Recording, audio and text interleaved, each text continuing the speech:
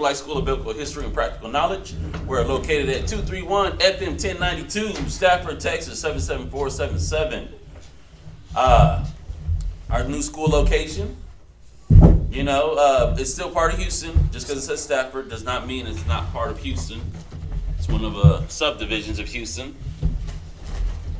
All right. We got our class days and times have not deviated, so they're the same as they always has been.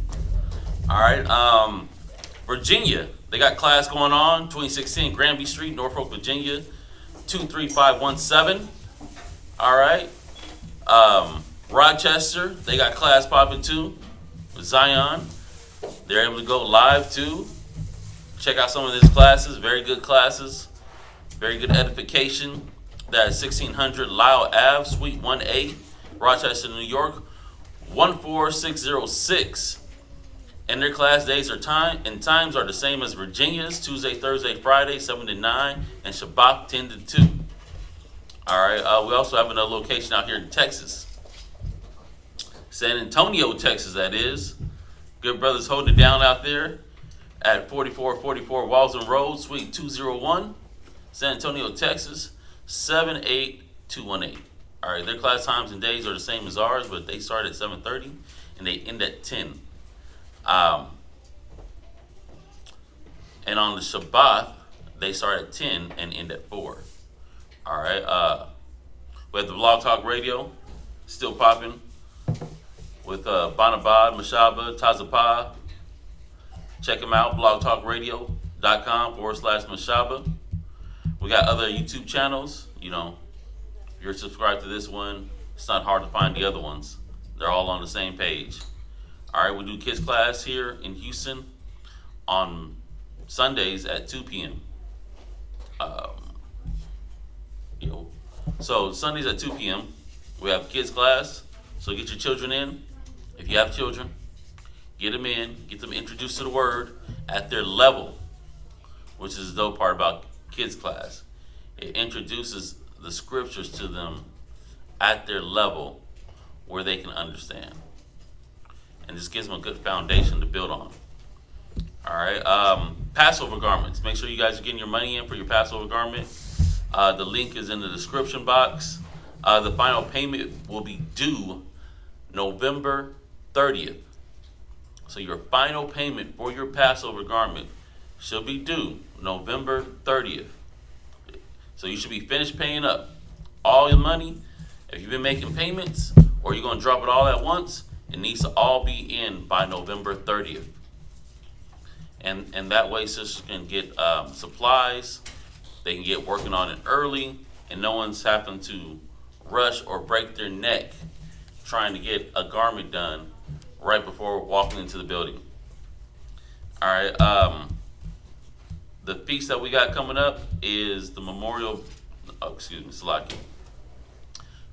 The Feast of Tabernacles, and that's going to start Monday.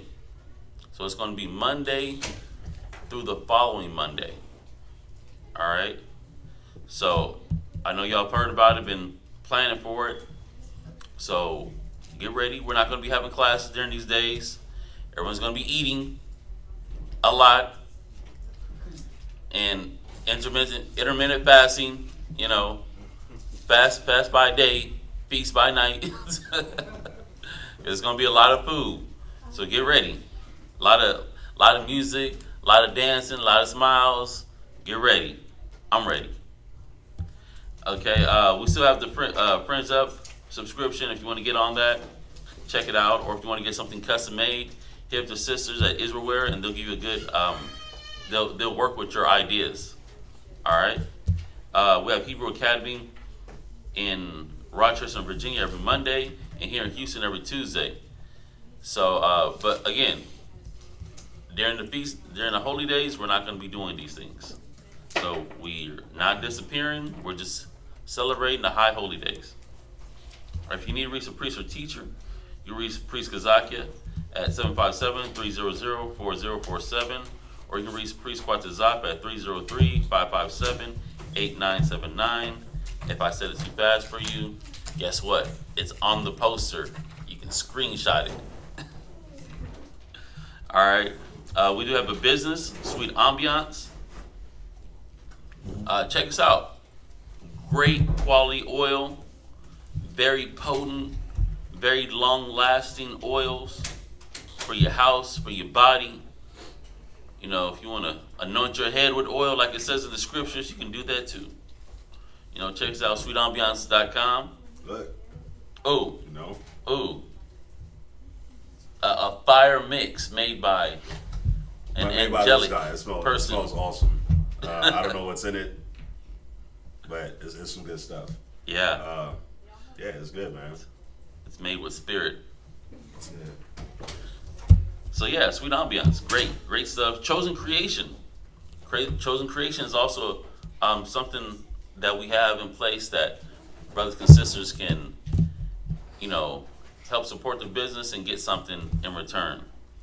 You can get custom jewelry, custom necklaces, custom armbands, like metalwork. You know what I'm saying? Not like just regular basic arm strips or whatever, or the beads.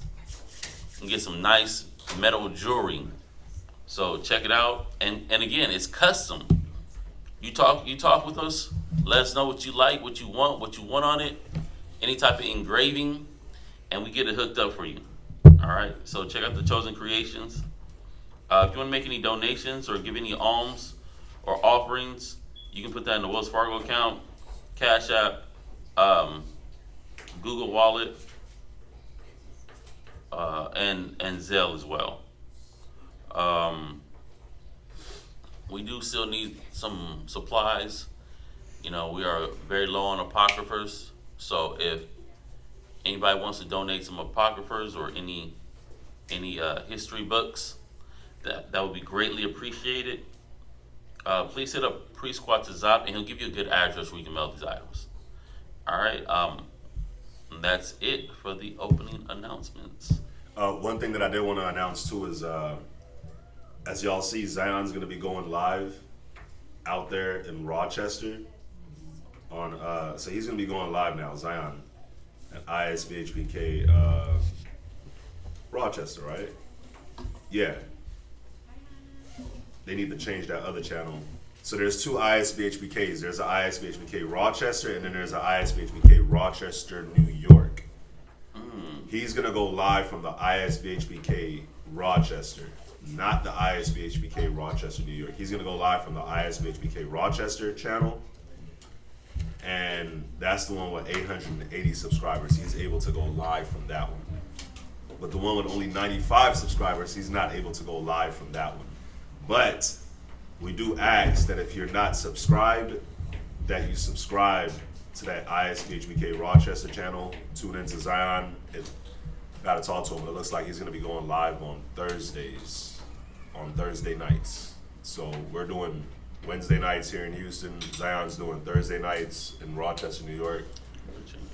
Virginia is Friday nights, and then of course we're Saturdays. We're back Saturdays in the morning here in Houston for Shabbat morning class. But that's going to be on the 5th of next month, right? Something like that. Yeah. Yeah, on the 5th of this. Yeah, because we're going to be having tabernacles. Mm-hmm. So on the 5th of next month, Virginia will take over, and they will be going live for Shabbat morning class in Virginia. All right, they're gonna switch off, and we'll still be having class here, of course, but we just won't be going live. Also, this is gonna be the last class that we do here in Houston until Tabernacles is over. So just letting y'all know, this is the last class that we're gonna be doing here in Houston. Tabernacle starts Monday. The Feast of Tabernacle starts Monday. So this is the last class for Houston, VA, Rochester, and I think San Antonio. I'm like 95% sure San Antonio as well. So if y'all don't see us online, we didn't die. We're just getting fat. You know, we're just getting fat. That's all. Fat and flourishing. The Most High said the children of Israel shall be fat and flourishing. So, you know, we shall be fat and flourishing. To show that the Lord is upright. Most High is upright. All right. So with that, everybody, I Madiam upon Yahweh Shalom. He's not literally talking about just being fat, though. Let me just clear that up, because I know we're joking about that. He's just saying that we're going to be blessed. You're going to be healthy. But I don't want nobody to think like, oh, yeah, so we're supposed to be fat. You know? So, you got it. You can do it.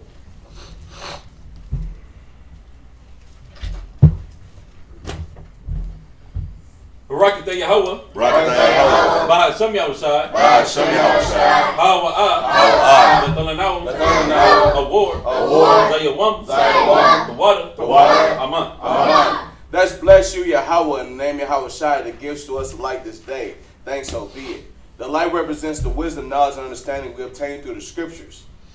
Matthew chapter 5, verse 16 says, let your light so shine before man that they may see your good works and glorify your Father which is in heaven. Barakatah Yahweh. Barakatah Yahweh. Bahad Shem Yahushai. Bahad Shem Yahushai. Hawa'ah. Letananahu. Rayat. Nayatakah. The water. Aman. Let's bless you, Yahweh, in the name of Yahushai that gives to us a sweet savor. Thanks, so be it. The frankincense and myrrh represents our prayers going up to the Most High as a sweet savor.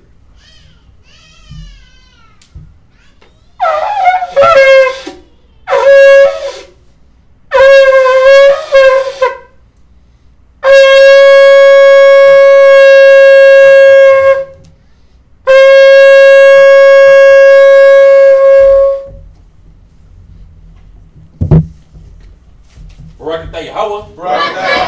Bahad Shem Yahushai. Hawa'ah. Letananahu. Shabbat. Shalom. The water. Aman. Let's bless you, Yahweh, in the name of Yahushai that gives to us the Sabbath in peace. Thanks, so be it.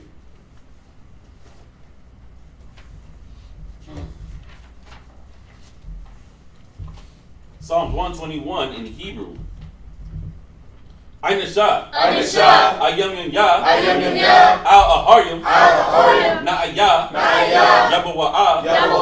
Aizariah. Yabawa'ah. Ma Yahweh. Sha'aisha. Shemayim. Wa'ratazah. La'ah. Lanathan. Lamawat. Regalia. Yala'ah. Nawam. Shasha Wamar. Yasha'Allah. Yahweh. Shemaria. Yahweh. Tazalia. Al. Yum Yah. Yad. Hashamash. Yala'ah. Hakayah. Mayawam. Wala'ah. Halabana. Balayala. Yahweh. Yashemaria. Makol Rad. Yashamar. Napashia. Yahweh. Yashamar. Hawalakia. Wa'ayah. Ma'aitan. I will Aman. This is Psalm chapter 121. I will lift up my eyes unto the hills, from whence cometh my help. My help cometh from the Most High, which made heaven and earth. He will not suffer thy foot to be moved. He that keepeth thee will not slumber. Behold, he that keepeth Yasharallah shall neither slumber nor sleep. The Lord is thy keeper. The Lord is thy shade upon thy right hand. The sun shall not smite thee by day, nor the moon by night. The Lord shall preserve thee from all evil. He shall preserve thy soul. The Lord shall preserve thy going out and thy coming in from this time forth, and even forevermore. Bahad Shem Yahushai. Shema Yashallah. Yahweh Allahaya Noah. Yahweh Chad. Shema Yashallah. Yahweh Allahaya Noah. Yahweh Chad. Shema Yashallah. Yahweh Allahaya Noah. Yahweh Chad. Let's hear Israel. Yahweh our power. Yahweh's one. It's the Lord's Prayer in Hebrew. Abanawa, Shabbat Shemayim, Kodash, Hayah, Shemka, Yahweh, Malak Watka, Taba'ah, Ratazayka, Haya, Aisha, Ba'arataza, Kawa, Haya, Bashamayim, Lathananawa, Lachum, Ko, Yawam, Wasalak Nawa, Kabawak Nawa, Kasalak Nawa, Kabawak Yinawa, Wala'a, Tabianawa, Banasai 1, Abo, Hawashai Nawa, Mayan, Rad, Kaya, Laka, Amalakwa, Wa'ala, Wata'pa'arab, Wa'aiwalamyam, Aman. This is the Lord's Prayer. Our Father, which art in heaven, hallowed be thy name. Thy kingdom come, thy will be done in earth as it is in heaven. Give us this day our daily bread, and forgive us our debts as we forgive our debtors. And lead us not into temptation, but deliver us from evil. For thine is the kingdom, and the power, and the glory forever. Amen. Aishara, Matazawa. The Ten Commandments. La'a, Yahaya, Laka, Alahayim, Ahorim, Alpanya. Thou shalt have no other powers before me. La'a, Ta'aisha, Laka, Paso, Wala'a, Ta'ibadam. Thou shalt not make unto thee any graven image. La'a, Talakwaka, Shun, Yahweh, Bashawa, Thou shalt not take Yahweh's name in vain. Zakar, Hayawam, Hashabat, Lakwadashwa, Remember the Sabbath day to keep it holy. Kabad, Abaka, Amaka, Honor thy father and mother. La'a, Taratazah, Thou shalt not murder. La'a, Tana'ab, Thou shalt not commit adultery. La'a, Taganab, Thou shalt not steal. La'a, Ta'ina, Shakur, Thou shalt not bear false witness. La'a, Takamad, Ko, Ashara, Lara'aika. Thou shalt not covet anything that is thy neighbor's. Ba'ashem Yahushai, the water, Tamyad, Aman. Yeshavim, which means to be seated.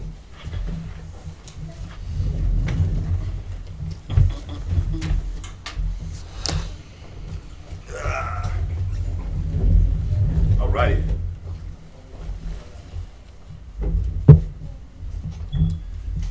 Alright, so we'll be starting at Deuteronomy chapter 32, verse 1. We're going to read the whole Deuteronomy 32 chapter.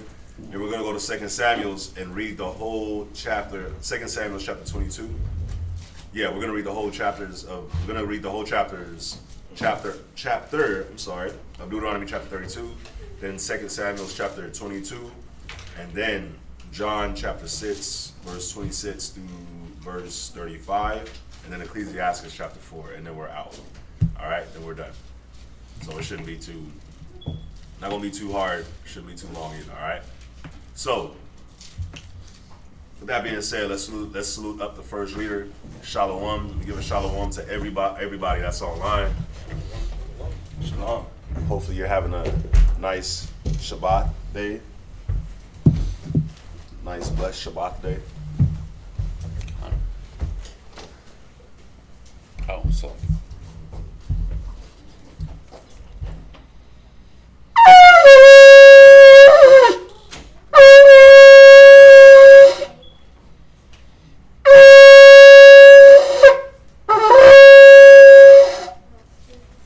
I'm a one Isaiah Shabbat Shah Yahawada Ban Yasharala. I'm a one Isaiah Shabbat Shah Yahawada Bang Yashala. Middle Israel. Amadim.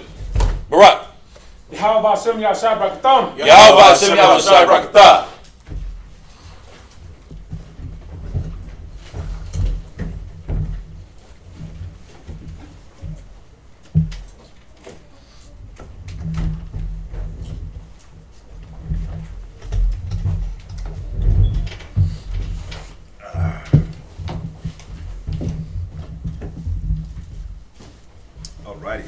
Here you go.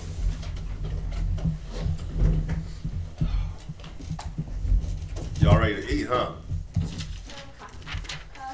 Sorry. Con. Can I get a con, Mike? Con.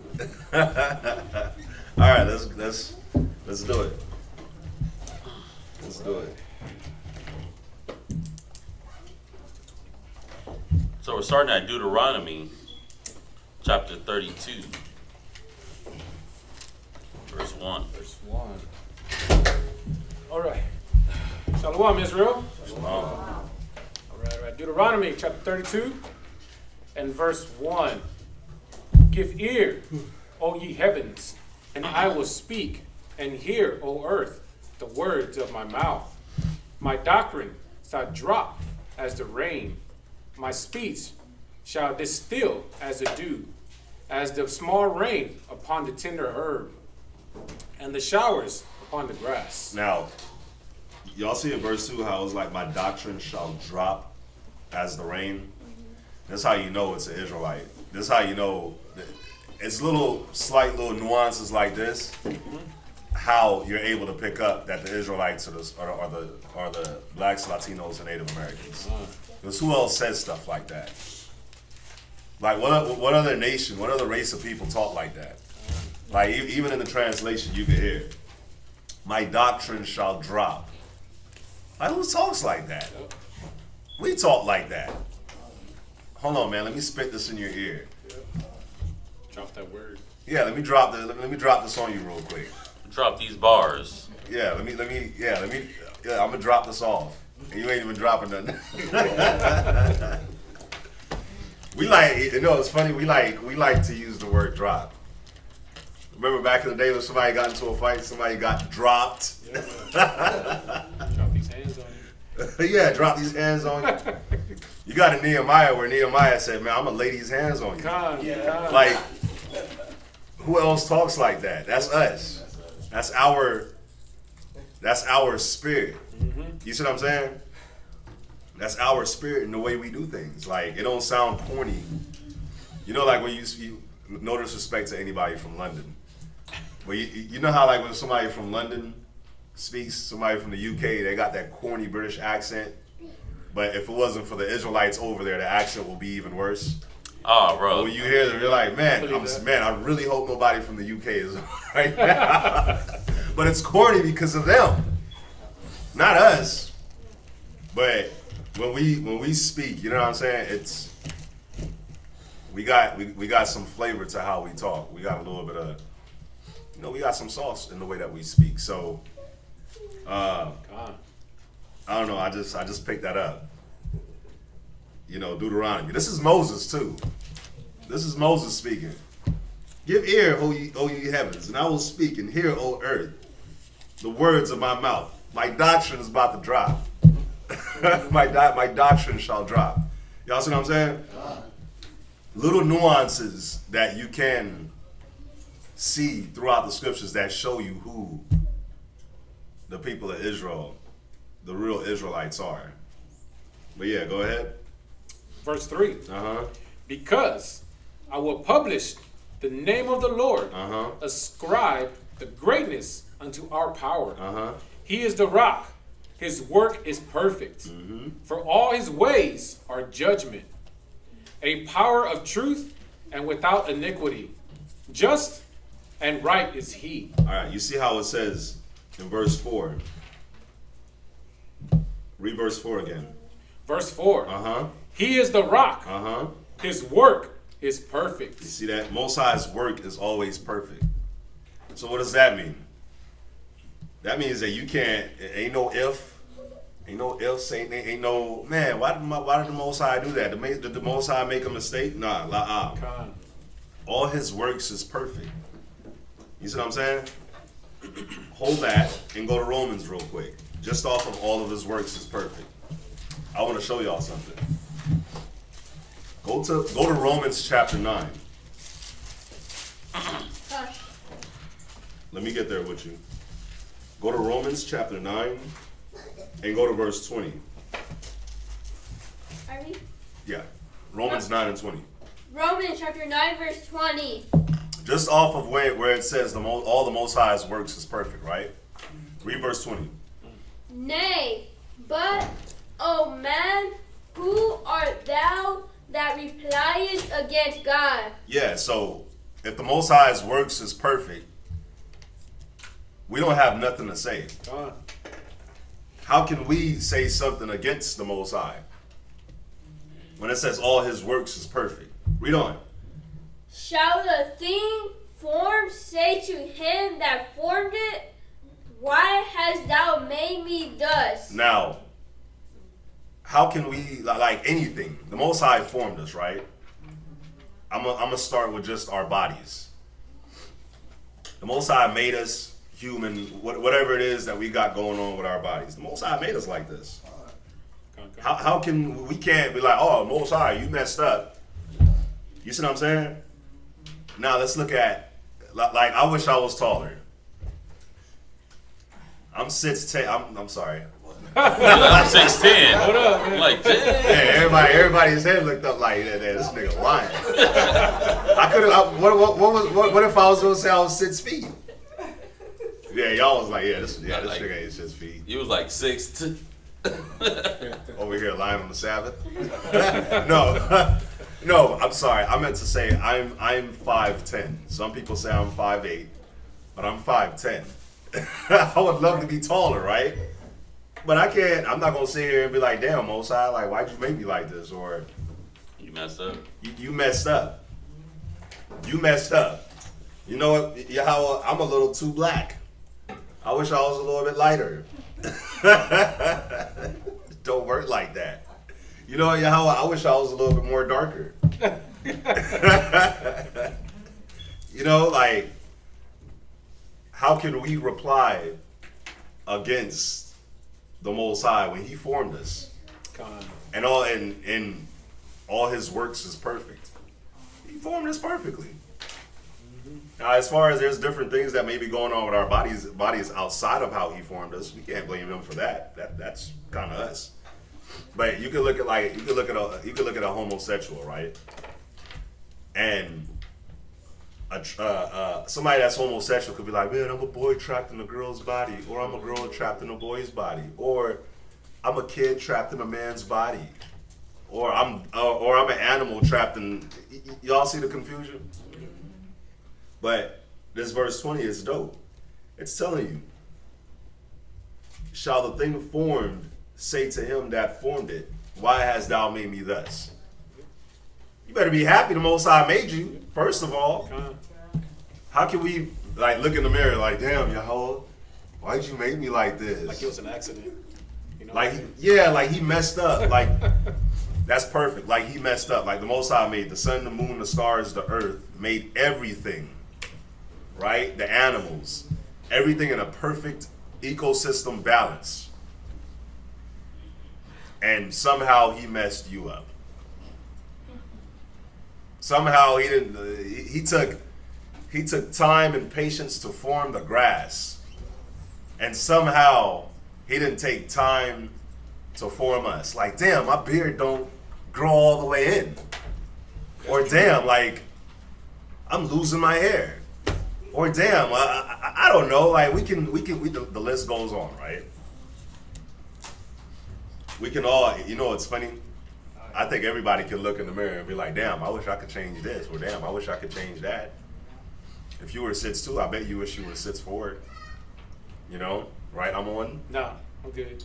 Okay, all right. I love it.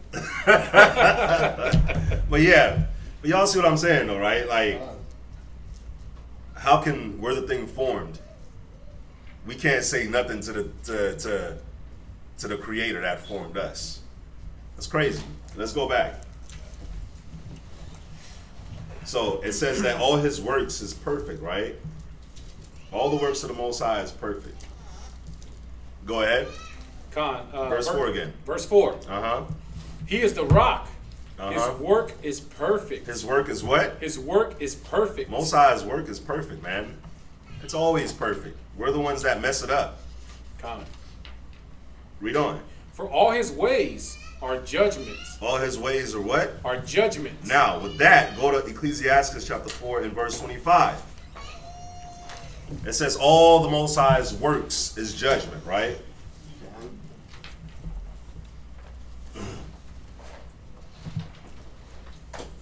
Read that. It's the book of Ecclesiasticus, chapter 4 and verse 25. So the Most High made everything perfect, his creation, and then not only that, but his judgment is precise. Read. In no wise speak against the truth, but be abashed of the error of thine ignorance. So I want y'all to think about something. You know how you'll be in the truth?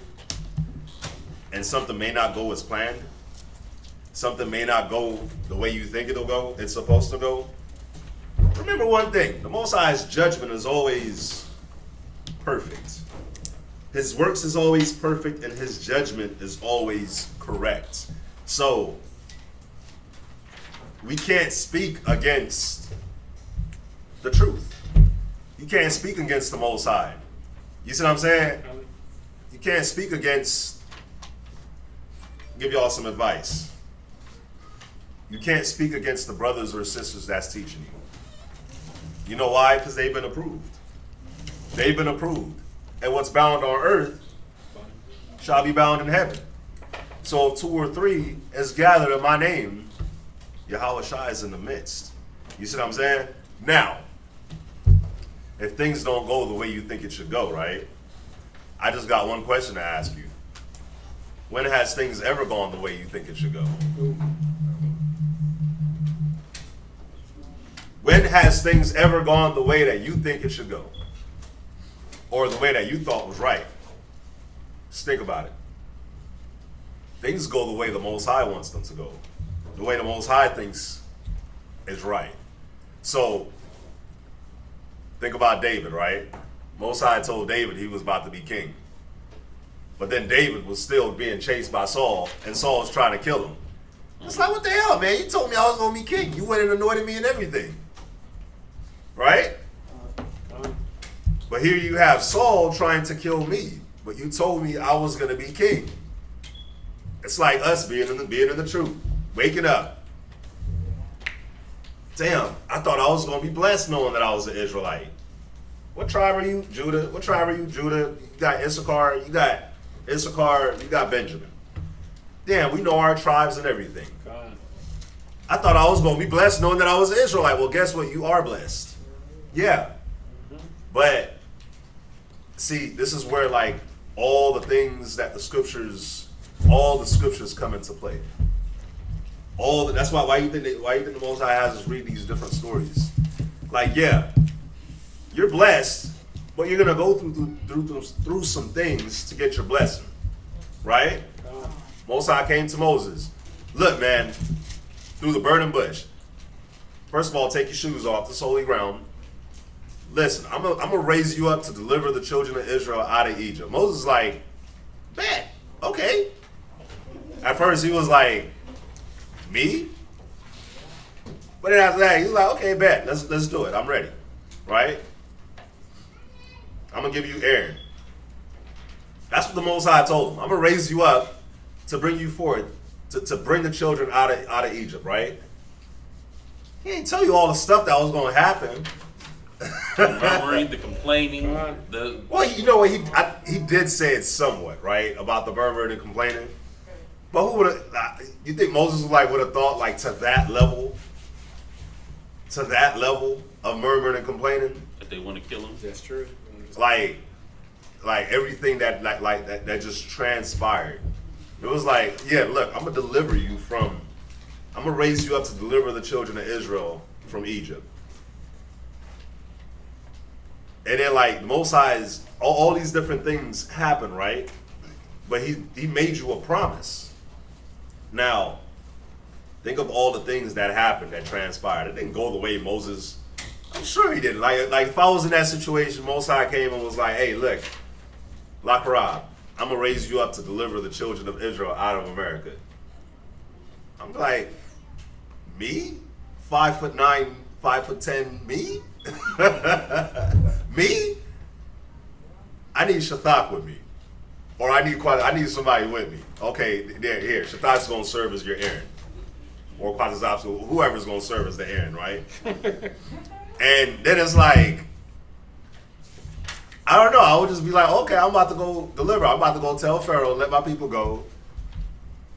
Like, who's thinking like all these things is going to transpire? Who? But you know what's funny? Think about Abraham. I'm going to make you a great nation. Right? Okay. Well, you told me that a long time ago. I'm about to be 100. What's going on? You told me that a long time ago. I done almost lost my life a couple of times. Okay, the son's here. Okay, all right. Looks like I am going to be a great nation. Now you want me to go kill him? The point I'm trying to make here is that things ain't going to go the way you think it should go. Things ain't going to always be like it's not going to be. You just walking down the yellow brick road and it's just all gold and pavement. But the Most High's judgment is still perfect and his ways is still precise. So, yes, he told us, look, this is what's going to happen. He told us what's going to happen, right? Now, the promises is made. You're going to have to go through a lot of different things for the promises to happen. But I'm going to show y'all what's dope. Wasn't he with Moses every step of the way? Wasn't he with Abraham every step of the way? He was with David every step of the way, right? He's with you every step of the way. Yes. Sometimes it's going to be like, damn. Yes, maybe he does need to bring you to the brink, to the edge, so that all you got is him. So that now, okay, Yahweh, come on, man. Wait. Oh, no, you're not showing up yet? Maybe I'm not at the edge yet. You see what I'm saying? But it says that the Most High, his judgment is clear and precise. So read Ecclesiasticus 4:25 again. In no wise speak against the truth. So don't speak against the truth. When things get hard, when things get rough, keep your thoughts pure. That's the real test. How do you know if you're pure? How do you know if you're a pure person? It's very easy for me to say that I'm a pure person if I'm just sitting down, watching the movie, eating, and I'm not bothering nobody. The real trial to see if I'm a pure person is when something negative happens. Am I going to become negative now? Or am I going to stay pure and righteous? You see what I'm saying? Mm-hmm. That's the real trial. Like, we sitting in here in Sabbath class. Right now, everybody's righteous. Everybody's pure. Mm-hmm. But once you leave out this classroom and something happens, are you still going to be righteous and pure? Yeah. It's very easy to be righteous and pure in easy situations. So, yes, ain't nobody gonna say nothing bad about the truth when everything is going good in the truth. But how about when it's time for you to sacrifice? How about when it's time for you to follow counsel? How about it's time for you to put somebody else before yourself? Then you may speak against the truth. That's true. Then you may do that. Or when you mess up, when you didn't follow and mess up, when you didn't apply scriptures or apply counsel the right way, and you mess up, and now you're facing your mess up, then the test of, are you going to speak against the truth? Or are you going to speak against the Most High? Now it comes into play when things don't go the way you think it should go. But now, I want you to still hold that Ecclesiasticus 4:25. We're going to jump to Lamentations chapter 3. Somebody else give me Lamentations chapter 3. I'm still in Zion scripture. This is Lamentations chapter 3 and verse 39.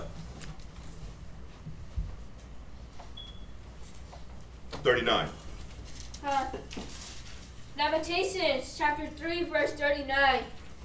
Wherefore doeth a living man complain? How can we complain against the truth, against counsel, against brothers, against sisters, against elders, against people that want the best for you, against the Most High that wants the best for you? How can we complain? Go ahead. A man for the punishment of his sin. You see that? How can we complain for the punishment of our own sins, for the punishment of our own doings. All the Most High does is give us according to our own works, give us according to our own thoughts. As a man thinketh, so is he. You realize we be manifesting different things? That's true. Not even realize it. We manifest certain outcomes. Go to Job. Show y'all something. Go to Job. Is that 11 and 6? No. Damn, bro. I really thought you. Man, I was about to say, bro. About to say you here with me, huh? No, not Job 11 and 6. It's more early. My greatest fear. It's come upon me. Oh. Greatest fear has come up upon me. I know it's on the left side of my Bible. 5 and 25. Where is it at? 5 and 25. Job I mean 5:25. 3 and 25. Sorry. Oh wow. Oh, somebody get a sister a snap. All right. It's not an easy one to find because how often do we go to Job? Hey, read that. So I just said we manifest. As a man thinketh, so is he. So we manifest a lot of the things, right, that come onto us. We manifest a lot of our own works. We manifest a lot of our own results. Now I want y'all to think about this Job 3:25. Read that. Job chapter 3, verse 25. Read. For the thing which I greatly fear is come upon me. Now.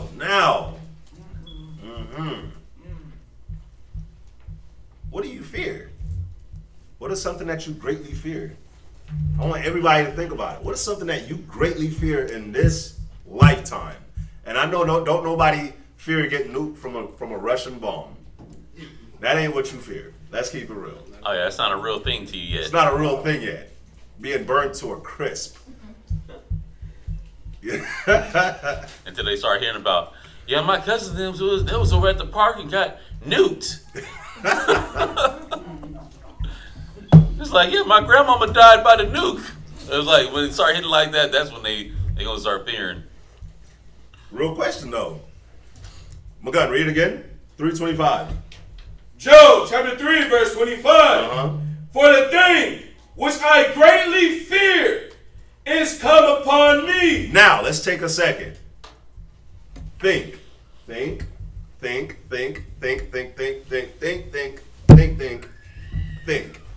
And for the cats online, think. What is the one thing that you greatly fear? I'm not talking about a dog attack. I'm not talking about being left and like being shipwrecked like Paul and you in the ocean and for 3 days and sharks just tear you apart. You being on a boat and the boat sinking and the water is cold and you freeze to death on some Titanic type stuff. I'm not talking about that. Or like the video he sent me yesterday of this old man for some reason turning his back to a male lion. Like, you never turn your back to a big cat. You never turn your back to a big cat. Drug him like a rag doll. And everybody outside screaming, ah, stop, help. Like, y'all help him. Y'all are right there. Right. By the time help comes, he's boned. Yeah, they're in Y'all the help jungle. him. They're on the safari talking about help, like the police gonna come. Yeah, like, somebody save, y'all save him. Help. I'm not talking about that. I'm talking about like a real legit fear. And let me say this again. I'm not necessarily even talking about you going up to the kingdom. I'm talking about, hold this, read that Lamentations 3 and verse 25 again. Lamentations chapter 3, verse 25. To turn aside. No, I'm sorry. Lamentations 3 and 38. 38? Mm-hmm. Lamentations chapter 3, verse 38. Verse 39. Verse 39. Go ahead. Wherefore doth a living man complain? Read. A man for the punishment of his sin. Now, I want y'all to think about the thoughts you entertain, the spirits you entertain, the negativity you entertain, the sins you entertain, the iniquity, all that. I want you to sit and think about when you're in the midst of all that and the thought hits you, the Most High is going to get me. And this is what's going to happen. And it's very funny. It's like you entertain it. You know the Most High is going to get you for what you're doing. And then you're like, this is what's going to happen if I don't stop. This is what's going to happen if I don't change. But you keep entertaining the spirit. So you know what happens? Read Job 3:25. Job chapter 3, verse 25. Go ahead. For the thing which I greatly fear is come upon me. That will come upon you. Yeah. That's exactly what's going to come upon you. It will come upon you. Why? Because you're manifesting that too. Simply because that's what's in your mind and that's what you fear. Most High is like, bet, you just made my job easy. That's what I'm going to do to you. That's what I'm going to do to you. How do I know? How do I know this? One, off of experience when I was young in the truth. Two, I see it all the time. Like, how many days has it been since a rapper got shot? Or died? I don't know. Huh? Like a week or two. We're due. The way everything is going, we're due for another rapper to get shot, robbed, and die. We're due. You know why they look behind it? You know why they be looking a certain type of way? Because they know that they're gonna die because of the things that they do. So that's why when a drug dealer's on the corner and every car that drive by, he gotta.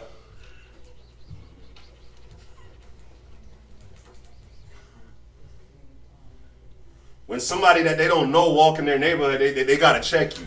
Who are you? Why are you here? What neighborhood you from?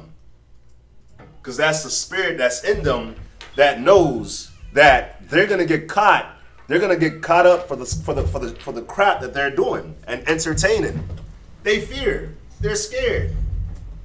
They're scared. Why is it that, listen, a phone call comes in. Yeah, we can't talk. Let's just talk in person. Let me search you. Make sure ain't no wires on you. Let me, like, why? Because they're scared. That is the thing that they greatly fear. That's the thing that they greatly fear. And guess what usually happens? That thing usually comes upon them. Because that's what they fear. That's what the Most High gonna plague you with. That's what he's gonna let manifest. You see what I'm saying? So you can't finish that. What's up? So what you're saying is, when you have a great fear of loss, or not having, or being in a certain uncomfortable situation that you have imagined in your brain, and you don't want to be in that type of situation, the fact that you got that in your mind is that you're calling that to you. You're calling it to you. Yeah. And it's like this, man. It's like the Most High, and even that is the Most High giving you grace and mercy, because he's showing you what is gonna happen. Again, that's why it says at the end, like, you're not gonna be able to say anything when you face him, because he's even gonna show you that. Check this out. Go to this. I think it's Revelations.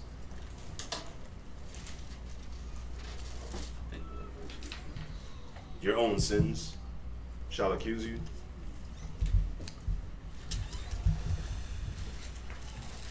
In that day. Yep, in that day. It's 2nd Esdras. Second Esdras chapter 16 and verse 65.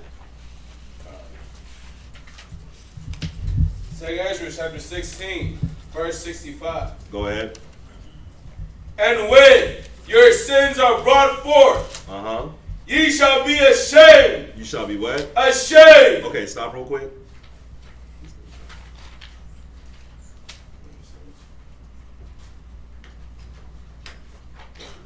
Sorry.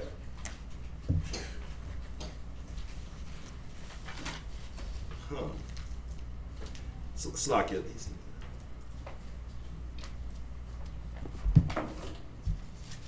Okay, sorry. Read 2nd Esdras 16 and 65 again. 2nd Esdras, chapter 16, verse 65. Go ahead. And when your sins are brought forth. Yeah. When your sins are brought forth, right? This is going to be judgment day, and your sins are brought forth now. Go ahead. Ye shall be ashamed. You shall be what? Ashamed. Go ahead. Before men. Uh-huh. And your own sins shall be your accusers in that day. That's for everybody. That's literally for everybody. Your own sins. So when you're in the midst of doing what you're doing, you already know. You know what's going on. And let me say this too. A lot of the times it don't even have to be an action. Sometimes it's just thoughts. Sometimes it's just thoughts. What thoughts are you entertaining? Sometimes you know how like the Christians like to tell you back in your old good churchy days, the Christians will tell you, "Oh, you looked at that woman, you're going to hell. You just looked at that. You just looked at her. You're going to hell." Why? Because where Yahweh Shai had said, "Don't even look upon a woman," to lust afterwards, they don't tell you that. They don't like ever finish the scripture. But Yahweh Shai said, "Don't look upon a woman to lust," right? Because if you're looking upon a woman to lust, then you already committed sin in your mind. Why? Because if the opportunity presented itself for you to go and sin, then you will go ahead and commit that adultery or do a lewd act with this woman. Why? Because you're already looking at her because of lust. So if the opportunity presents itself, then yeah, you will go ahead and do that sin because you're entertaining it. So that's why he says, don't even let that thought come to your mind. Why? Because then you'll entertain it. Right? Yep. So, I got one. all right, he can come in. Let me finish this quick statement. So, you see how like your thoughts, everything starts with your thoughts. So your thoughts alone can screw you, and you can be brought. Sorry, I'm about to sneeze. You can be brought to that judgment simply because of the thoughts that you're always thinking. Because then the thoughts start to show forth. You see what I'm saying? So, damn, the sneeze will not come. Sorry. So, again, that's why, Ecclesiasticus chapter 23, I think, it says, "Who shall set scourges over my thoughts?" Everything starts with your thoughts. Everything starts with your thoughts, man. But yeah, what you got on the one? It was actually Wisdom of Solomon, chapter 4, verse 20. And then we can go back to read after. This is along the lines of what you were saying. Hey! There it is. Go ahead. Someone grab it? Wisdom of Solomon, chapter 4, verse 20. And when they cast up the account of their sin, they shall come with fear, and their own iniquity shall convince them to their face. That's what I was looking for. Damn. That's what I was looking for. Read that again. That's what I was Wisdom of looking Solomon, for. chapter 4, verse 20. And when they cast up the account of their sin, they shall come with fear, and their own iniquity shall convince them to their face. Yeah, man, it's like somebody that committed a crime and they know damn well they did it. And the evidence is all there. When you stand before the judge, you're like, I'm screwed. So a lot of times when the Most High visits you, like when this thing that you greatly fear has come upon you, like we read in Job, right? When that comes upon you, a lot of the times you already know that's your sins being brought forth, being revealed. I'm gonna show y'all something else, and then I'm done, and then we can go back off this topic. I got one too.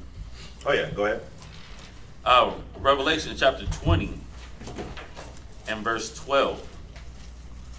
Just on bringing them those sins to remembrance, and he's talking about the judge, because everything is being recorded. Like we got angels here, taking account. Oh, he was moving like this. Oh, she reacted like this. Just detailed reports. Oh, they were thinking this. He was about to do this. Oh, her eye twitched when she said that.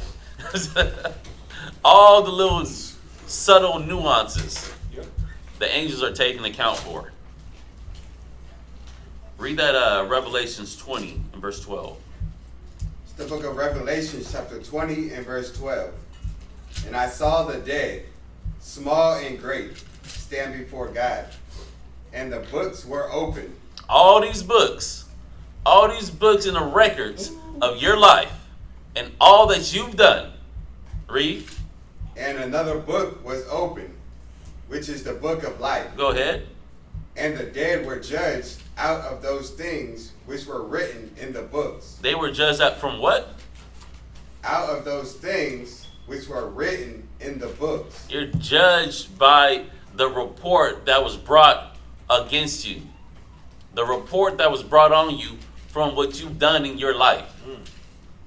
It's all being taken account. This is the report. Here, here, here, here, here, here, he was off. And she was off here, here, here, here, here, here, here, here, here. Dang. What kind of works you got that kind of nullifies or balances out the negative? Read on. According to their works. According to their works. So how much work you got in doing negative, and how much work you got in doing the positive? How much work you putting in towards the Most High in Christ, and how much work you got in for yourself and the world? Now, just a quick survey. McGunn, how long you been in truth? I believe over 3 years. 3 years. Romero, 2 years. how long? 2 years. 2 years. Mike, 2 years. 2 years. So we got 3, 2, 2. And how old are you, Mike? 33. 33. So that means 31 years was all Mike. All works was for what Mike wanted to do. So the balance is imbalanced. He got more works for Mike than works towards the Most High. Right. How old are you, Romero? I'm 35. 35. So you got 33 years of works towards whatever foolishness you wanted to be involved with. And you got a couple years or events and circumstances or a few works towards the Most High. It's kind of light on one side, ain't it? So it's saying here, like, all these things is going to come to pass. All these things are going to be brought out. Your fears, what's been going on in your mind, what you're afraid to lose. It's like how Rob was saying that's a grace, right? So if you feel like you got that fear, well, what do? You got to prepare. Set your mind aright and say, how am I going to respond in the being faced with this fear? That's what Ecclesiasticus chapter 2 is about. Get your mind right. Oh, what would draw you away? What will make you stray? Get your mind right. What will make you feel like, you know what, I'm done? And I tell you a big one that hits a lot of women. My husband is able to have another wife. People start getting anxiety, butterflies in their stomach. Oh no, that ain't happening to me. If that's your greatest fear, well, you know what? What's the best way to get rid of the fear?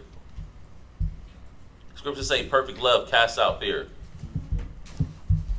Perfect love, right? The Most High is in control. The Most High will be done. He is the author and finisher of my faith. You got to start hitting yourself with scriptures.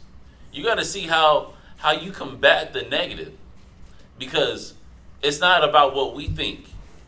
It's not about what we want. brothers. But his brothers is, I gotta listen to another man? I'm a grown man. I know how to live my life. I know how to run my household. I've been doing this for X amount of years. Throw up your age. You know? And then what? I gotta listen to you on how to deal with my situations? I've been dealing with my situations for X amount of years. I know what to do. Your best ideas, your best path of thinking is what got you what you've gotten. and then if anyone has a dispute about their way of thinking, it's like, well, how come you didn't do it better? Because that was the best you had in those moments. So, and just on the point of you manifesting your fears, you got to prepare yourself. You got to read Ecclesiasticus chapter 2 slowly. Slowly. I don't know how many times I read that chapter. I read that chapter several times, and I sat back and I meditated, and I imagined all the different events and circumstances that would draw me away.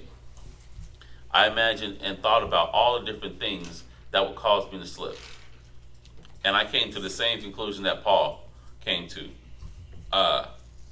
No angel, no demon, no famine, no persecution, nothing's going to draw me away. But I lived it in my mind. And then guess what? Once I made the decision, I started living it for real. Lost my dad. That was one of my biggest fears. That was my biggest fear. There's no other fear that's left in my life that was bigger than that. Losing my dad. Oh, he gone. What you gonna do now? Well, I said that I was gonna keep going forward. I had made a decision that even if my fears hit me, I'm going to continue to stay in the spirit.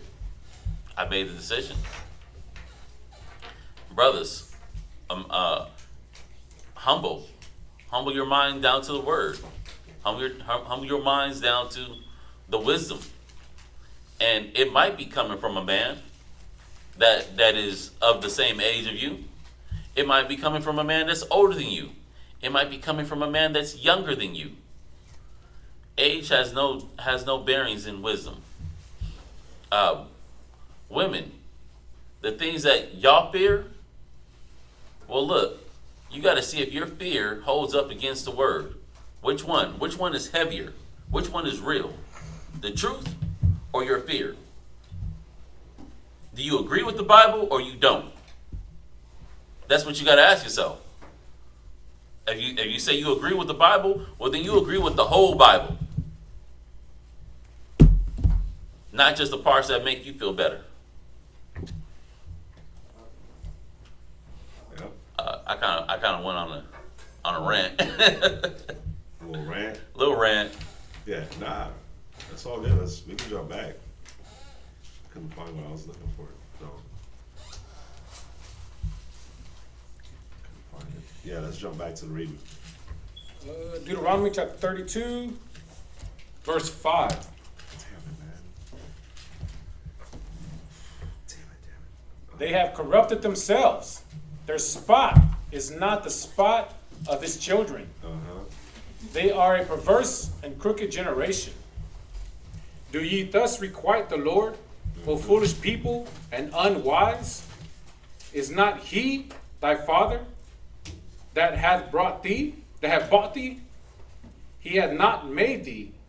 Hath he not made Oh, thee? hath he not made thee and established thee? You see that? The Most High, he's the one that made us. He's the one that establishes us. That established us, right? Go ahead. Remember the days of old. And if y'all don't have the scripture right here highlighted, y'all should highlight this verse 7. Because we go here a lot. Not recently, but we do go here a lot. Read verse 7 again. Verse 7. Remember the days of old. You see that? Remember the days of old. You know, one thing that we do have to do as Israelites is, you know how it says in, it's either in Philippians or Colossians, where Paul said, there's one thing I do, I forget those things and I push forward, right? There is a balance to that. There is certain things that, yes, you are supposed to let go of, but there is some things that you are supposed to remember, right? So, for example, the negative old things, stuff that you did back then that weighs you down still to this day, the mistakes that you made, the things that you said to people, the failures and all that still weighs you down, where you sit back and you think like, damn, I did that, damn, I said that, damn, I didn't do this, damn, the missed opportunities that still weigh you down to this day. You know, there's aspects of that yes, you do remember, but then there's aspects of that yes, you do let go so that you can move forward. So when it says like remember the days of old, right? One good thing to do when you remember the past, the only reason you're supposed to ever go back into the past is so that it can propel you to the future. So if you go back and you think like, damn, I did this to this person, I put this person in this situation, then it's supposed to propel you in the future where it's like, I'll never do this to this person again. You see what I'm saying? I'll never do this to anybody else. I did it back then. Cool. I messed up. I'm gonna learn from this mistake and I'm not gonna do it again. Damn, I said this to this person. Well, I'm gonna make sure I never say that to another person again. Not in that way. Not when I'm feeling emotional like this, to where I'm gonna do some type of damage. You know what I'm saying? To anybody else. Yes, I did it back then. I'm gonna learn from it so I never make that mistake again. You see what I'm saying? So that's why you would like go back, and these are the things that you meditate on. These are the things that you're supposed to be meditating on and applying it. Like, you know, when you study and you see something and you're like, damn, I did that before, or I did this. You're supposed to look at that scripture, go back and see how you did it, and go look at the scripture, go back, think about what was going, you just meditate on the whole, whatever it is that played out, right? And as you meditate on what it was that played out, you can see where the changes need to be made, because it's going to come back around at some point. So you don't keep making the same mistakes. So this is telling you, man, remember the days of old. Remember your days. But when we go and we read the scriptures, we're able to look and remember all these people's days. We're able to go back and, like last Sabbath, we talked about Moses hitting the rock, right? Mm-hmm. Instead of speaking to the rock. So you're able now, you should be able to go back and look at that and be like, damn, Moses didn't listen. So now you're able to go back and look at Moses' situation and apply that situation to your own life. You know what I'm saying? Mm-hmm. But you're able to do this with a lot of different people in the scriptures, man. Go back, remember the days of old. Read on. Yeah. Consider the years of many generations. You see that? Many generations. You consider in Moses' time, Abraham's time. You know when it's all, when Abraham, when it says that Abraham, a couple of things that I could pick up from Abraham and why, when it says he's the father of many nations, meaning he had a lot of kids. One reason why I can see why he was the father of many nations, there's two reasons actually, but you know what the first reason is? Can anybody think on how to, on just like a family, Abraham being a family man, right?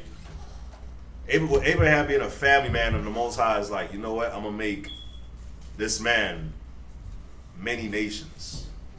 There's two examples as why you can see why the Most High would have chose Abraham to be a father of many nations, a father to an innumerable amount of children. There's two reasons why the Most High would give him that. Why?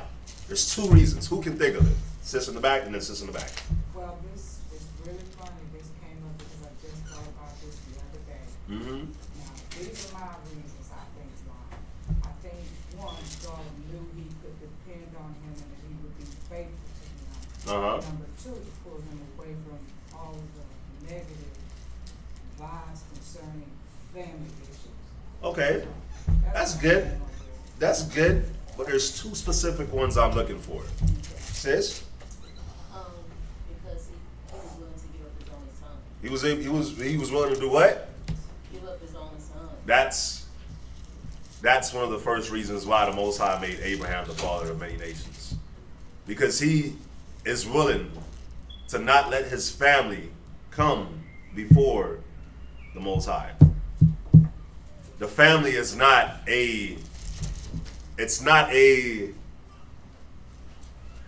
like, oh, I can't do this because of my family. I can't do this. I can't be here because of this, because of my family. I can't, like, the family doesn't impede him. Where the family impedes a lot of Israelites in the truth. But the family, no, I know what I'm supposed to be doing. And Abraham shows you that up until the point of being over 100 years old and having to go sacrifice his son Isaac, who was 30 years old. 30-something years old, right? He showed you, like, he's willing. That, like, that doesn't mean anything. Like, my love for you, my love for the Most High doesn't have a limit. You see what I'm saying? Even when it comes to, like, my Isaac, the son that you chose, the son that you gave me, the son that is righteous and pure. I can understand if the son was an a-hole, if he sucked. But this is like like the son that just sucked. Like, damn, this little dude is always getting in trouble. Like, he just always at the school. Yeah, he won't shut the hell up. He won't do this. You still love your son, of course, but this is a righteous son. Like, this is like the son that, like, everybody's like, oh my God, this is your son? Yeah. He just listens, he follows, he'll die for you, like a one of a kind son. That's what Isaac was. The Most High was like, give him up. He was willing to do it. And because he was willing to do it, well, guess what? You was willing to give up this one son. I'm gonna give you an innumerable multitude of sons. You see what I'm saying? What's the second reason why the Most High made Abraham the father of many nations? Is it Genesis 18 and 19? I think it is. Read. For I know him. Bam. That is it. Go ahead. For I know him, that he will command his children and his household after him. You see that? He will do what? Command his children. He will do what? Command his children. Yeah. I'm going to order my children. Give my children order, structure, standards. He will do that. So yeah, I'm going to make him the father of many nations. Because this is what he's going to do. Read. And his household after him. And not just his children, but who? His household. That means anybody that wants to be called by the name of Abraham. Any wife, any sister, anybody that wants to fall under the house of Abraham. His household. Read on. And they shall keep the way of the Most High. Go ahead. To do justice and judgment, that the Most High may bring upon Abraham that which he has spoken of him. You see that? Those are like one of the two biggest reasons why he made him the father of many nations. Because why not? Why not? Not only is he going to teach and command his family and make them follow the Most High's ways forever, but that same family, think about it, what more than a man has other than his children and his wife? That's all a man cares about in his life. It's not houses, it's not cars. A righteous man, that is. It's not houses, it's not cars, it's not money, it's not jewelry. It's your children.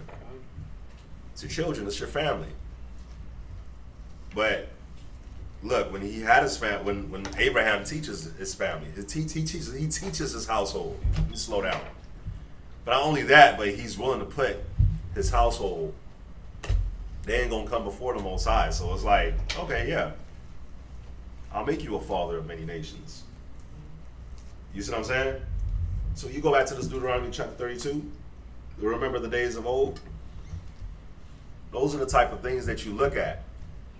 Those are the type of characteristics that you look at so that you can see how to mold yourself so that your seed will be blessed. Come on. You see what I'm saying? Straight up. That's how you'll be able to do it. That's just the Abraham perspective. But you can learn so much from Moses and his trials. You learn, man, with Moses, you learn about meekness. When's the last time somebody came at you the wrong way and you just met them back with that same wrong way fire? They came at you a certain, the tone was off, the tone was off, the just everything, the aggression, the tone was off, the aggression was there. They may even have did you wrong. They may have even stepped on your nice, crispy pair of all white Air Forces. Oh no. Scuffed them, creased them.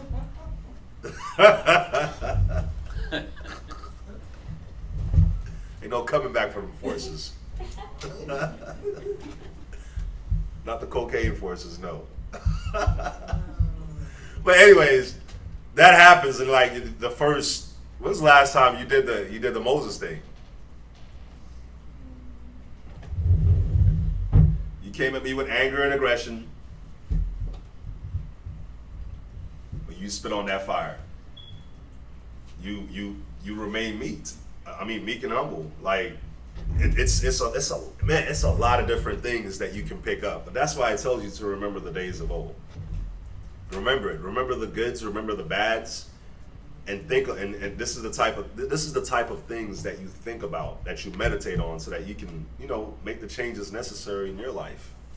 You look at your family. Just look at them. Look at the results of your peers that you may have grown up with, if you're able to be able to help you. You look at their generations. Look at how they were when they were young. Look at how they were when they were old. You see what I'm saying? You examine, man. Read on. Consider the years of many generations. Yep. Ask thy father, and he will show thee. Uh-huh. Thy elders, and they will tell thee. And I get it. We don't have our biological fathers to ask anything righteous, or uncles, or anybody really. But whatever they had to tell you, guess what? It don't matter anyways. Not in these times, because they weren't telling you this. They weren't telling you this. I'll use my household as an example. We came from Jamaica to here. There's only like one auntie that don't have, where like her kids don't have their father. Their father he didn't get to come from Jamaica. He didn't get his visa. He didn't qualify for the visa. And then after the visa, you get you try to qualify for a green card, right? So he didn't get it, so they ended up splitting up, and she ended up getting a good man to kind of fill that void for the children. So if I look at my family, a lot of the kids in my family, they're with their biological fathers. The uncles are here, and good men are around the kids where the biological fathers aren't. If I'm being honest, the ones that are here in America. Now, you want to know what's funny? I'm the only one that's good. I'm the only one that's doing good. My sisters was at my house yesterday, and the conversation went to them, and they was like telling me what was going on with all my cousins. That's like my age. And all my cousins that are now hitting 18 and 20, graduating from high school, getting pregnant with different baby daddies. I got a cousin, she got 2 different baby daddies. 2 kids, 2 different baby daddies, and she just trapped a 3rd one. She literally trapped him. They told me that yesterday. He's a good dude. He already had kids. She knew he was a good dude. And she knew that, this is probably a good man that I want to be around to help me out with these kids. He didn't want to have any more kids. She told him, I'm on birth control. She wasn't. She lied. Now she trapped him. You never believe that. Hey, Man. you know what? Hey, that's real. That's what women are doing out here. So when you see Kwatazapa and he's up here and he starts going in on the Israelite woman, he says black woman, but he's talking Israelite women on a whole. Like, just so y'all know. He's talking the Israelite, that's what the Israelite women do. Mm-hmm. So when he's going in and he's talking about that type of stuff, I just gave y'all an example to show y'all it's real. My cousin did that. My cousin did that. She has 2 younger sisters, and both of them, you know what I'm saying, just thrown off. That's the sisters. You know what the boys are doing in my family? Amen. The men? Because they are men, you're right. They're 30. They're 30 plus. Still living with their moms. I kid y'all not. Still living with their moms. Now, still living with their moms, still smoking weed all day, playing video games all day, and they aren't even like necessarily bad, right? They ain't even drug dealers and committing crimes. It's funny. But I'm able to say like the only reason I'm good is because of this. But guess what? I had fathers and uncles around and they all did. But look how they turned out. Because at the end of the day, it don't matter. If they're not telling you the scriptures, that's just how you're going to turn out. So, let's read on. Verse 8. What's up? Verse 8. Come here. Right where you at? Go ahead. I'm getting cold. I got 8 layers. Do you? Verse 8. When the Most High divided the nations their inheritance, Uh-huh. when he separated the sons of Adam. So you see that? Read that again. Deuteronomy chapter 32 and verse 8. Uh-huh. When the Most High divided to the nations their inheritance. This is another one that you highlight. It says the Most High divided. He divided. He didn't bring together. We're not all one. We're not all one color under the rainbow. We're not joined hand in hand. We're not anything that the world pushes about one race. We're not all one race. Stop. We're not all equal. We're not all none of that. The scripture says the Most High divided. Go ahead. When he separated the sons of Adam. You see that? He separated the sons of Adam. He didn't bring all the sons of Adam together. He didn't bring all the races together. Read on. Wait.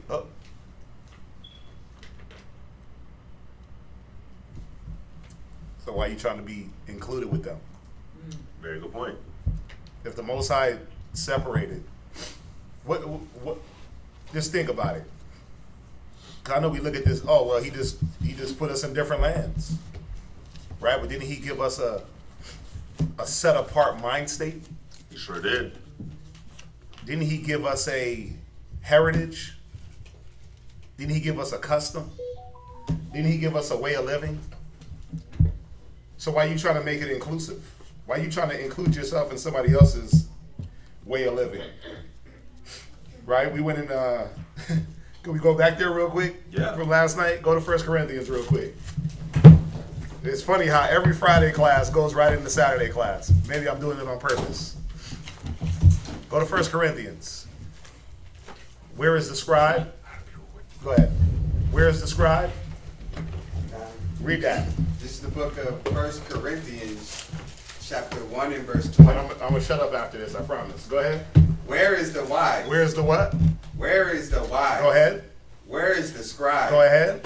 Where is the disputer of this world? See, why are we disputing for this world? Why are we fighting a battle to try to include ourselves in this world where the Most High said he did what? Read Deuteronomy. Stay where you at. Read it.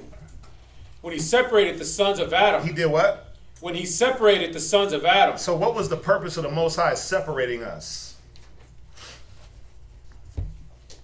What was the purpose?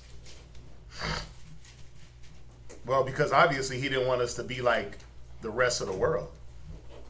Obviously he didn't see the rest of the world as favorable or worthy to carry his word. Didn't he say it? He said he set his love on us, right? He said the other people that come from Adam, he said they're what? Like a drop. Like a drop to a bucket, like the spittle, like nothing. So why are you trying to incorporate yourself with nothing, with nothingness? If the Most High says the world is nothing, then why are you trying to make yourself included with the world? Through your action, your thinking, your mind state, your approach, your method. He went over, he was going through how Abraham dealt with his family and his kids and his servants. Why was Abraham chosen? Well, because the Most High saw that Abraham was going to do the thing that he was meant to do, and he was set apart to do it. But why do we, I'm gonna say it again, through our thinking, through our action, try to make ourselves included with the world? Why do you dispute? Those of you online, why are you disputing for the world? I know you're thinking like, no, I'm a Hebrew. I got my beard, I got my fringes, I'm watching class. But how do you think on a day-to-day basis? How do you approach situations on a day-to-day basis when nobody's looking? Where's your mind at? It's easy when everybody's looking, right? Gun. It's easy to fall in line when you're being watched. But those moments when you're by yourself and it's time to apply, when it's you and your rib and it's time to apply wisdom, or you can scream at her and call her names, where you at? The world taught you that. When it's time to lie and deceive, or be truthful and be a man or a woman. See, the world taught you to lie, to be deceptive. The world taught you to lust and to chase your dreams and chase your lusts and be double-minded when it's time to be faithful. So in those actions, you become a disputer, one that's fighting for the worldly mentality. But the Most High said he set us apart. So when are we going to start acting like it? When are we going to start having more compassion and care for our children? And not just for our own children, but for the next man's children, for the next man's house. When are we going to stop being selfish? See, all these things show that, I'm fighting for the world. What? All these things show that I'm fighting for the worldly mentality. The world is built on, they call it capitalism in America, right? That's just another word for selfish nigga. That's what that is. Capitalism is just selfish. Ain't that what it's? I'm capitalizing and profiting for myself and not worrying about the next man. When are we going to stop disputing and think, financial freedom, that's going to get us right? More religion, prayer in church, more jobs, equal pay. When are we going to stop seeing that the way the world presents things to us ain't the fix? Well, I'm going to just get high and forget about it. What you doing tonight, man? I'm getting faded, dog. Or I just don't care. I just don't care. It ain't bothering me. It ain't affecting me, so that's over there. When are we going to drop that mentality? The Most High, he said he separated us for what purpose? What was the purpose? If I give you something and put you to the side, right?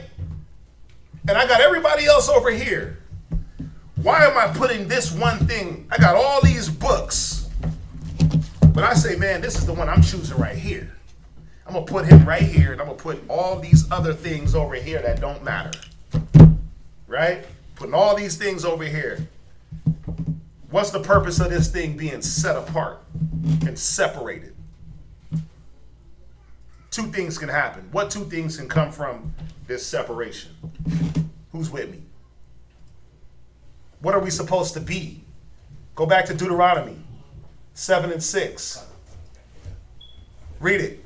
Deuteronomy chapter 7 verse 6. Right? For thou art an holy people. Thou art what? And the holy people. But how can you be holy? Because what does it mean to be holy? Washed, cleansed, and then I set you apart. Why? So you don't keep getting dirty. And then you can show others how to get holy. Thou art a holy people. Go ahead. Unto the Lord thy God. Right? The Lord thy God hath chosen thee. He did what? Chosen thee. He set you apart. He chose thee, us, the black, Hispanic, and native, the so-called scum of the earth. Read. To be a special people. Go ahead. Unto himself. Read. Above all people. Go ahead. They're upon the face of the earth. But why? Why? Give me the one where it says, this is your wisdom in the sight of the nations. That's Deuteronomy what? 4 and 6. Right? See, simple little basics that if you don't stay on the basics, you'll lose the whole purpose of why the Most High even gave us his wisdom. Why he even chose us. He didn't choose you to go get reincorporated and be the ally to the white man. That's not what he chose us for. He didn't choose you to go be an ally with them against your brethren. We got a whole team of women, black and Hispanic women, that are doing the devil's bidding. They're like Satan's spawns. Out there putting brothers on child support. Out there calling the cops on brothers. Out there lying on their men. False accusing. Trapping them. You talked about it. Trapping them into, I'm going to get me a baby out of him so he can pick me. He going to stay with me. Aborting babies. You got our women doing all these things. But then you got our men that ain't no better. No. They getting the women high. They turning the women out. I was watching this dude goes around and he does these interviews with these little streetwalkers. The underbelly? No, not that. There's another one. It's complicated. I don't know the thing, but he picks them up and he raps to them, interviews them. And the one little chick, man, she was a nice looking little girl. Nice looking. But what?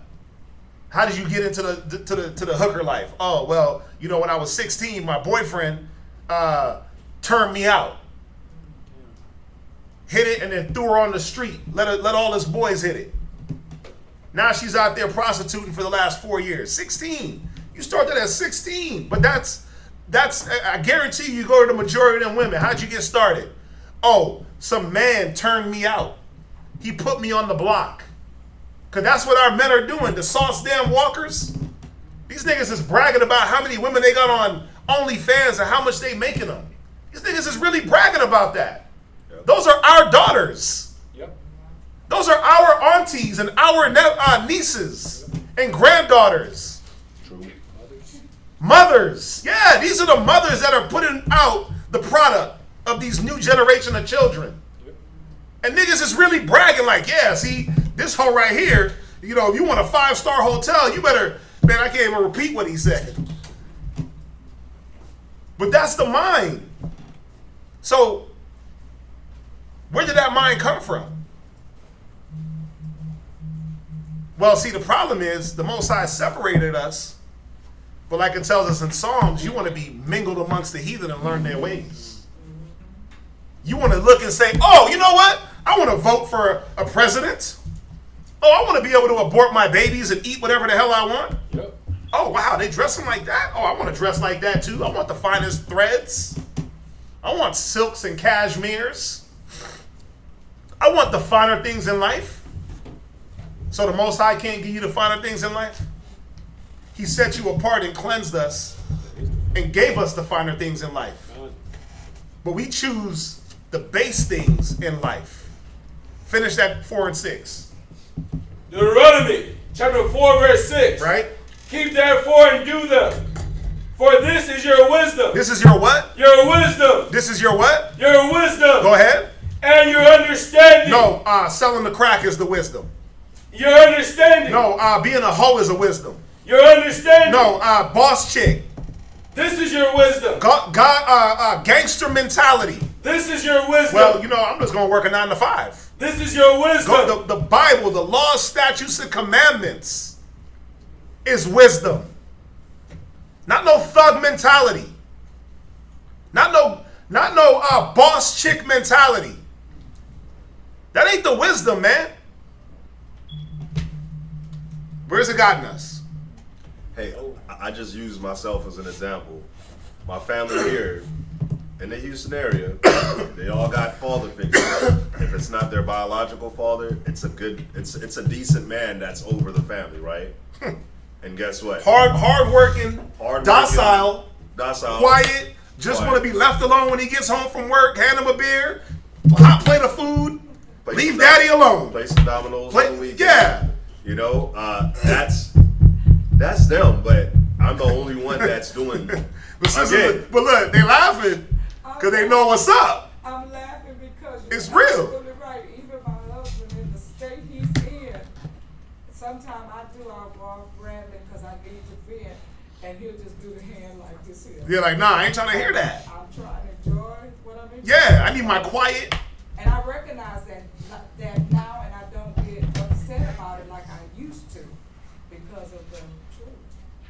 Yeah, but again, where does that passive aggressive, docile, I don't want to handle nothing, I don't want to be bothered, I just need me time mentality help our families? We've been doing that since the dawn of time, just blowing things off. How does that ever helped? How has it ever helped? I got father figures, I got uncles. I had a grandpa, I had all that. Yep. But what were they doing? Not, leave me alone. I want my cup of tea in the morning, my newspaper.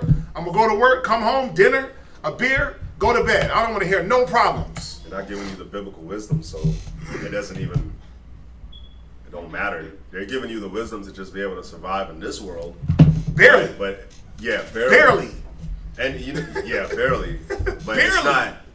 it's not that wisdom that's going to take you to the next level. And that's one thing that y'all got to see about the truth, man. Like, if you were a good wife, you're a good mother, you're a good sister, a good brother, a good husband, a good father in the world, that's fine, that's cool. But the Most High, He makes you great. The Most High don't deal with mediocreness. Mediocrity. You see what I'm saying? And guess what? I always talk about, the story about when I was going through my little issue. And I remember I was crying to my dad. And I was like 19, 20, and I was crying to my dad because I was like failing at 19 or 20. And I knew I was failing. I knew I wasn't doing what I was supposed to be doing. I wasn't progressing, right? And everything finally hit me. My dad didn't have the words to help me. You see what I'm saying? He ain't had the words to help me. But what my dad does have to help me? He can show me how to work. He's a carpenter, so he can show me how to build stuff. He can show me how to do certain car mechanicals type stuff, right? He could show me how to survive. He could show me how to cook. But when it came to my mind, my dad couldn't help me with my mind. You see what I'm saying? He couldn't help me with my spirit. He couldn't help me with the internal problems that I had. He couldn't help me with my depression. He couldn't help me with my anxiety. He couldn't help me with the mental defects that I was dealing with. And that's where the Bible comes into play. Where not only do men that implement the wisdom of the scriptures be able to do worldly jobs and stuff like that, but their minds, they're able now to help somebody out in their mental estate. You see what I'm saying? And that's what's important now, because as y'all can see, people's mental estate is screwed. That's why you have a cat running down Las Vegas and stabbing people. Why? Because he was just mad. That's what he said. He said I had to take some anger out. So who the hell takes angers out by just going down? Like, who does that? Like, who the hell does that, man? Who takes anger out by running into a daycare and shooting up 35 kids? Like what happened in Thailand. 35 kids. Like, look, we got 8 kids back there? Think about that, man. So, yeah. We can read on. Finish Deuteronomy 4 and 6. Yeah, finish Deuteronomy. And your understanding in the sight of the nations, which shall hear all these statutes. But what are they hearing from us? What they hearing from the black man? Bitch, hoe, trick, this, F, N, F, I don't need no nigga. What's that song? That Glorilla chick? At the red lights working at the head. Yeah, that's all they hear. Red lights working at the head. That's all they hear from us. Yeah. That's all they hear is chicks talking about how they want to abort their babies. What's the one chick that had the song? Yeah. Some other chick had the song where she's twerking in front of Planned Parenthood. Oh, yeah, carpet that up. Yeah, you got this new chick that they really pushing because she's talking about I don't need no nigga. I don't need no man. S-I-N-G-L-E. Right? Yeah. Yeah. That's all. They don't hear no wisdom and knowledge from the black and Hispanic man or woman. They hear I'm a boss chick, I'm a thug nigga, get the bag, chase it, run after it, flip, do backflips for it. I'm gonna get rich or die trying. They don't hear no type of, hey, look, we gotta do this and we gotta get this right and we gotta follow the Lord and the Most High and the feast days. They don't hear that from us. They hear trap or die. That's what they hearing. They hearing all this, Get money. Yeah, get money. Get money talk. Mafioso talk.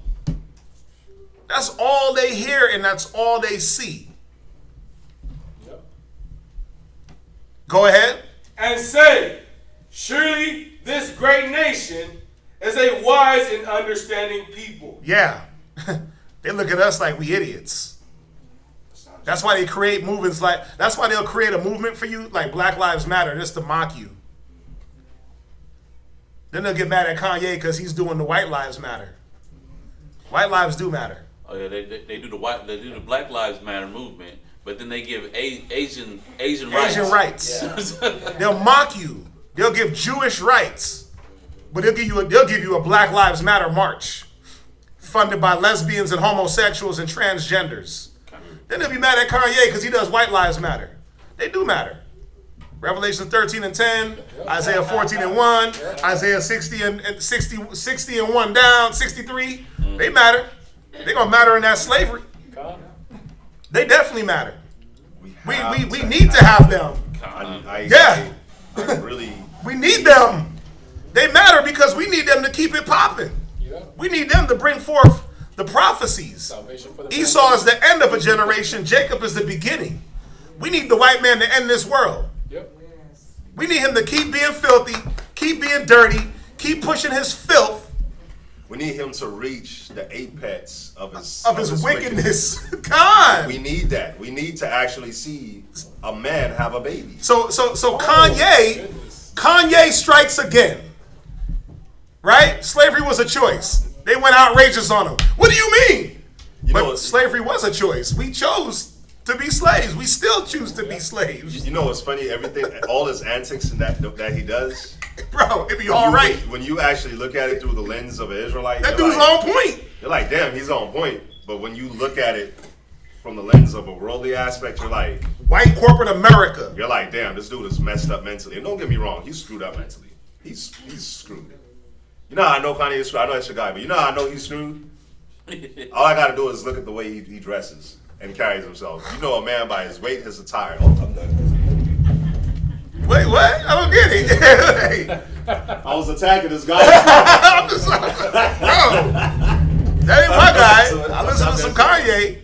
I don't think that he's as screwed up as people say. I think that he's very aware of what he does. He does it for a reason. Remember, he puts certain things out there in certain doses, and as soon as he mentions Israel, what do? All of a sudden, here come, let's get the Kardashians on him. Yep. Let's disrupt his family structure. Let's do this. Let's do that. And another thing that brings me to the scripture with Kanye, because I used to think the same thing about Kanye. Go get me some tissue. But the scripture that comes to my mind is that if everyone likes you, be woe to those. So he is controversial, and he might have some people who like him, but he's controversial. A lot of people don't like him. But when he's controversial like that, sometimes you gotta take a look at it because he's raging against the machine. But you know one thing that he did say. Jewish people are mad at him because he's going after Diddy. He already banged on him, called him a fed, and he told Diddy that you're letting these Jewish people control you. Yep. So don't worry about, like, he said it. He told Diddy, you letting these Jewish people control you. And then he said something else about how the Jews, they got all this money and they're running everything. The Jewish. Yeah, he's going into all the different corporations, all the different businesses, and like, look, the Jews, the fake Jews, this. I'm not. Am I saying that he's an Israelite? Am I saying I'm a Kanye apostle? No. But what I am saying is that things ain't always what they seem. And as soon as a man, y'all know who Orlando Brown is? Y'all ever just sit back and listen to him? From the if you don't peel back the layers, a nigga looks loopy and crazy and just high. But if you listen to the things that he's saying about the industry, you're like, oh, okay. He putting them on blast. You ever listen to Coolio talk and the things that he was saying, and then he just ends up all of a sudden just dead in the bathroom? Yep. These dudes been around. Yeah. Right? Orlando Brown was like literally naming names of people that raped him, men. Yeah. Sex parties. That's what he was on. Like putting cats out there. Like real artists that you'll sit there and dance to. Like, oh snap, that's that new Omarion. But Omarion was trying to have sex with this boy when he was a boy. And these other artists.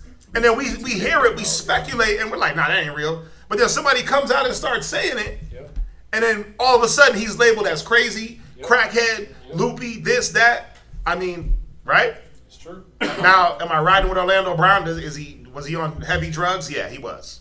The nigga was definitely on some drugs.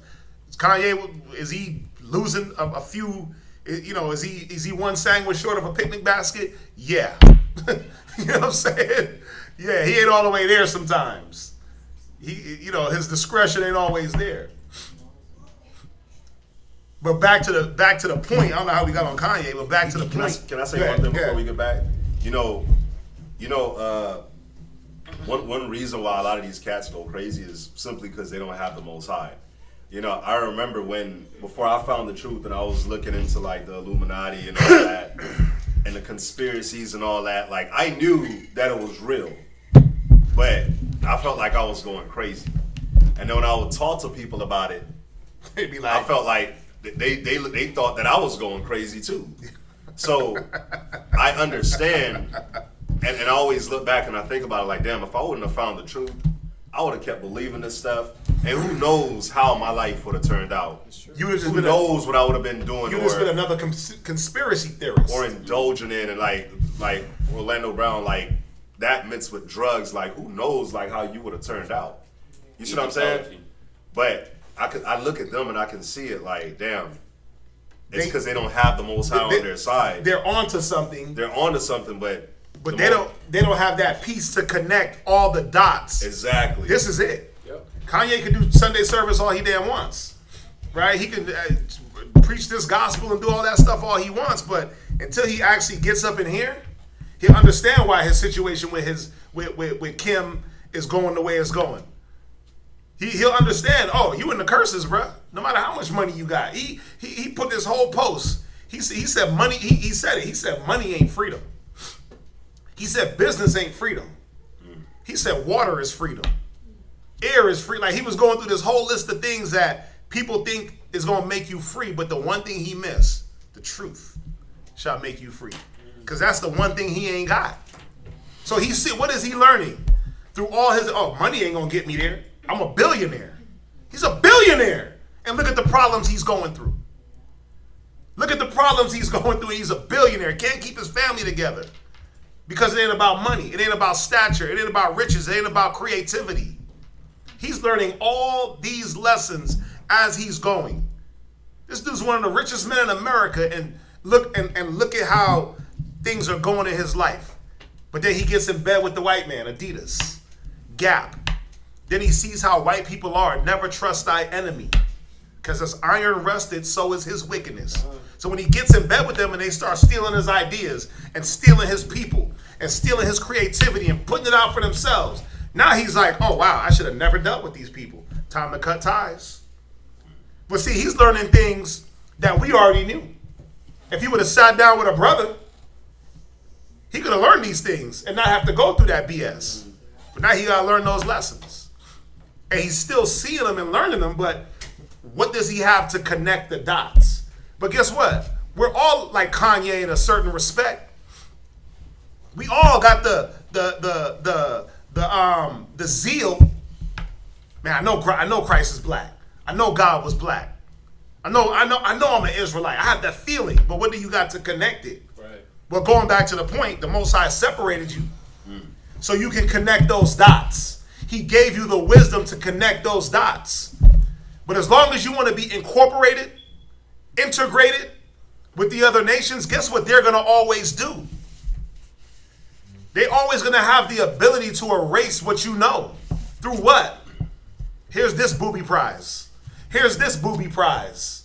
Here's this. Here's that. Forget about what you thought you knew. I'm gonna give you the mirage. I'm gonna give you the distraction. Ain't that what it boils down to? Yep. Why don't people come to the wisdom? Because they're distracted with other things. You know, can I hit this? Yeah, real of quick? course. Go to. I'm gonna shut up now. Go to Psalms chapter 83, and verse 3, verse 2 actually. And I was listening to. I was on the way up here. I was listening to that song, "Baby," Baby. by Little Baby and the Baby. It's Oh, called Baby. yeah. That's my song. Yeah. Yeah, baby. Right. Right. Baby officer. Never heard it. Baby is baby on baby. Yeah. But anyways, there's a part in the song where the Baby, he says, the label CEO keeps begging me to put the gun up. And I was like, see, he just said what I thought, what I've been thinking for a while. And what he just said what I knew, what we've all been knowing for a while, which is these label CEOs for music, they're the ones that push the twerk. Yeah, it's and not. these are white CEOs. It's not put the gun up like, oh, tuck it away. It's put the gun up like, pull that boy out. Show it out. Exactly. And when you watch the video, that's he pointed it out like, you see what I'm saying? He put the little gun sign up or whatever, but it's these white CEOs that's pushing the twerk, that's pushing the drugs and pushing the violence. So if you want to get signed as a music artist, they're the ones that's gonna make sure that if you want your music played, well, guess what, woman? You're gonna have to dress like this. You're gonna have to dress like Megan Thee Stallion and Cardi B. Like a song like WAP, they're gonna promote that like crazy. And then, they're gonna breed all these the whole next generation of women. Yeah. Come on. I watched a video going back to Kanye. He was at his little Sunday service, and he said, "Don't y'all know that they make us sign contracts not even to say the name Jesus?" He said look, they'll fly us to LA, New York, Vegas, and they'll make you sign a contract not to use the name Jesus. You can't even say it in your music. They'll make you sign contracts not to say certain things and appear in certain places.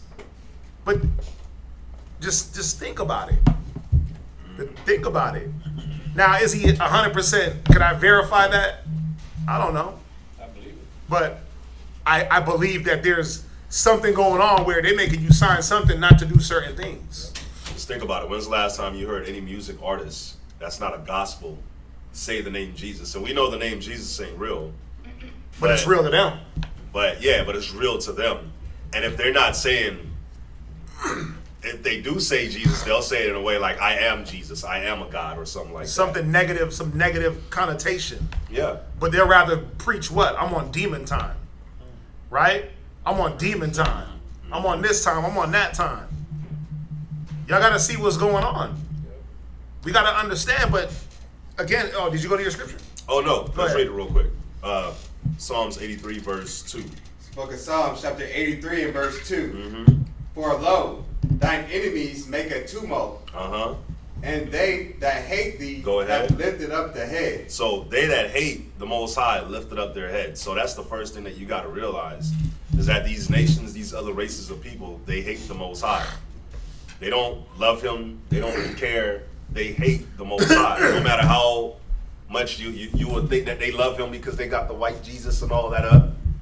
Tell them that Jesus is black and see what happens. They'll show you their hatred. You see what I'm saying? Now, go to verse 3. Verse 3.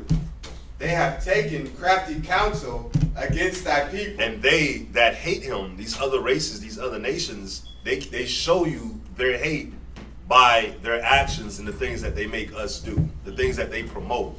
They show you that they hate God and the things that they promote, the things they put on TV and in your music.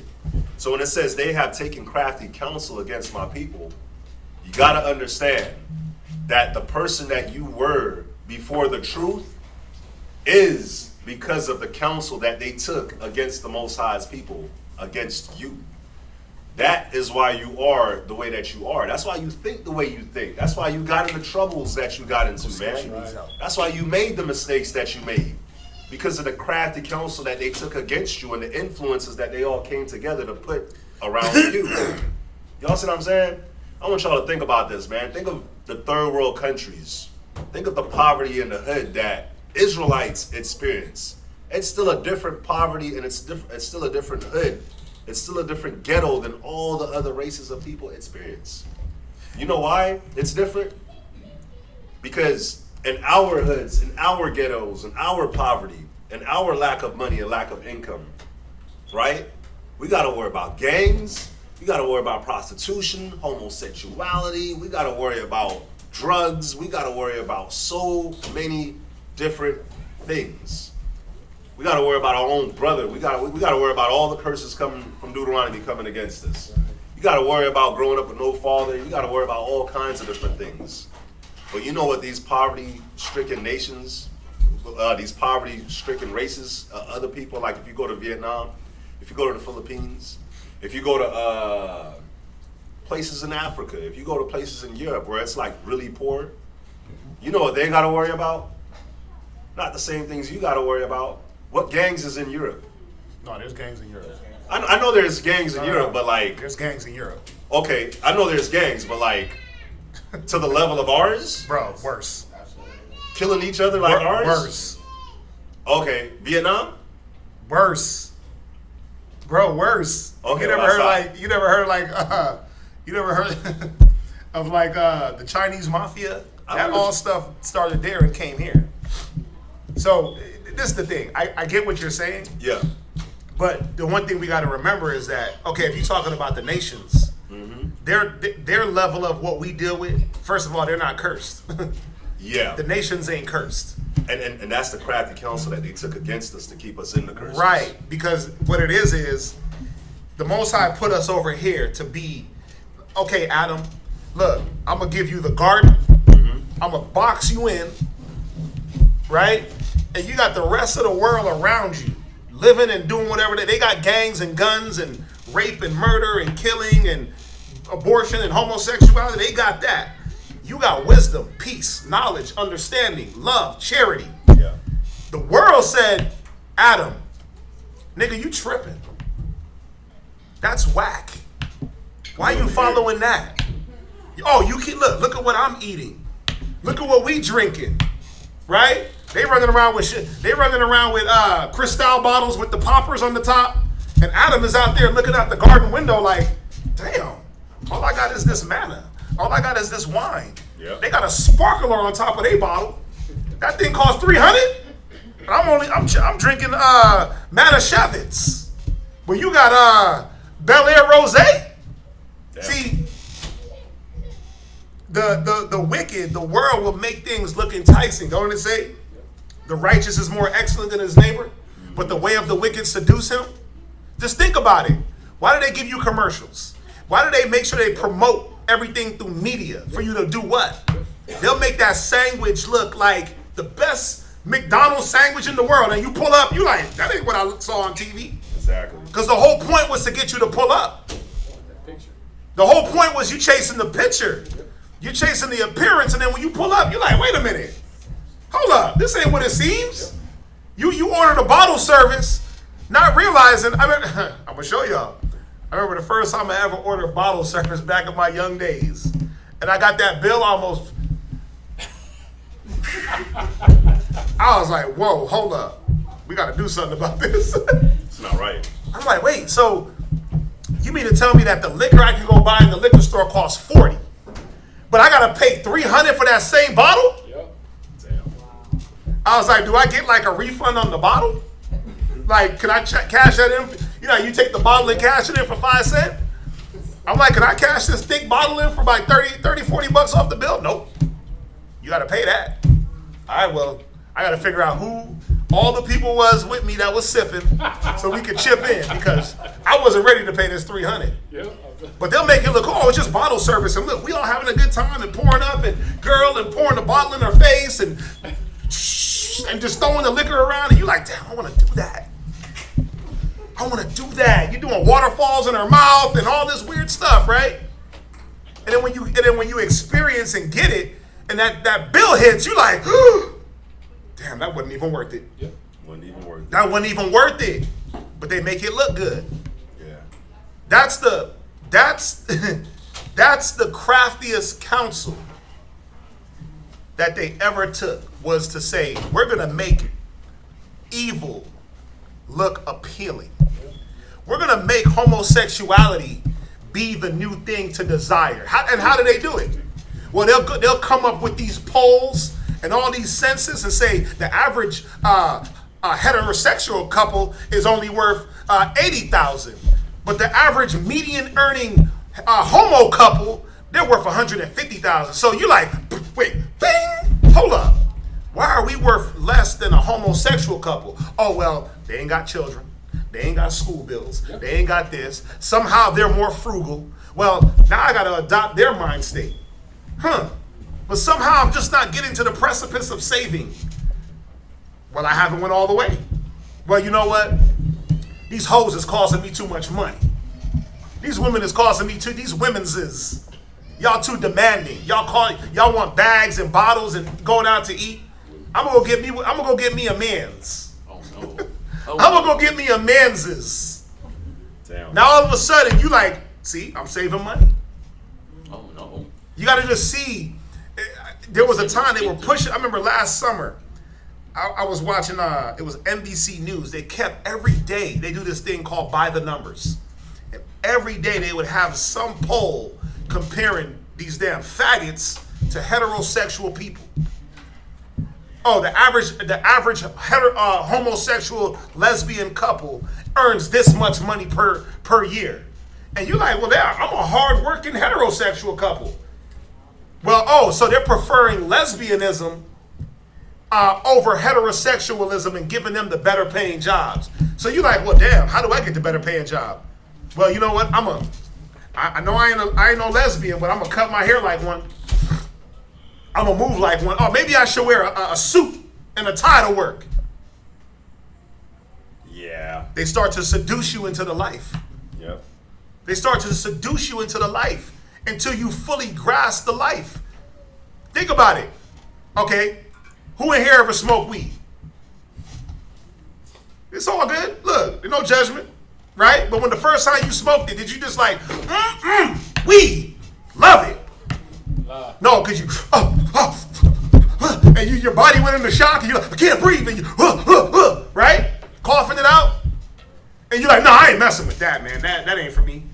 When you hung out with the people that smoked weed, and they're already pros. They can roll blunts like helicopters. They light it in all 4 different ways. They puffing, holding it, blowing out smoke circles and little puppies and cats and all different type of designs with the smoke. And you're like, damn, that's cool. They make it, I got weed cologne, and they promoting it, and you're like, damn. But how come when I smoke it, I don't like it? Oh, because you just ain't hitting it right, cuz. Right. You know, you gotta hit it, Damn. and you gotta hit it slow.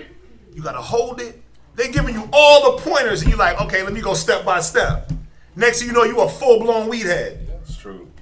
You a full-blown alcoholic, crackhead, whatever, heroin addict, sex fiend. That's so true, man. Come on, let's think about these things. It's very true.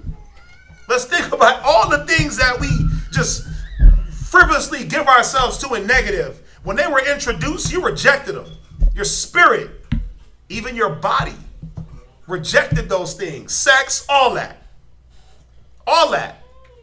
You knew it wasn't right what you was doing, laying with that man. But he was like, nah, baby. No, it's all good. I got you. I love you. Right? I'm going to take it slow. I'm going to do this. I'm going to do that. He whispered those sweet nothings. Right? And you fought him. You, no, I'm not ready. I don't do this. But in his mind, you're going to do this today. You're going to do this. Right? To the point where any guy can get it. Now there's no fight. All he got to do is flash some hundreds, drive a nice car, and he got you. He ain't got to spit no game. He could be a mud duck. He ain't got to spit no game. He ain't got to seduce you. He ain't got to do nothing. Now you just willingly. That's what happens to our women. The boys, the little boys. We rejected the negative, but then as we stayed around the negative, it slowly seduced us into it. That's what the world is about. A slow seduction. It's like a slow dance where you're fighting and you don't know the steps, but they dancing slow with you. So what? You can pick up the steps. And as their foot move back, your foot moves forward. As their hips go back, your hips come in. As their shoulders go out, your shoulders come in. And you're doing this dance, this synchronized dance of wickedness. And you're like, but I don't know how to dance. Nah, look down, you're doing it, girl. Wait a minute, how did I learn how to dance? Well, you stuck around with a dancer. And you were slowly seduced. And he grabbed you by the hips. The world grabbed you by the hips and moved your hip to the right. Because they moved their hip to the right. Moved your hip to the left. Because they moved their hip to the left. They showed you the posture. They showed you all these things. You learn on the job, on the fly. Think about it. Think about all the things. I know it sounds crazy. I know I'm sounding bugged out, right? Is Kanye up here? I know I'm sounding bugged out, right? Y'all know all of a sudden, right? Illuminati me. But just think about it. Nobody just fell into some filth. Nobody just fell into wickedness. It was introduced slowly. Think about how they get children. Yep, damn. Through melody and through music, right? Think about how they get them through visualization and colors. And it's a slow implementing of the colors mixed with, if you watch like Coco Melon and those different shows for kids, and you're like, man, why is the kid's head so big? And why is their body small? And why is this and why that? And the eyes and the this? Because they want the kids to focus on certain things and certain colors and certain movements, certain tones and melodies. Yep. What? Can I read this? Yeah. All right. So it's the boiling frog is an epilogue describing the frog being slowly boiled alive. The premise is that if the frog is put suddenly into boiling water, it will jump out. Right. But if the frog is put in tempered water, which is then brought to a slow boil, it will not perceive the danger and will be cooked to death. The story is often used as a metaphor for the inability or unwillingness of people to react to or be aware of sinister threats that arise gradually rather than suddenly. Yeah. That's That's exactly how it happens. That's life. You sit in that pot of water and they just do this slowly, degree by degree, turn that water up. So all of a sudden you boiling and you like, damn, how did I get here? And then when you go and trace back, you're like, oh, I know how I got here. Because 6 months ago, I hung out with this person, and I know I didn't smoke weed, I know I didn't have sex, I know I didn't do this, I know I didn't do that, but they kept poking. No, hit that. Nah, I'm good. Remember, y'all watch Friday, the first Friday? And Craig was like, no, I'm good. No, I'm good. I gotta go to work tomorrow, I got this. And then Smokey's like, man, go ahead and hit that. You like, right? There was one, he was like, man, I'm good. And Smokey, he kept lighting up in front of him to the point where Craig got fired. And he said, listen, bro, you ain't got no job.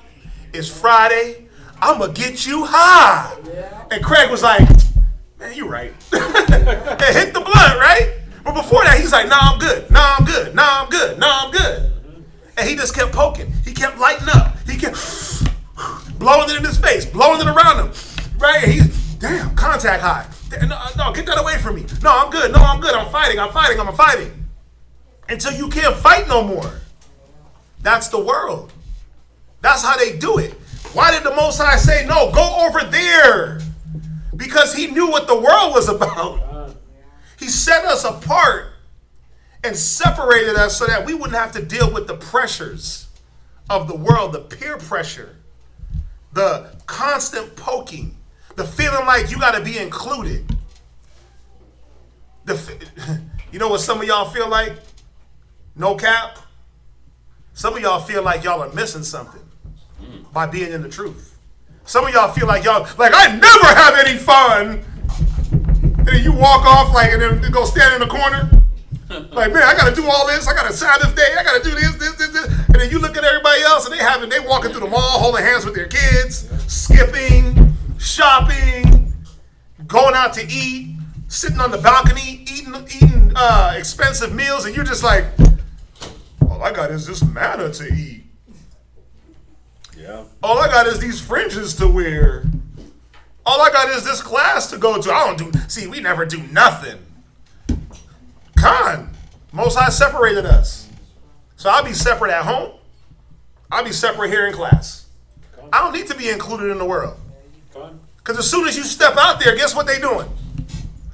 They're literally like, what you doing here? Yep. You don't get it. They're not saying it to you, but they looking at you like, what the, like who's you? A couple years, you come around. Yeah, you come around, they're like, you don't belong with us. Yep. What you here? To join up or torment? Which one? What you doing here? They start looking you up and down like, wait a minute, you ain't supposed to be. They know you ain't supposed to be here. Yep. How come you don't? How come you don't know you don't belong in them lanes? Swerving and swanging. How come you don't get it? What's so hard to see? But see, the world can recognize its own. Real recognize. The spirit recognize the spirit. And that's what it is. It's just the spirit. Yeah. But see, we so damn carnal. We're not looking at the spiritual things to help dictate life. Yep. The Most High separated us so that we wouldn't have to go through the torment of feeling like we're not included, feeling like we're missing out, feeling like we don't have enough, feeling like the world has something better to offer. First of all, if you don't know it's there, you ain't gonna want it, right? Yep. But think about a child when you hand him a toy. I could give my son this little thing right here. He'll top to he'll just roll it around and throw it and yay! But then as soon as I pop up with this, he's looking at what I got like, wait a minute. Well, I know I got this, but then he got this. Is this better than this? Is any one of them better? No, right? But not to a child. You know why he wants it? You have it. Thank you. He only wants it because he don't got it. And he wants to explore what it is. But see, look, Bible, Most High said Bible, wisdom, knowledge, heritage, language, custom. That's this. The white man is like whoredom, transgenderism, rape, robbery, murder, lying, stealing, deception. And you like, wait a minute, let me weigh the two out. Well, I want to see what that's about. You know, if I can say, I don't know if you heard, but I was talking about how my sisters was at my house. Oh, I heard. And they kind of gave Turned me me a up rundown. all in the car. They gave me a rundown of all my cousins. Right. And I'm gonna show y'all something. It's very easy. If my mind was still in a certain place, it would have been very easy for me to look at my cousins. Like the one that trapped the guy. Yep. With her third baby. Ugh. It would have been very easy She's like for me to. She's the Brittany Renner of your family? She's the Brittany Renner. Damn. It's very easy for me to look at her, or for my rib to have looked at her and be like, damn, you traveling? Damn, you at the beach? Child support? Damn. Bills paid? You eating good? You eating good? You at the clubs? EBT car full? You dressing nice, looking nice? Nails did, hair laced? Right? It's very easy because that's what she promotes. Like you were saying earlier about how the crafty counsel that was taken was for them to make evil look good. It would have been very easy for me to look at her and be like, on face value, you just look at social media, you're like, damn, she must be having fun. Mm-hmm. She must be living it up, right? Mm-hmm. But then when you peel behind the curtains, when you peel the layers off, you see, oh, she was desperate. She was extremely desperate. My rib's mom, same thing. Mm-hmm. You could look and be like, oh, okay, yeah, so you work. And on Fridays and Saturdays, you might be at the club. You may be doing this fun thing, videoing it, but when you peel back the layers, all these type of issues is going on. But with us, we just look at what's there. I'll give you a good example.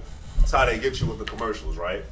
Because I can go through all the list of my family. That's how all of them look. All my cousins, they'll post stuff, and you'll think that they're living good, but in reality, they're not. You see what I'm saying?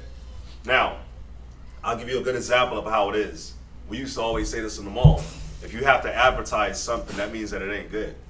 You see what I'm saying? Yep. That's what we used to tell people about the world. Like, why you think they got to advertise colognes and perfumes? Because it's not good. And make it look a certain way. Because the good colognes, the expensive colognes, you don't hear about perfumes, they're not being advertised. Yep. When's the last time you saw an advertisement for a Bugatti, for a Ferrari, for a Maybach? You don't. You don't. But you see advertisements for the new Fords, yeah. the new Toyotas, the new Hondas that's coming out, because when something's good, it doesn't need advertisement, right? They gotta drive it down a nice beach in the background, and they gotta make it look real sporty and nice with the camera angles, so you can say, "Ooh, I want one." Exactly. They advertise it. Now, I want you to think about this is gonna be the perfect example. Think about when you go to that fast food and you like, this is how it looks on TV, and even when you pull up and you look at the menu, this is how it looks on the menu, right? You didn't hear me say that. No, I did. But I want you to think about something. Think about when you eat it. It may even taste good when you eat it, right? But what does fast food do to your body? Yep. What does fast food do to your body long term? Especially if you keep eating it. Especially if you keep drinking that soda.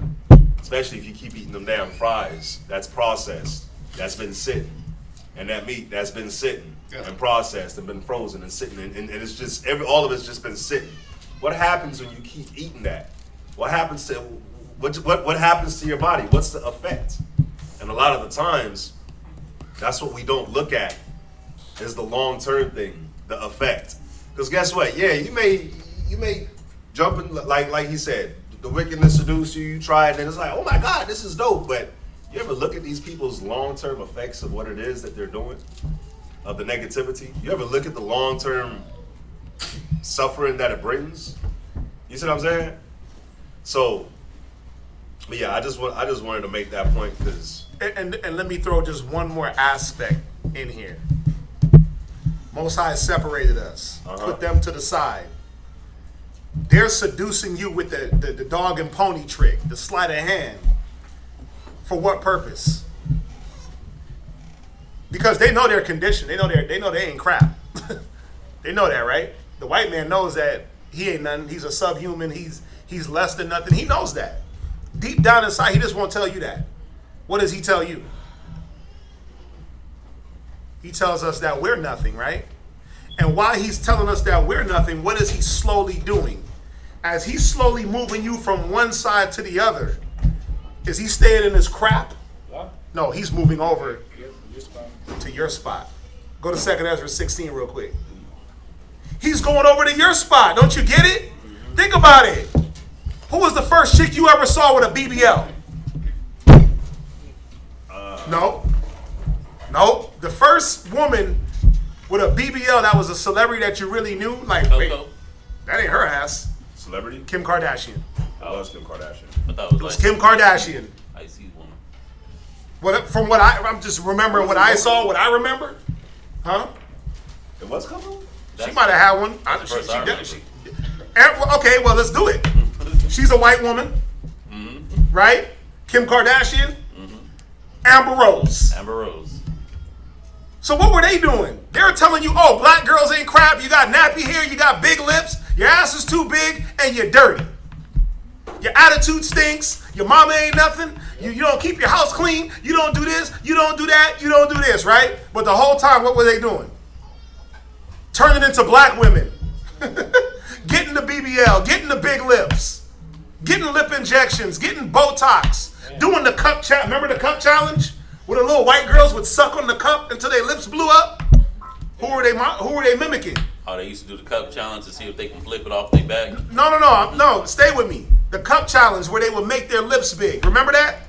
And some of them were getting hurt. They would put a cup and I remember that. yeah, but guess what? You a big lip beast. Oh, your lips are too big. You got soup coolers. You got this. You got that. You big lip nigga. They telling you that, and then they making their lips big. Soup coolers. Soup coolers. I Right? heard that. Did that just go over y'all's head? Y'all didn't hear You got that? soup coolers. I'm gonna start using that.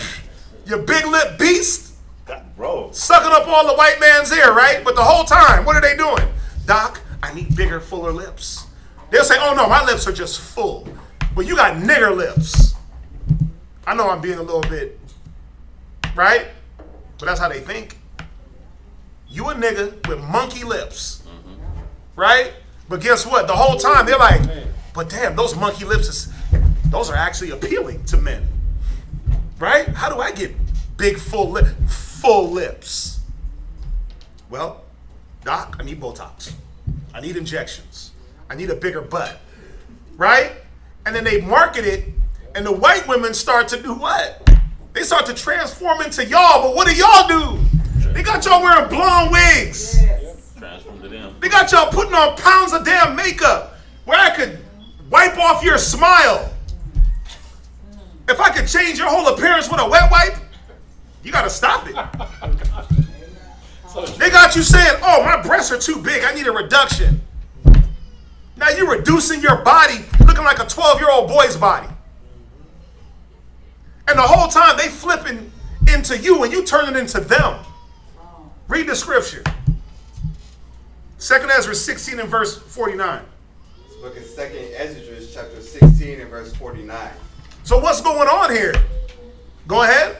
Like as a whore envieth a right, honest, and virtuous woman. See, that's the problem. The world envies you while you're envying them. You're transforming into the world and they're taking on your identity. Now they're the real Jews. Now they're the Africans. Now they're this. Now they're that. But where are you at? Oh, well, I don't know what I am. I'm a Christian. I'm an Islam. I'm a Muslim. I'm a this. I'm a that. You everything under the sun but who you really are. When are we going to see that? They got you chasing them. Give me envy, not thou oppressor. Proverbs what, 31? No, Proverbs 30. Give me that. Right? Come on, man. Y'all know. Come on. Tell me if I'm wrong. Give me that real quick.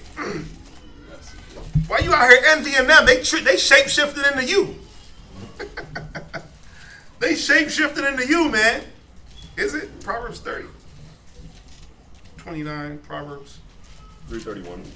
Oh, it's 3 and 30. My bad. See, let me get my numbers. Proverbs 3 and 31. See how my brain works? Read it. Proverbs. No, Mike, stand up. Read. Proverbs chapter 3 verse 31. Right? Envy thou not the oppressor. Because that's what's happening. You envying your oppressor. Blonde wigs. Cat fingernails. Damn hooker eyelash. Listen, you know what you need to go do, sisters? Go look into where them eyelashes came from. Now, I've been seeing this online. And I might have to just go through and verify it some more, but from what I've been seeing, you know them eyelashes that the women wear? They said they were invented by a prostitute. They were invented by a prostitute to keep the male ejaculate from going into her eyes while she performed her act. Huh? That's right. See? Think about it. So you walking around looking like a damn hooker in whore's attire. Like, just think about it. Why do you need to have shades on your eyes? Well, go look at what they were created for. And then you'll see why we call you a hoe. Well, you'll see, oh, you got the whore's attire. The eyelids of a whore. The dress. the walk, the talk. The hoes is envying the righteous woman, but you trying to change it to a hoe. Most High separated you over here to be virtuous and righteous, holy and pure. He put the whores on this side. We got some hoes in this house. Well, get to the left. We got righteous women in the house. Get to the right. You looking at the hoes like, damn, I want to be like them. They got their ass out. They twerking. They shaking it. Dang. They looking at you like, damn, she got a man. She can carry herself. She got grace. She got virtue. She got beauty. I really don't want to have my ass out. But how do I get over here with her? Well, you know what, girl? It's better to be a hoe. Come on over here. Let me show you some things. And while you converting into her, she already already picked your spot. You want to talk about conspiracy? I mean, I just gave more detail, but the Bible already talked about it. You're going to lose your heritage. So you think that because we lost our heritage, it just disappeared into thin air? Is that what happened?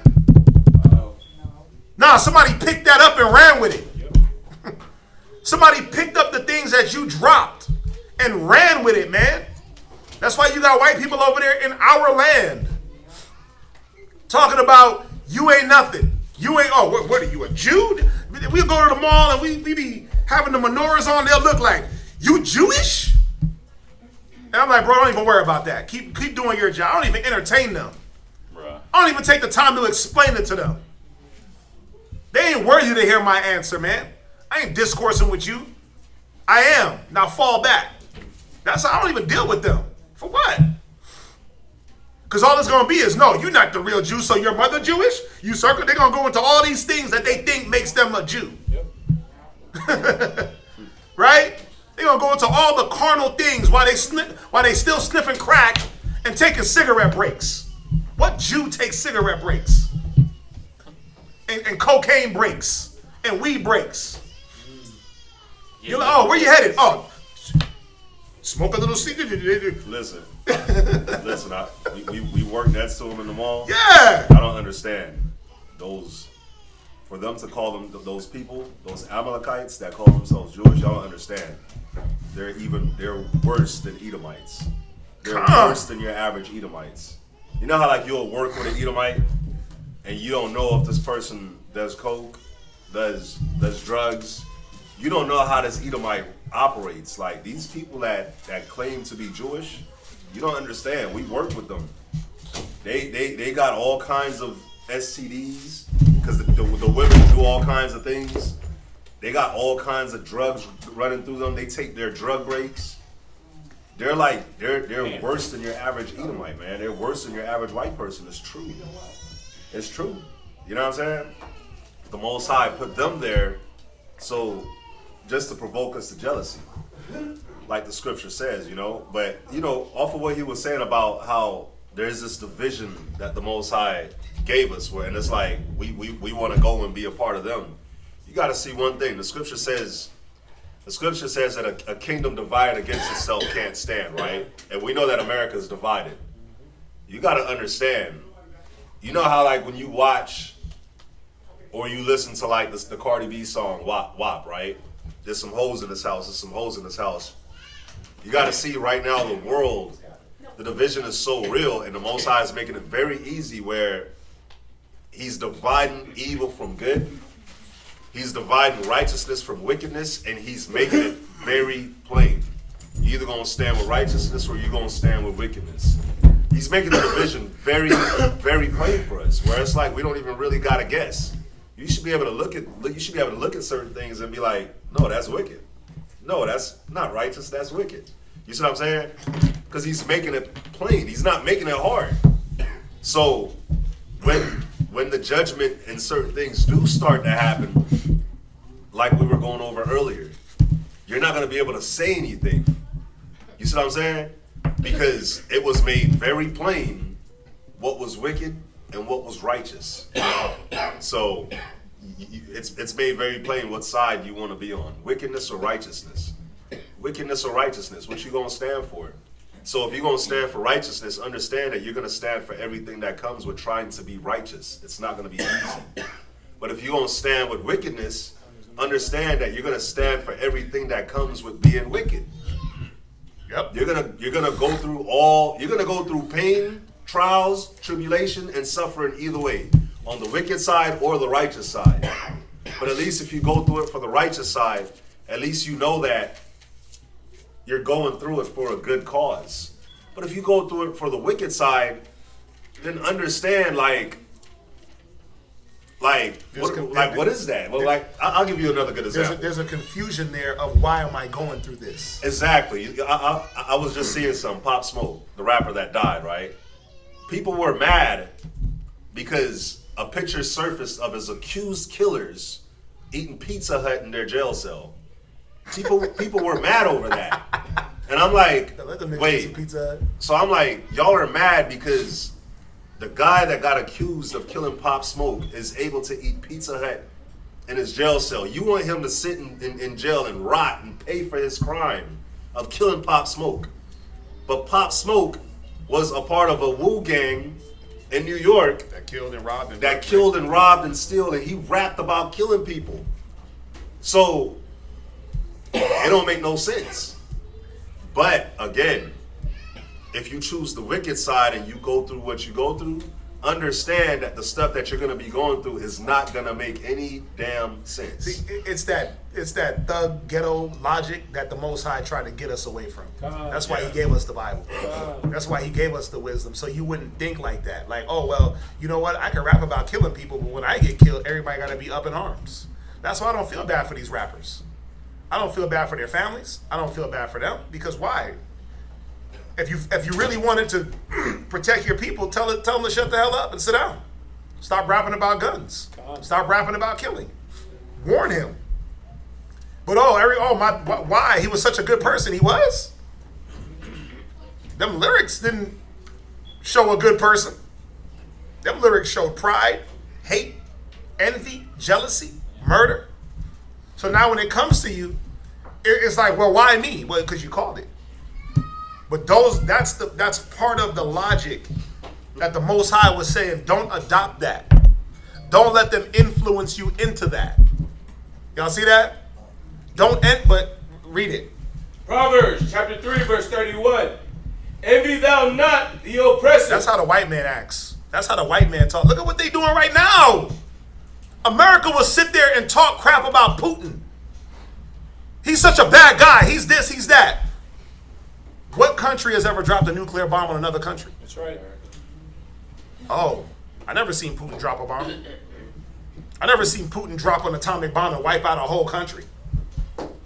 Putin's such a bad guy. Wait, who got black people in their country as slaves? That's right. The Russians? Or the Americans, the ones that's calling the kettle black. Now we know white people are all the same. You Russian white, you American white, you British white, it's all the same pot. Right? And I'm pretty sure if Putin had a chance to put you niggas in slavery, he'd do it. Pretty sure. If he could turn back time and be the one, oh yeah, we'd be right in Russia, drinking Russian vodka and running around in the snow. You know what I'm saying? He'd throw us right up there in the Siberian Peninsula. I'm pretty sure if he had a chance. The Britons did it, right? And then some of them Brits got pissed off and ran to America, fought for their freedom, and then did the same thing anyway. The Russians just didn't have a chance. So they're all the same, but just think about the mentality. I'm going to accuse you of something that I'm doing, and then get mad because you do it to me. But then they got us doing that. Envy not thou oppressor, and choose none of his ways. The Most High gave us the ways. He gave us the mentality. He gave us the thought process. He gave us the logic. We chose not to follow it. Why? Because we wanted, this has got to be all-inclusive. As soon as you start talking about heaven, what's the first question that a nigga asks? What about white people? Huh? Wait, you don't see what about white people? You know what's funny? They don't ever ask what about Asians. What about Arabs? What about Indians? Nope. It's always what about white What about whitey? Because we've been so programmed that everything that you gotta follow and believe in as a higher power is white. Your white Jesus, your white teacher, your white doctor, your white dentist, your white philosopher, your white cartoons. All of it is white. So from the age of being able to understand and see, it's all been force fed to you that if it ain't white, it ain't right. What about them? Wait, I gotta look out for them. I gotta make sure that they're there. Most High said, man, screw them. They over there. That's right. Y'all are over here. But that's been the problem from the jump. What about the nations? White lives matter. Yeah, they do. The nations, they matter too. We need them. We gonna be using them, baby. We gonna be using them. All the stuff they blowing up and they gonna be having to rebuild it. Just think about it. Build back better. They gonna have to build back better for real. All the stuff they blowing up. I'm like, cool, keep on. You gonna be right out there in that field, rebuilding them bridges, rebuilding this, rebuilding that, for our sakes. Yeah, it's gonna have to get destroyed anyways. Yeah. It gotta get destroyed so it can be built the way we want it to be built. Build back better. Built in righteousness. But we gotta stop wanting to include them where the Most High don't want them included in certain things. Stop trying to bring them into the fold. Stop trying to worry about their salvation. They're gonna be saved. The white man will be saved for a purpose. Don't y'all get it? Yes. He got salvation too. For the plantation. But why are you worried about the king when he's already in his kingdom? That is right. Why are you already worried about the people that got their kingdom already? This is their kingdom. This is their industry. This is their livelihood. It's like you worried about the boss and you the lowest level employee. Shouldn't you be worried about how you can come up? How you gonna feed your family and survive? The boss got his. Why you worried about him? He gonna have his time. Don't you get it? We ain't gotta worry about them. They're gonna have their time. They're going to serve their purpose. It says that the wicked is a ransom for the righteous. Don't y'all get it? So that's the wicked of the nations and the wicked of our people. They're going to be the ransom for us, the righteous, the ones that are fighting and striving. It says the wicked is reserved for the day of destruction. So what the hell you worried about them for? Why are you envying them for? Unless you want to be destroyed along with them. That can be arranged too, right? That's what's going on. So we got to wake up and see the big picture. Go back to Deuteronomy. Let's jump back. They got to stop getting me so turned up. It's hard not to be turned up right now in this world. Oh, I'm turned. When they blew that bridge up yesterday, I was like, oh! I seen that. I was like, do y'all understand? They blew up a bridge. They blew up the one bridge that connects Russia to Crimea. If you understand about Russia, Crimea, Ukraine, Russia went in and took that land. What, 5-6 years ago? A little bit longer. Yeah. And they've been fighting to hold on to that land. These dudes just blew up the one bridge that connects that land. That's what enables Russia to retool their army. They go from Crimea is in the south, Ukraine is here, Russia is here. So Crimea, Russia, Ukraine. Everything goes from Russia down into Crimea up into Ukraine so they can fight. If the Russians can't fight and they lose that land, what is going to be the next move? Snook 'em. We're going to nuke them. Snook 'em. We're going to nuke them. And America says that if they shoot nukes, we shoot nukes. So we're going to have a nerf war. So nuke war. So Russia just won't shoot nukes at Ukraine. It's like, okay, we'll just shoot nukes. We're just going to hit Crimea. But you want to know what's funny about all that? I talked to my sisters yesterday, and I was like, what y'all think about the war? It was like, What war? Wow. I'm dead serious. It was like, what war? And then my older sister, well, the oldest one, she was like, Well, isn't there like a war between like Russia and somewhere else? and I was like, yep. There we have it. Because TikTok got them. But you know why it's funny? Well, it's not funny, but that's why the scripture says the day of the Lord is going to come as a thief in the night. That's right. Because everywhere else around the world, people know it's a war. Yep. But here in America, Nope. nobody knows what's going on. Like, people are asleep. They got you worried about, Draymond Green punching Poole. They got you worried about what happened in Warriors practice. They got you worried about BET Hip Hop Awards. They got you worried about the Lakers and what they gonna do. They got you worried about Russell Westbrook. They got you worried about all this crap that they're using to camouflage the truth. Yeah. They got you worried about heat prices and gas prices and inflation and food stamp regulations is going down and all these different things that at the end of the day, if a war pops off, food stamps ain't gonna work. That's right. What the hell? If a war pops off, ain't gonna be no gas. All you gotta do is look at what's going on in Haiti. If you wanna know what America's future is about to be, go look at the gas war in Haiti. They could barely even get the gas into the country. And as soon as they do, they got pirates at the port stealing the gas and then selling it for 100 times more than what they stole it for, which was free. You can't even get gas in Haiti. They're killing people at the pump. But that's just not Haiti. Look at what's going on in Germany. Look at what's going on in Iran. Look at what's going on in Syria.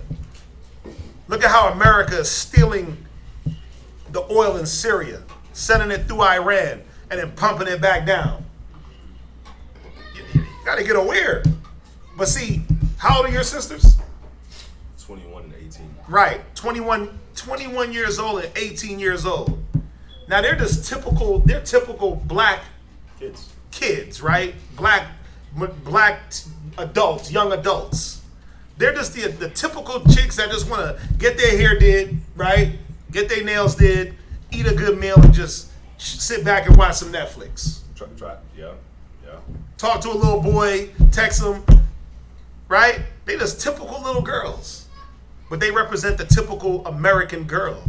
And if I can say the typical mindset of oblivion and ignorance. Well, Yep. You hear about the war? What war? You hear about the gas prices? What gas prices? I don't know nothing about that. Because they don't even know what a phone bill costs. That's the problem. They don't even know what a phone bill goes for. They just think it's free because it's there. They don't know what a tank of gas goes for. They don't get it. They represent the typical American black child and the mind and where their head is at. Y'all, like I was telling my kids on the way up here, y'all better start using these phones to educate yourself. I keep saying it. I keep sounding broken, like a broken record. And at least if you're going to have this device, research some things, look up some things, right? Look up some things about health. Look up some things about what's going on in the world. Look up some things, man. Don't just be there like a dummy. Flipping through Instagram. Flipping through Facebook. All they got on Instagram and Facebook is people fighting, chicks twerking, and niggas driving cars. Okay, so after you get all that, now what? After you see all the stuff you can't get, now what? Now what? You know, you got to see like the attention span of people, and they don't really care. You know, we were talking about like the Coco Melon thing. You know, if you ever watch Coco Melon, you'll realize one main thing about Coco Melon. And what it is that you'll realize is that when you watch a Coco Melon video, it's telling these guys, it switches every 7 seconds. Like the whole picture. It's not like a whole movement. Like the whole picture switches every 7 seconds. And that's what they do with a lot of these kids shows to try to keep their attention. But I want y'all to think about the stuff that y'all watch. Just think, if it's more than 15, it got to be like 15, 30 seconds for you to like really like it. If you're going to watch a video on YouTube, it got to be like no more than 5. You'll watch it for like 5 minutes. If it's like 10, 15, 20 minutes, you're like, nah, that's too long. You see what I'm saying? You got to see your attention span. They're attacking people's attention span.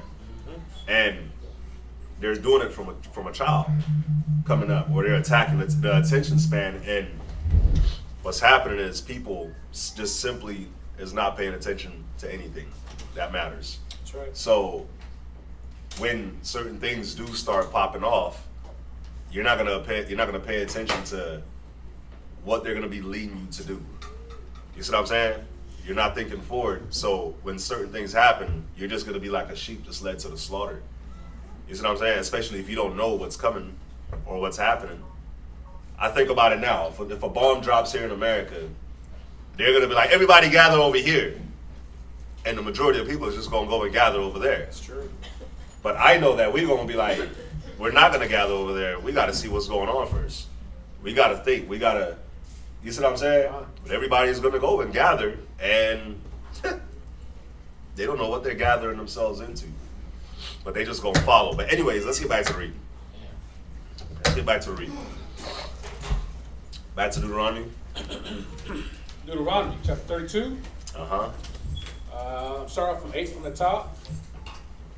When the Most High divided the nations their inheritance. Uh-huh. When he separated the sons of Adam, he set the bounds of the people according to the number of the children of Israel. Uh-huh. For the Lord's portion is his people. Jacob is the lot of his inheritance. Con. He found him in a desert land and in the waste howling wilderness, and led him about. He instructed him.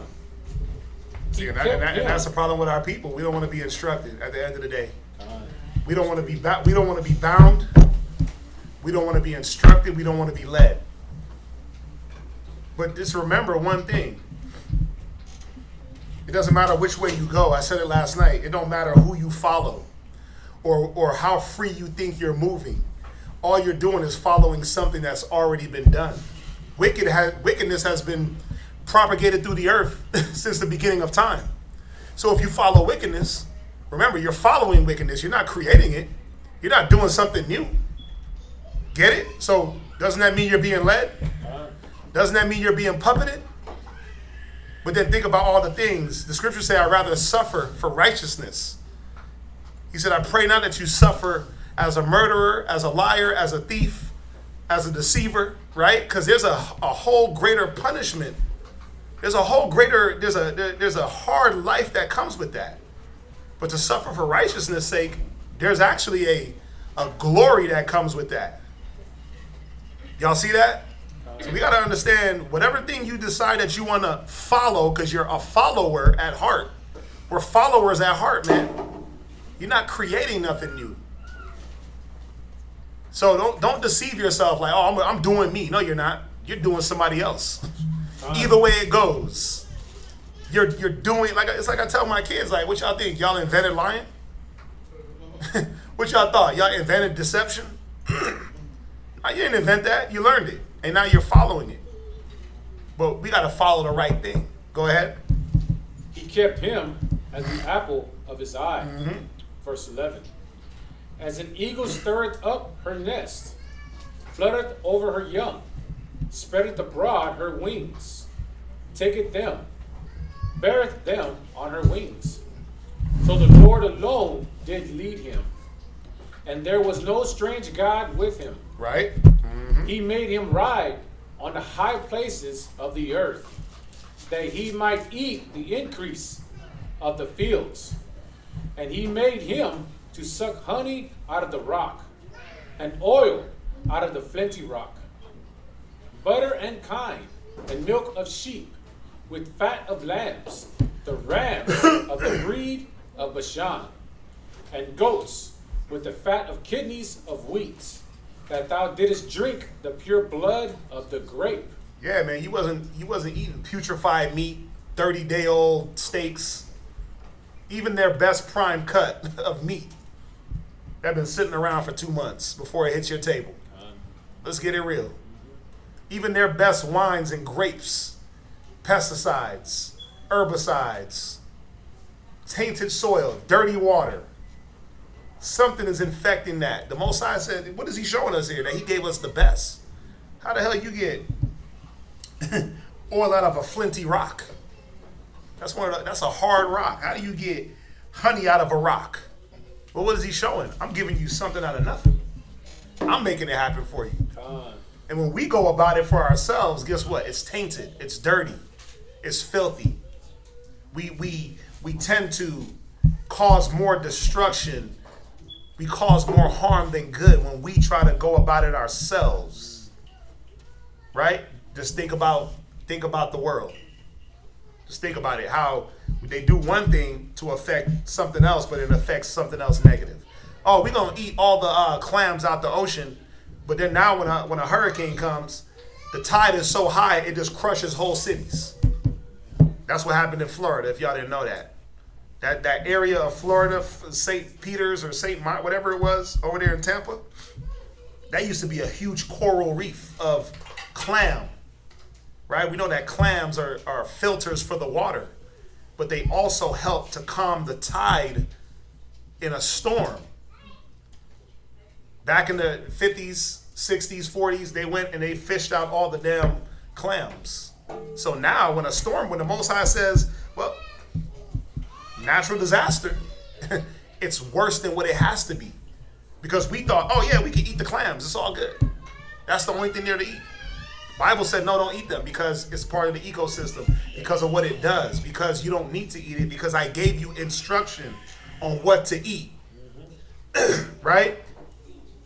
I told you don't eat these things. He didn't tell us why. That's the problem with our people. That's the problem with people in general. God. And the swine thou shalt not eat. And he gave the stipulations on how to determine what not to eat. But did he say, and the swine, don't eat that because he's filthy, he got worms, he pusses through his feet, he pees through his skin. Like, he didn't go through all those things, right? He just said don't eat it because it's not cloven-footed. It don't chew the cud.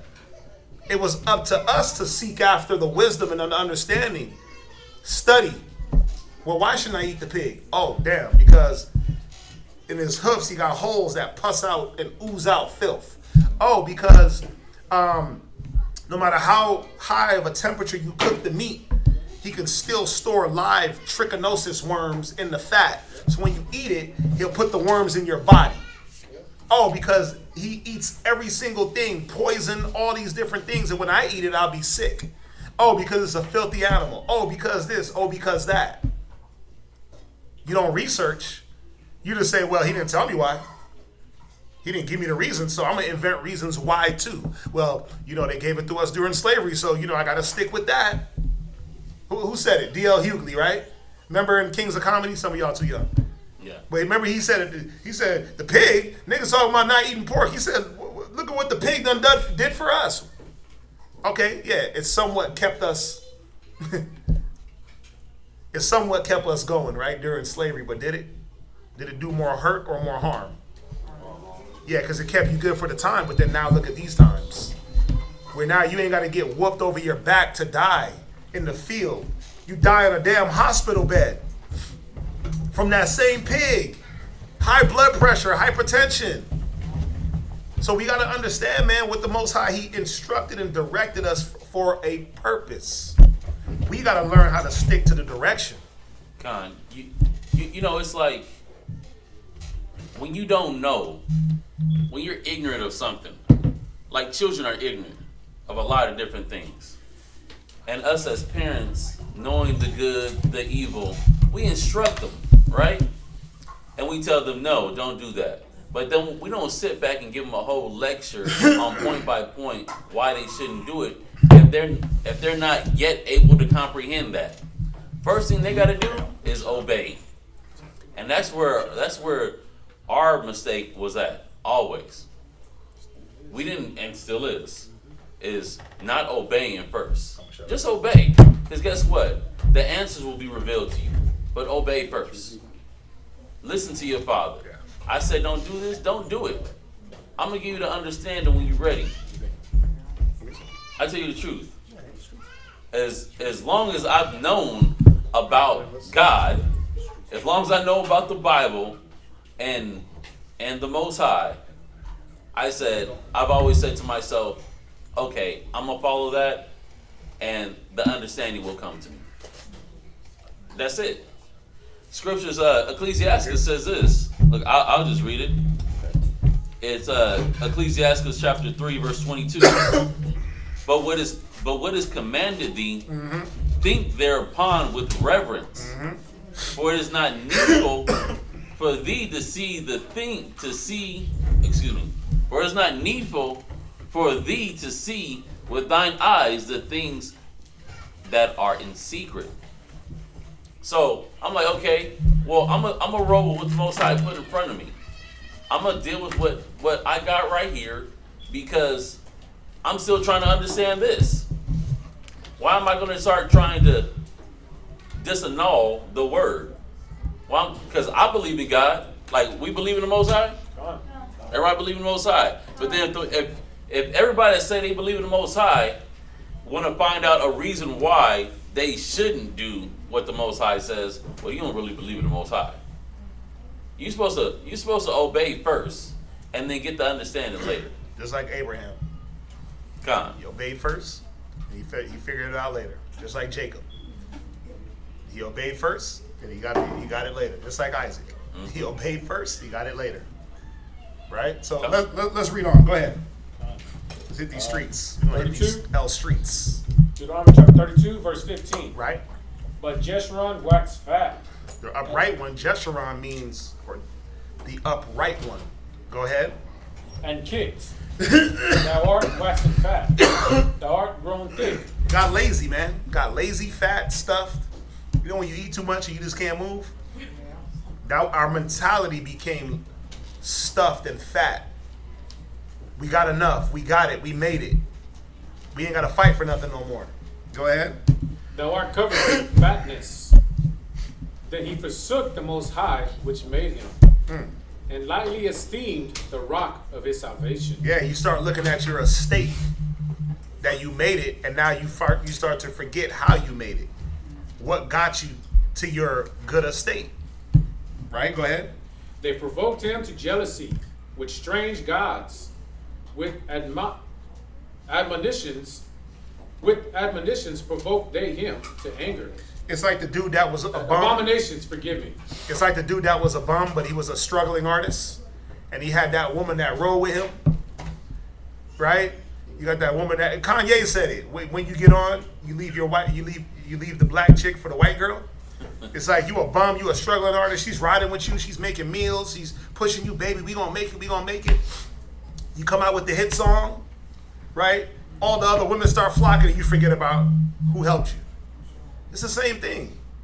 It's the same concept. That's why the Most High always related us to a woman, a whorish woman, the nation. He was the husband. We were the whore that chased many lovers. Well, because listen, when we were the struggling whore, or the struggling child, remember he said we were like a baby that was born and nobody was there to cut the cord. Nobody put us in swaddling cloth. Nobody washed off the blood, but he did. The Most High did. Then when we start maturing and getting older, what do we start doing? I don't need you no more. You can't tell me what to do.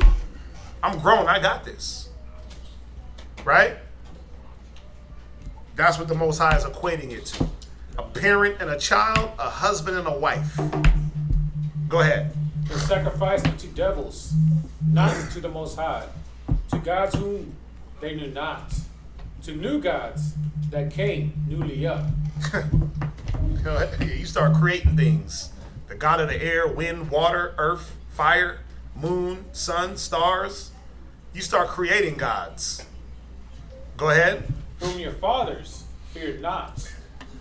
Of the rock that begat thee, thou art unmindful, and hast forgotten the Most High that formed thee. And when the Lord saw it, he abhorred them, because of the provoking of his sons and of his daughters. And he said, I will hide my face from them.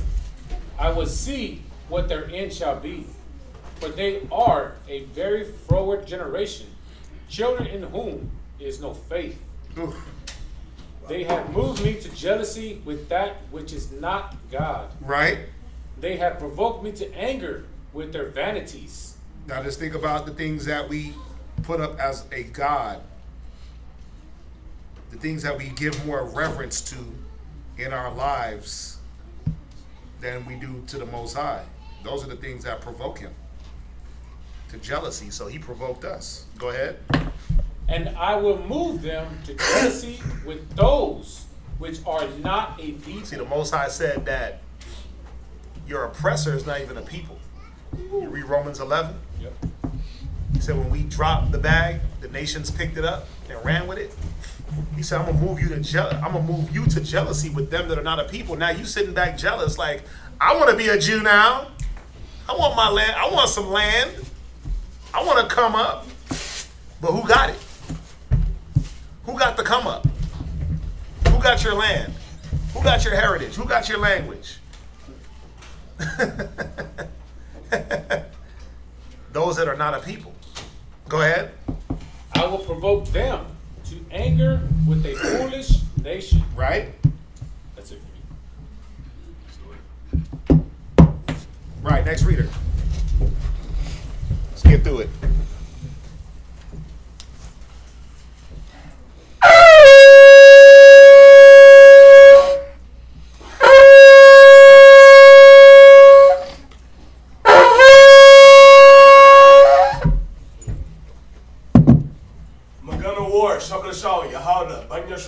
Magana war Sabbath Yahweh Banya Shala. Men of Israel. How many? Barak. Yahweh Hashem Yahweh Shai Brakatham. Yahweh Hashem Yahweh Shai Brakatham.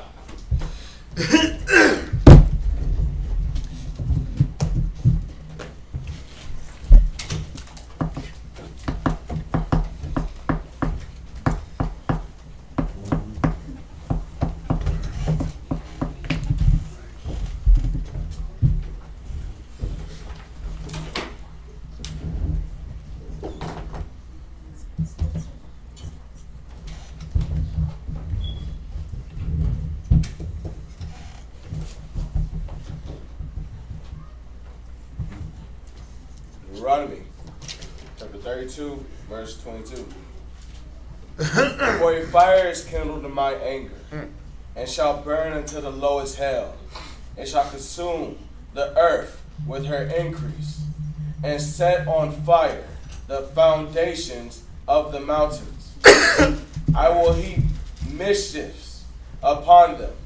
I will spend my arrows upon them. Yeah, those mountains.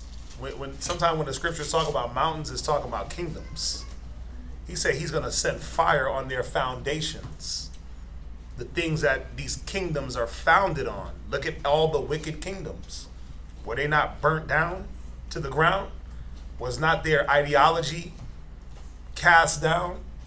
But then what happened? The next kingdom picked up some of those wickednesses and then kept it going. Then the Most High came in, shut them down. Assyrians, Persians and Medes, Greeks, Romans. Now we're in that last captivity, that last kingdom that's going to be burnt down. All you got to do is read Daniel chapter 7, 2nd Esdras 11, 12, Daniel chapter 2. All these chapters let us know we're in that last kingdom that's to be destroyed. Go ahead. They shall be burnt with hunger. Oh, they what? Huh? They shall be burnt with hunger. No, the Bible is a comic book. They shall what? Be burnt with hunger. Yeah, there's famine in America. Why? Because of drought. Why? Because of GMO. Now they got to create meat in a lab. They create meat out of poop. Did y'all know that? Yeah, they're using human feces to try to create meat. Go look it up. Go look it up. They got to give you GMO seeds. Farmers is crying and begging because ain't nothing to keep the farmland going. Go ahead. And with bitter destruction. Look at all the natural disaster. Look at all the destruction that's going on. Go ahead. I will also send the teeth of beasts upon them. Go ahead. With the poison of serpents of the dust. Read. The sword without and terror within shall destroy both the young man and the virgin. The what? The young man and the virgin. I posted a video in the group chat. It was a wholesome Christian white woman showing you other women how the brutish white man kidnaps and grabs women with these little tactics. Gotta watch the video. Oh, yeah, it's They like putting 100. fentanyl napkins. You said what? It's like 100. But that's what I put. Esau's. I said you better listen to this white woman because she's telling you Esau is a cunning hunter. They putting fentanyl napkins in your door. You touch the thing, you pass out. They putting money inside your windshield wiper. You go, you get the money. They injecting you with something while you ain't looking. Right? They put like a bag slightly underneath your car, so when you Yeah. go to grab it, they cut your Achilles. She said they cut your Achilles tendon so you can't move. Right? But think about it. Esau been telling you these things in their movies. Silence of the Lambs. Hey, you want to help me with this couch? Yeah. And then you try to push the couch and he knocks you into the van. Now he's telling you to put the lotion in the basket. That's an inside joke. Right? He telling you to put the lotion in the basket. And you like, no, please, I want to go home. Hell no, ain't no home. Right? They're showing you what the Most High is showing you what this world is going to be about because we didn't want to follow the instruction that he laid down. We didn't want to separate ourselves from the filth. We wanted to be inclusive. So this is the fate we got to deal with. So now we got to pick ourselves up out of this. You kids better watch out. A dude walked up in a damn daycare and shot 35 kids while they slept. Then went and shot his own kid and his own woman. Yep. Then shot himself. You better wake up. This is happening all across the world, Craig. This ain't just America. Most High got that spirit going all across the world. He said the virgin and the old man. Kids ain't just, you're not just not included in this. What does 35 little toddlers got to do with anything? Well, the Most High is showing you that they can get it too. They can get it too. Go ahead, read on. The suckling also. The suckling also. The what? The suckling also. Yeah, you could be on that breast milk. He don't care. You better get right. He's showing you, man. This is all inclusive. This ass whooping. That's the only thing everybody's catching. This is this all-inclusive beatdown. It don't matter if you're the 70-year-old know-it-all or the baby that don't know a damn thing, can't even feed themselves. You're susceptible to this. Why? Because this is what we brought on our people, man. This is what we said. You know what? This is what we want. We don't want the protection. We want fiery serpents to eat up our babies. Eat up our women. Read on. Also, with the man of gray hair. See? I mean, go ahead. I said I would scatter them into corners. I will make the remembrance of them to cease from among men. There it is. Check. You want to know if the Bible's real? Check. You should just keep checking them off. Just check off everything that he said and then look at our condition and say, damn, well, who? First of all, did it happen? Yeah, that happened to somebody. Who did it happen to? The guy with the thumbs, right? Us. Right? Is it real or is it fake? Well, if those things happen and then he said there's going to be some more things that happen, shouldn't I pay attention? Wars, rumors of war, famine, men rising against men, hatred, this, dissension. Women shall bring forth monsters. I can go through all these scriptures and then all you got to do is say, damn, you got teenagers beating up old people in the projects. You got this people fighting against this people. There's a war in every country in the world. There's some type of war going on, whether it's political or actual war. America's at war with itself. Don't you see it? Niggas are still fighting for abortion rights. And then let you pull up to an abortion clinic and see if they don't hit you with stones and hit you with Molotov cocktails and all that stuff. I mean, we got to see what's going on. Read on. Were it not that I fear the wrath of the enemy, lest their adversaries should behave themselves strangely, and lest that they should say, our hand is nigh, and the Lord have not done all this. For they are a nation void of counsel, neither is there any understanding in them. Oh that they were wise, that they understood this, that they would consider their latter end. How should one chase 1,000 and two put 10,000 to flight? That was our greatness at one point when we decided that, you know what, we're going to be over here in this corner. Y'all come over here and mess with us, this is what's going to happen.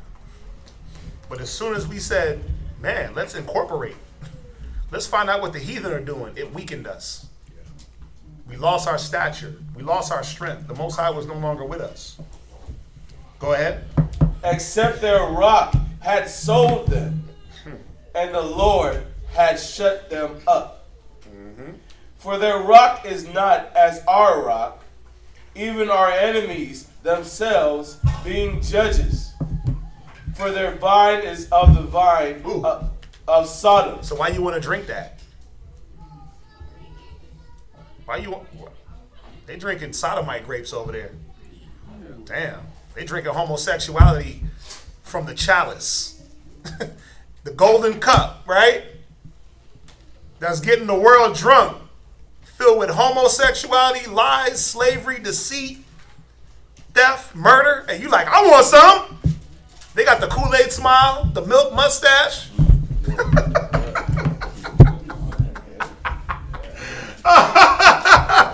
Right? They got the Kool-Aid mustache, and you like, damn, that looks good. They got it dripping from they bald faces, and it ain't even dripping from the beard. It's running down on their naked chins. Like Jeffrey Dahmer drinking like blood. Like Dahmer drinking blood. That's and you like, damn. I want some. Can I pass that cup? Come on, man. He said their vine is the vine of Sodom. Go ahead. And the fields of Gomorrah. Damn. Just think about it. Just think about the analogy. Most High said that it's a famine. I'm gonna hit you with hunger. He said their fields are the fields of Gomorrah. So no matter what you drink, what you put into that earth, what is coming out? What was in Sodom and Gomorrah? Just go back and think. Forget about, it's homosexual. Just think about the story of Lot and how those men dealt. Raping men. They try to rape men. Most High said nothing in Sodom and Gomorrah was of use. The animals. You can only imagine what they was doing to those poor little lamb chops. Poor little sheepy. Right? Poor little goats. Think about it. He said whatever comes out that ground, bro, is the product of Sodom and Gomorrah. But our people, we so ready to drink it up and eat it up and consume it and think we're going to make it better or do something good with that. Read on. Their grapes are grapes of gall. Sour. Unusable. Poison. Vinegarish. Read. Their clusters are bitter. Wrath, man. Bitter wrath and envy and hate. You know, our body, when we taste something bitter, our mind automatically incorporates it with poison. Like bitter, because it is a level of poison. That's why when you do like bitter herbs, what is that supposed to do? It don't kill you, but it kills the germs in you. But our mind automatically associates that taste with poison. But that's what the Most High is showing us. You rather drink poison than drink the cup of righteousness. You rather take in what's going to kill you because of what it looks like than say, you know what, man, damn, this might be a little bit hard too, this affliction. This affliction might be a little bit hard, but what is it going to get me in the long run? Yeah. Read on. Their wine is the poison of dragons and the cruel venom of asps. Bro. And that's that wine, that's that venom that kills you slow. That's the sad part. We getting killed slow with this poison. Mentally, spiritually, it's a slow death. Yeah. He taking you from your fat estate, that waxing fat, kick, nice, healthy. 4 years later, it's like, damn, you got AIDS or something? What's going on with you? You ever see a person that's nice, healthy, and then you ain't seen them for a while? You like, yeah, you sick? You good? That's what the Most High did to our people. What's that? Just looking at Proverbs 23.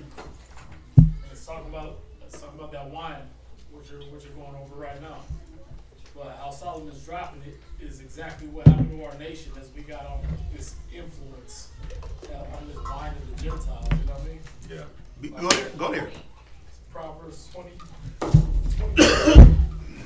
starting at 31. God. Yep. Proverbs 23:31, correct? You want to read it right? Okay, go ahead. The book of Proverbs 23 and 31. Read. Look not thou upon the wind, The wine. the wine within, When when it is red, when it giveth his color. Right. Because that's the thing. How did they get us? I talked about it earlier. Visual, right? Well, go ahead. No, it was the seduction. When you look at that wine, when you go to the liquor store, they make it all those pretty fancy colors and everything like that. Yep. And it all tastes like damn markers. You know what I mean? But if you look at it, you're like, oh, this one's better, right? Because it's top shelf. Right. They put it at the top, and you like, I want that top shelf. It's in the crystal clear bottle, or it's in the smooth curved bottle. Right? Yep. Nice and iced over. God. Yep. What is he saying? Don't look at the appearance. Don't look at it when it's in its color. When it's red, it's nice and bright. Yeah. And going with this scripture we on in Deuteronomy, we ain't supposed to be looking at their ways, their influence. There are things that they use to seduce us when it's all fancy colored. You know what I mean? When you pass by that McDonald's, it don't matter that the new McRib has served 99 billion people. You're supposed to keep driving by like, I ain't messing with that. You know what I mean? When you go to that, when you go to them strip clubs and they're, hey, 3 for 1, it's ladies' night. It's like, well, there ain't nothing but ladies in there, right? Okay, well, you're supposed to drive right past that, leave that alone. You're supposed to leave that seduction of this world alone. All right? So this is what's going to happen, read. When it giveth life against. Somebody help him. When it moveth itself aright.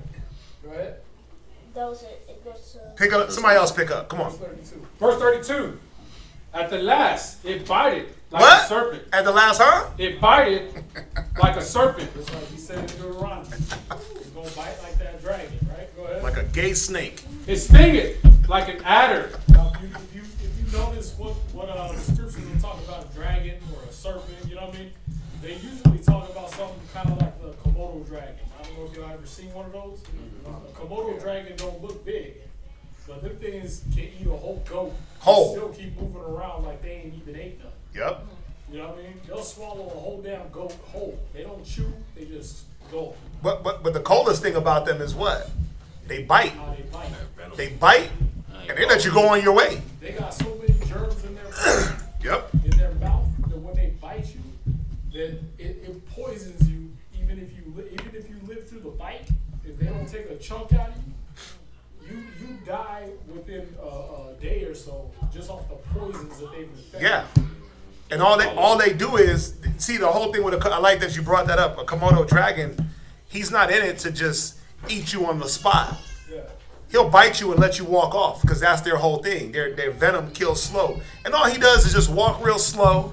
Be behind you. And just be behind you, and you're drifting and you're moving and you're like, damn, what's going on? You know your leg not working no more. Then you drop a day later, 2 days later, depending on the size of the animal. He just follows you. But he just knows. I'm gonna just follow the scent. I took a chunk out. The venom is gonna kill. I'm gonna catch up to him when I catch him. But I know I got him. And then when you fall and you can't move, he eats you alive. I just watched a He don't Komodo kill you, dragon. He just eats you alive. Yeah. He grabbed that goat by its neck, and I was like, huh? And he just and swallowed a whole goat, just folded him into his throat, and then just kept on moving. Yeah, you didn't even know he ate a goat. No, you would have never tell that he ate a whole goat. Nothing. But that's the ways. That's the way. Think about it. You get bit by that Komodo dragon. You're like, no, I'm good.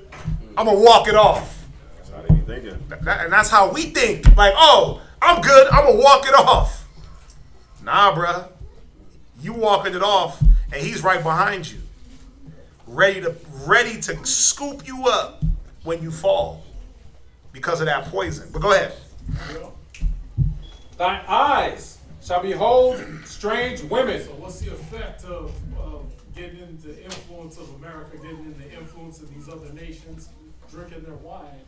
Is that you're gonna start looking to strange women, to strange mates. You know, Yeah. You're gonna be looking to, oh, okay, you know what? Now I want to get into drugs. Now I want to get into gangs. Now I want to get into this and that. You're gonna start looking into things that aren't wisdom.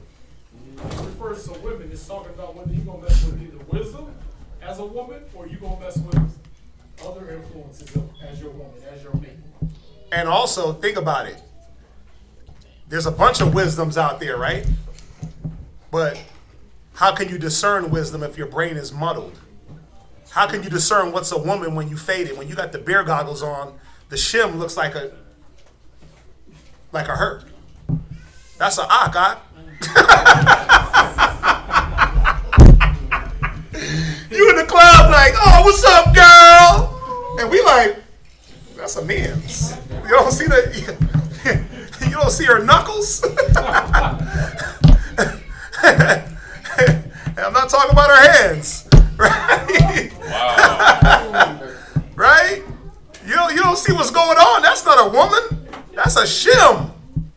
Because now you can't determine and discern wisdom or what a woman is. It's true. I know. I seen it. Right? Go ahead, read. That's the one I was looking at.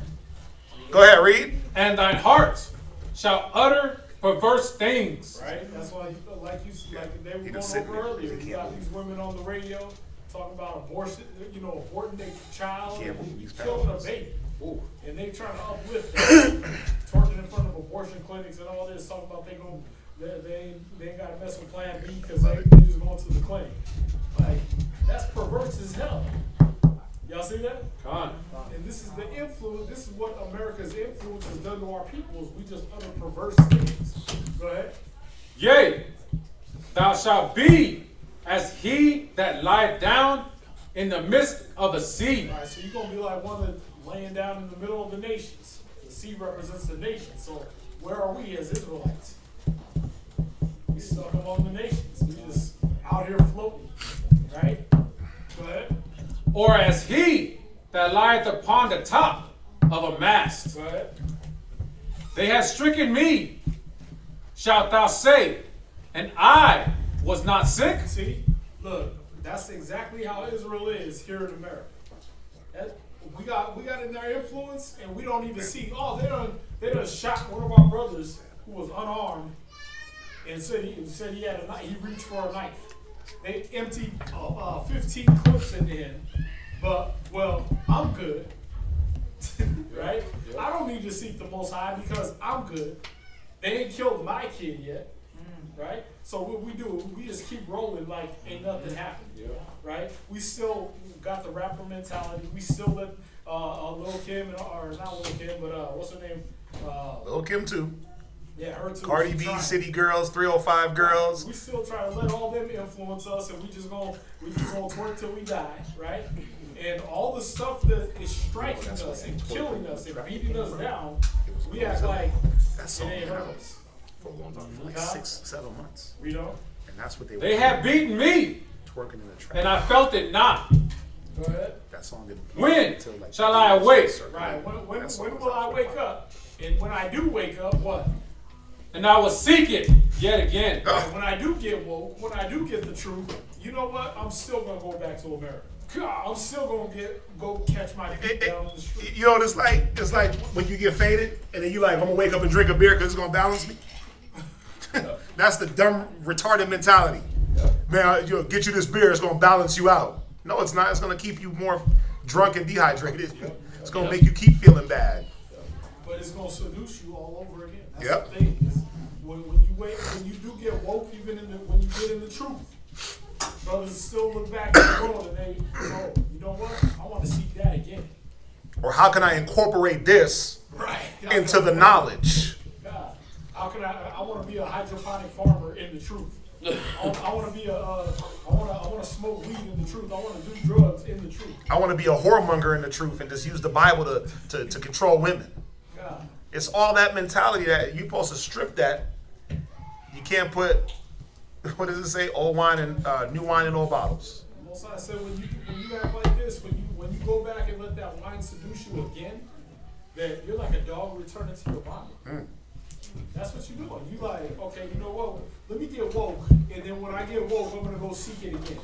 Let me get woke, and when I get woke, I'm still gonna go back in the streets so I can get that ass whooping from the cops, so I can get that ass whooping from my own people, so I can have my baby mom call the police on me.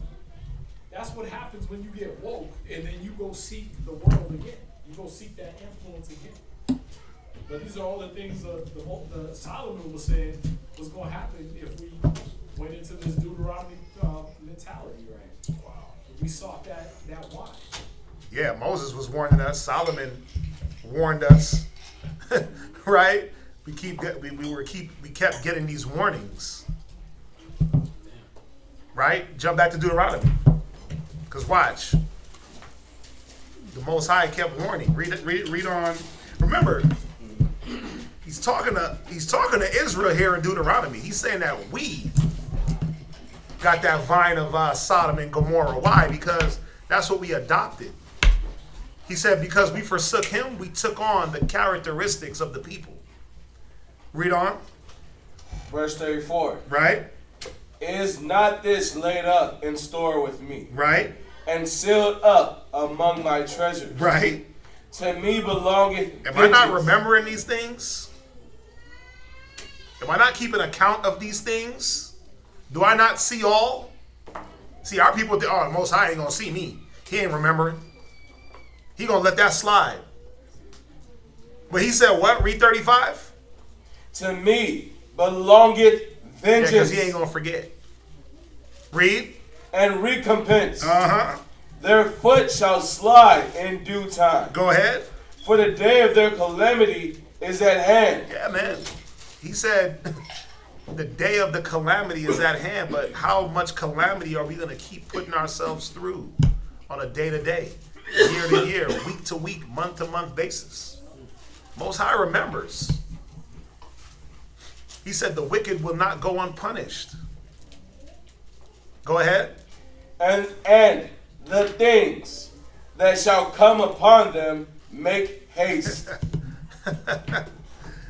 Go ahead.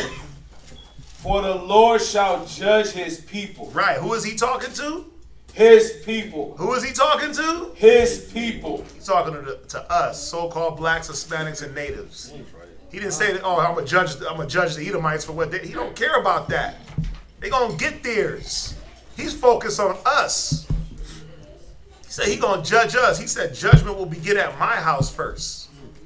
So when you go through and you see the poorest country in the Western Hemisphere, what is it?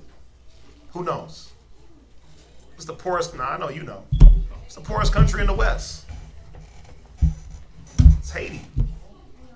Right? That's the home of the Levites. And it's only fitting, right, that they get the most butt whooping, that they get the most severe butt whooping, because they were supposed to hold that priesthood. So he's holding them more accountable. And then he just goes on down the line. When you got 7.0 earthquakes in Mexico, how many can they take? And then let's just talk about what's going on with Judah. Come on, man, look. If y'all didn't know, they just killed Turks and Caicos. Y'all know where that's at? Right there in the islands, right off the Bahamas a little bit. Y'all hear about the dude that got killed out there? So they'll throw you the Turks and Caicos and give you the nice blue waters, and it looks real. The waters look like this, and the huts and the thing. Oh boy went out there to celebrate his birthday, and they shot up the truck that he was in like 50 times. Dang. And then shot the police cars, because what are they dealing with? Gangs and corruption and death. You can't escape this. I'm going to the islands to escape. Not no more. America got those places on like a number 2 for travel advisory. And they tell you if it's above 1, don't go. And you hear like celebrities and rappers, oh, I'm down in Turks and Caicos. You can't escape it. It's everywhere. The Most High is making sure that butt whooping goes across the board. Go ahead, read on. Verse 36. For the Lord shall judge his people and repent himself for his servants, when he seeth that their power is gone, and there is none shut up or left. And he shall say, where are their gods? Yeah. Most High, just like how he did Egypt and Pharaoh. When he wiped them down and he said, where's the gods that's going to save you? Bring them. Where is Ketet? Where is Iris? Where's Osiris? Where's Ra? Amun, where they at? Bring them out. Well, he's going to do the same thing. Where's your Versace? Where's your Bugatti? Where's the Benjamins? Where's the Franklins? Where's your woman? Right? Where the black woman? The black woman is God. Well, where's she at? She can't even grow her damn hair. She's trying to look like the white woman. So where's she at? She got to get a BBL. Think about that. You got black women getting BBLs. Brazilian butt lifts, Brazilian hair weaves, and then they mad because men are going to Brazil to get women. Black men, you know that, right? That's like the new wave. Black men are getting passports and getting Brazilian women because all they got to say is, hola. That woman will walk up, and all of a sudden, she's in that man's good graces. They bowing down to these men. Prazer. Huh? Prazer. Wait, say it again? Prazer. They speak Portuguese. Oh, well, con. Well, I've seen them say hola. They saying hola. All shopping. Nah, Right. I've seen the dudes on, they just be like, hola. I think they know, maybe they know hola. Yeah. But whatever they saying, them women is walking up humble. They walking up ready to, single, ready to mingle. But it just doesn't make sense, man. It's all counterproductive. So now you trying to get the Brazilian butt lift with the Brazilian weave, with the Brazilian wax. And then mad because the black man is chasing that. But he ain't chasing you. He not chasing because of the mentality. Because of all the things that we've done as a people, the Most High is like, nah. I'm a scramble y'all's brains, man. I'm not saying one thing is better than the other. I'm not saying, because Negroes is running over to Brazil, they doing something better. Bro, Israelite women are Israelite women. Disgruntled, disrespectful, rude, no humility. The ones without the Bible, that's what they are. I don't care where you come from. I'm going to give me a 9.5 because they're more. No, they're not. They're even more disrespectful, more rude. All they do is just speak Spanish.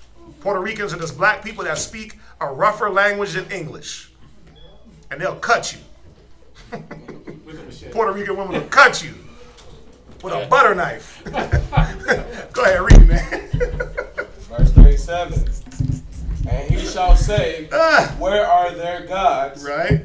Their rock in whom they trusted, which did eat the fat of their sacrifices and drank the wine of their drink offerings.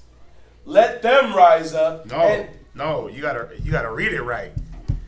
He's asking a question. He said, which did eat the fat of your sacrifice? Remember the story with Elijah? Where he built the altar? Right? He built the altar and he told them men, chant, pray. And they prayed for 12 hours. Yeah, he was like, well, maybe your gods are asleep. Right? Maybe they resting.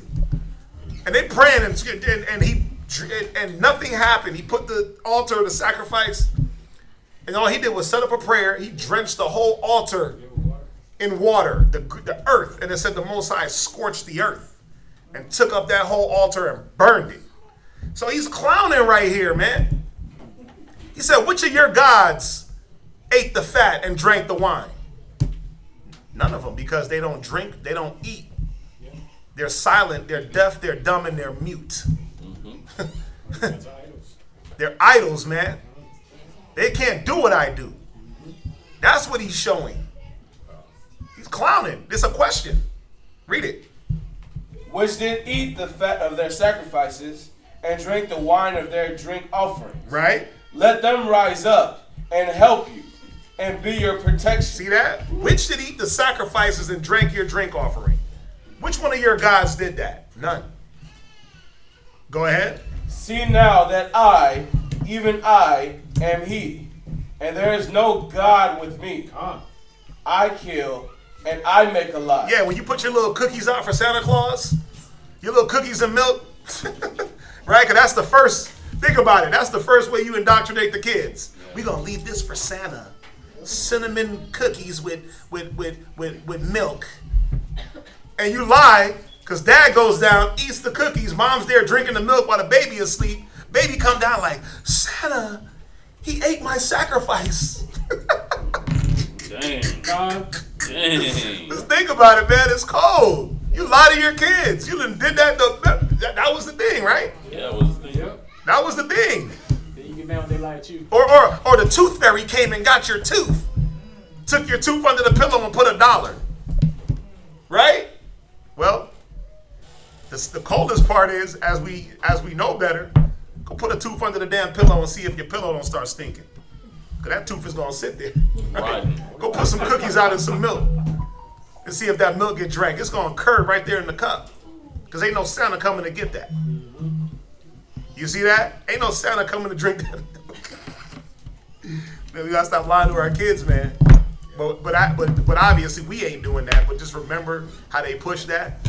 They wanted you to put these sacrifices out to these gods. And then lie to you. And the parents went and slid the money, ate the cookies. While the kids were sleeping. They'll never know. Right? Go ahead, man. You know, this woman, she in the mall, she told us a story about how she was a tooth fairy. Oh my God. And she said that for her daughter, she told her daughter that the tooth fairy was scary. And if you look at the tooth fairy, it'll kill you. Nice. So she wouldn't wake up while she was putting the money she wouldn't get up while she put the money in. Sad, bro. Go ahead, read on. Problem mentally. Yeah. I kill and I make alive. I wound and I heal. Neither is there any that can deliver out of my hand. For I lift up my hand to heaven and say, I live forever. If I whet my glittering sword and my hand take hold on judgment, I will render vengeance to my enemies. Them glittering swords about to start flying, y'all. They about to get wet. Yep. They about to start flying, y'all. Them glittering swords like I talk about in Job. Them things about to start flying. Get ready. They're already flying. Let's be real. They're already shooting missiles everywhere. Yep. Had to be a missile that destroyed that bridge. Yeah. There's no way to get to it. It was either that. There was an oil tanker that was going across at the same time. So they said they blew up. They blew up something that was going across. Yeah. Yep. Hell yeah, they did it. They ain't stupid. They know what's up. That's what you call that's why it's called a proxy war. America's fighting Russia from behind all these countries. And Russia knows it. That's why you gotta just be ready. Go ahead, read on. And will reward them that hate me. I will make my arrows drunk with blood. And my sword shall devour flesh. I forgot how cold this chapter was. I forgot how beautiful this chapter was. Go ahead. And that with the blood of the slain. Yeah, this is Jesus, y'all. Come on. This is the Jesus of the Bible that they didn't teach you in church. Go to church and tell them to go to Deuteronomy 32 and read. They'll act like this chapter don't even exist. Oh yeah. The blood of the slain, drunken with blood. No, not my Jesus. He loves all animals and all babies. Bid them not to come to me, right? Go ahead. And of the captives from the beginning of revenges upon the enemy. I will make my arrows drunk with blood, and and my sword shall devour flesh, and that with the blood of the slain of the captives from the beginning. Damn, that is. You want that Job 2025? No, we ain't gotta go there. We ain't gotta go there. You talking about Goes right with when it comes out of the belly? Well, that and 26 too. Nah, we gonna hold that.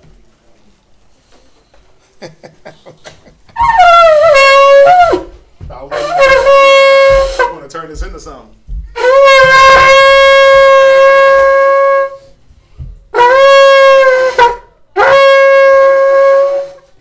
You can defeat it. Michael, Shabbat Shah, Yahweh, Ban Yasharala. Michael Shabbat Shah Yahweh Bang Yashala. Men of Israel, Hamadio. Barak. Yahweh Hashem Yahweh Shabrakatham. Yahweh Hashem Yahweh Shabrakatham. When I whip my glittering sword. Wet. Damn, bro. So it's sharpened.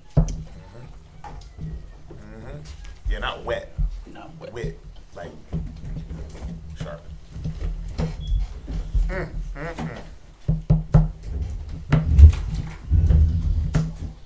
Yeah.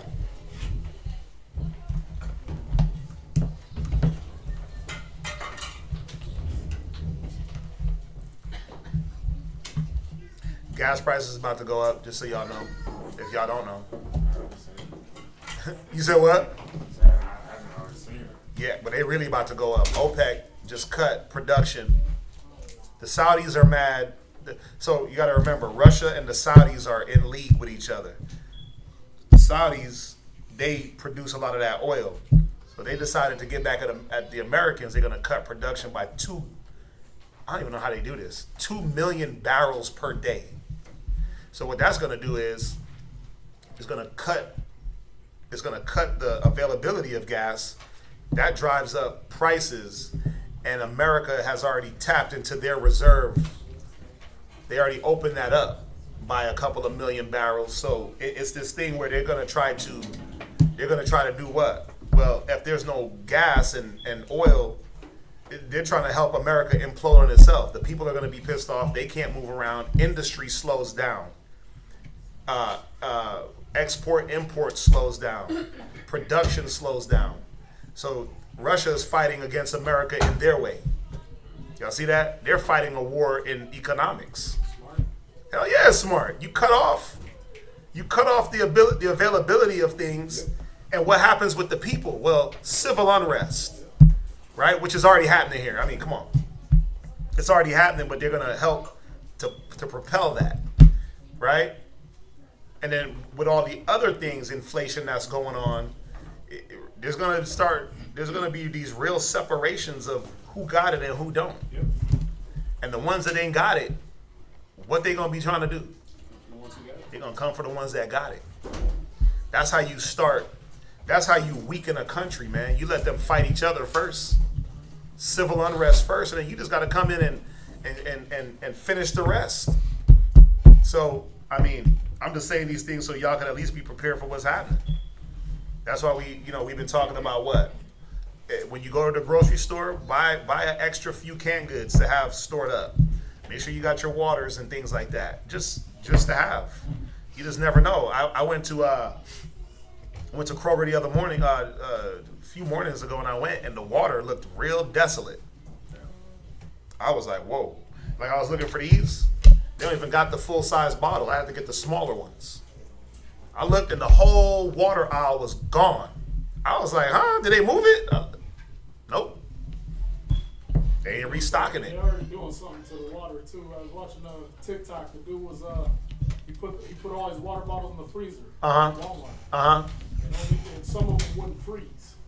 And he took them out and he started cutting it open. And as he was cutting it open, it started changing and it started to solidify. Solidifying, yeah. And then he took that stuff out and he was squeezing it and the water was coming off. But he was like, this feels like rubbery or something. And he was just breaking it apart. He was like, I don't know what's going on with this water, man. Yeah. Get you there's things that you can invest in. Me and I'm going to be talking about it. There's a thing called a Berkey.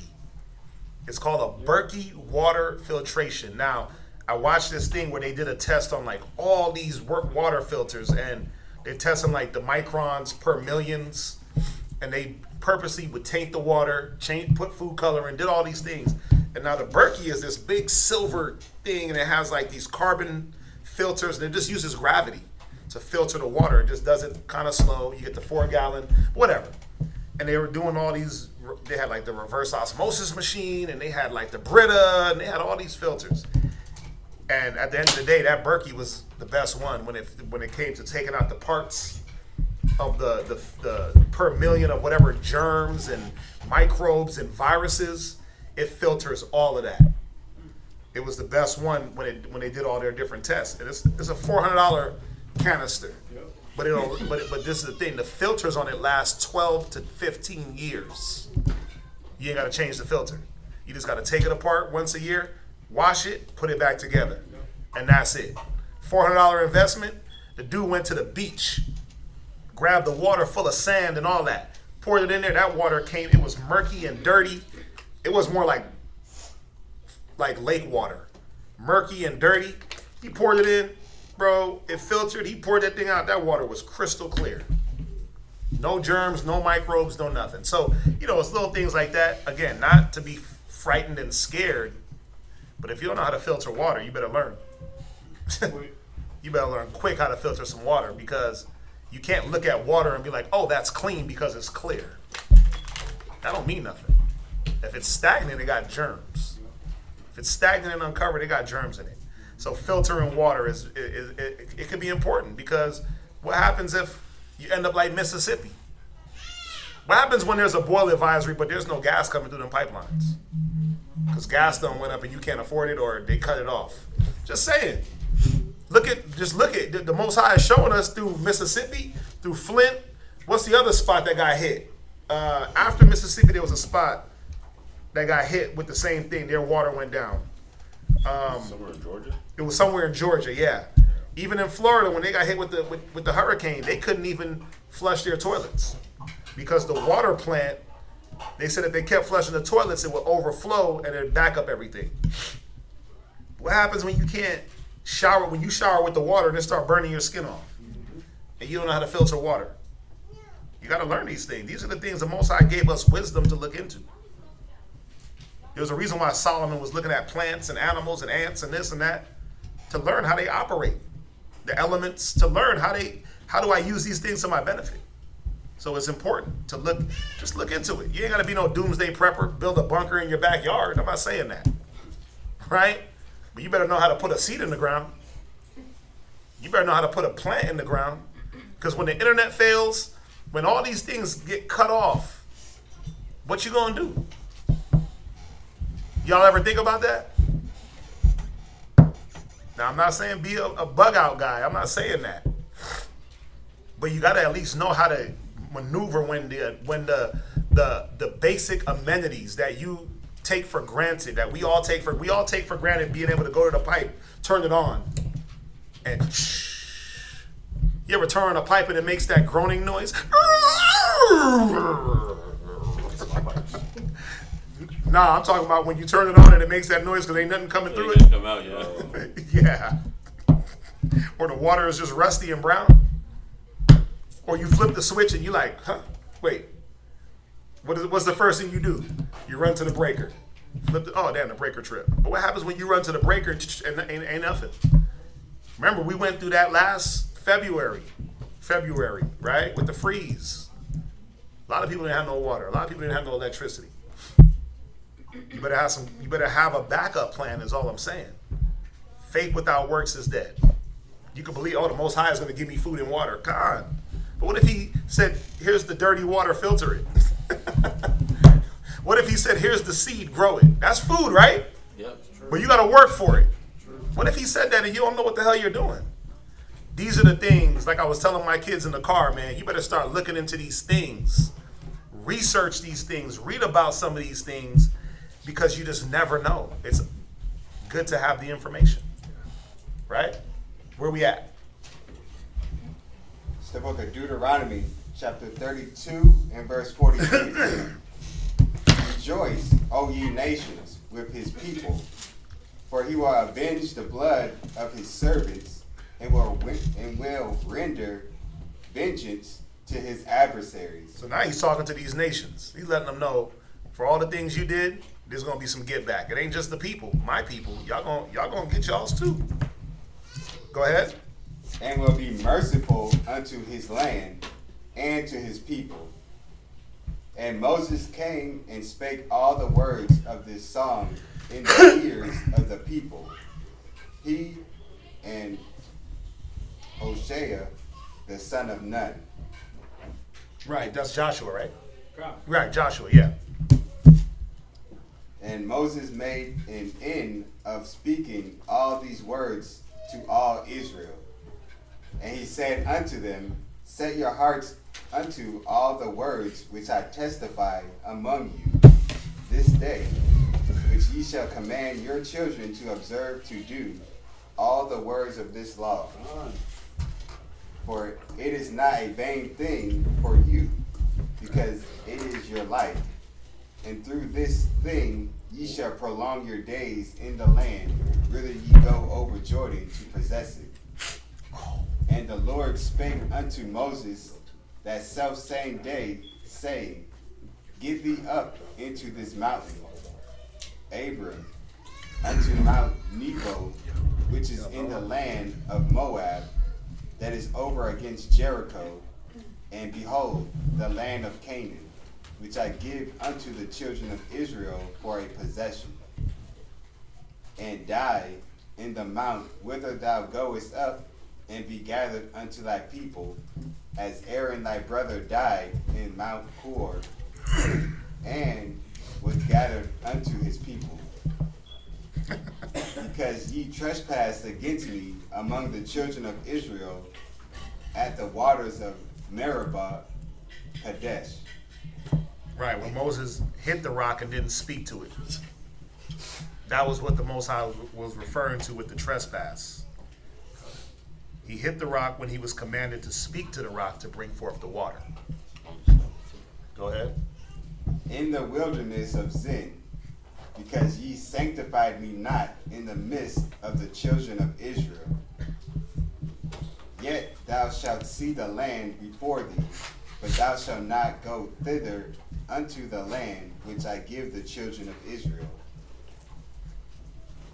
Every time I go over this verse, I just think about Black Panther, Killmonger. He died on the mountain? Yeah, looking over Wakanda. Yeah. Yeah. You're gonna die in that mountain, you're gonna see it, but you ain't gonna make it. Damn. But hey, that's still a level of grace and mercy. It is. At least you could see that I didn't lie to you, that I was gonna bring the people in. Good point. Everything you went through wasn't in vain. Yeah. Yep. So where we jumping? 2 Samuel? That's 2 Samuel what? 22? Samuel 22 and 1?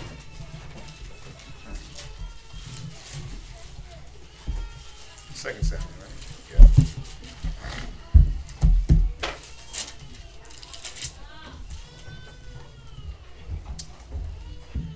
Oh yeah, yep.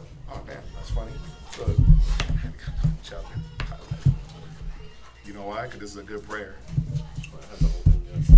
Yeah, it's a good prayer right here. Right, go ahead, read that. It's the book of 2 Samuel, chapter 22 and verse 1. And David spake unto the Lord the words of this song in the day that the Lord had delivered him out of the hand of all his enemies, and out of the hand of Saul.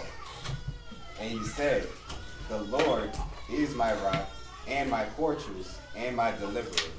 The God of my rock, in him I will trust.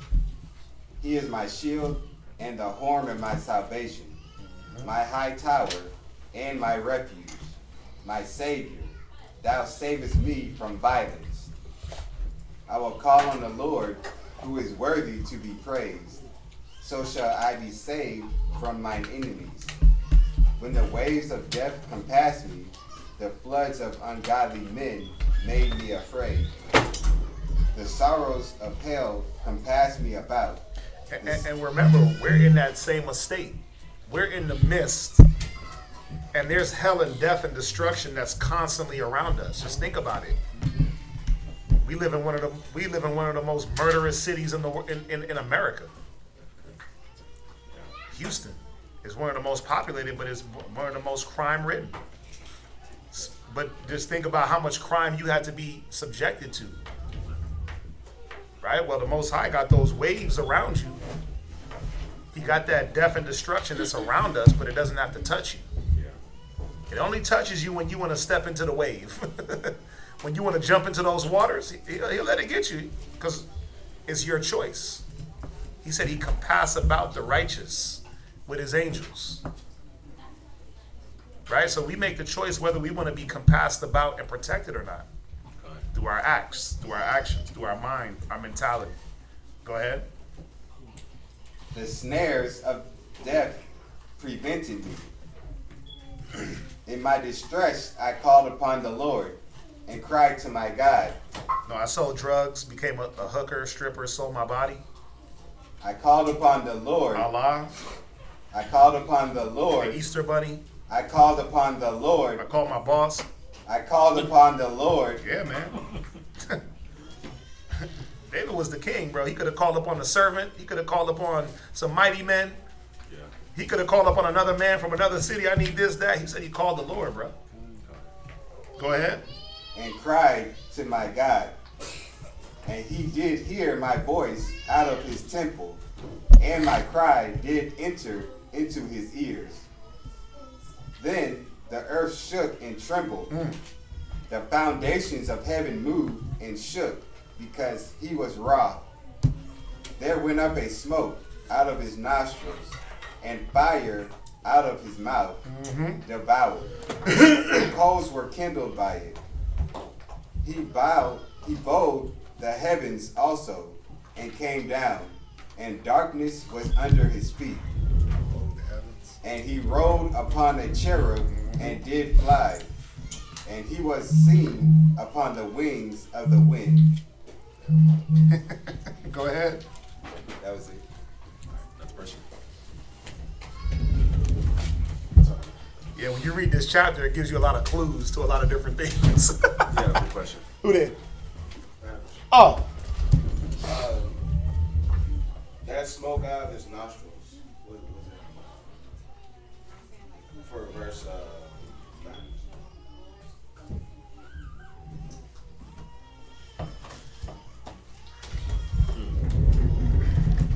There went up a smoke out of his nostrils and a fire out of his mouth, and devoured. Coals were kindled by it.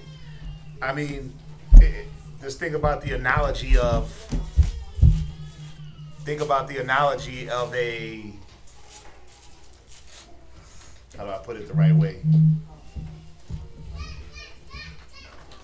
Just think about when a bull, you ever see like the cartoons of a bull? And when he's doing the scratching and what happens? It's just representing that anger, right? The fire out of his mouth. Yeah. But think about it. There went a smoke out of his nostrils and a fire out of his mouth. What's that fire? The word, right? Remember when you read in what is it, Esdras? I mean, there's many scriptures you read, but it says that fire went out of his mouth. Yeah, it's the word. What's gonna burn? What's gonna burn up and consume all the negative and filth?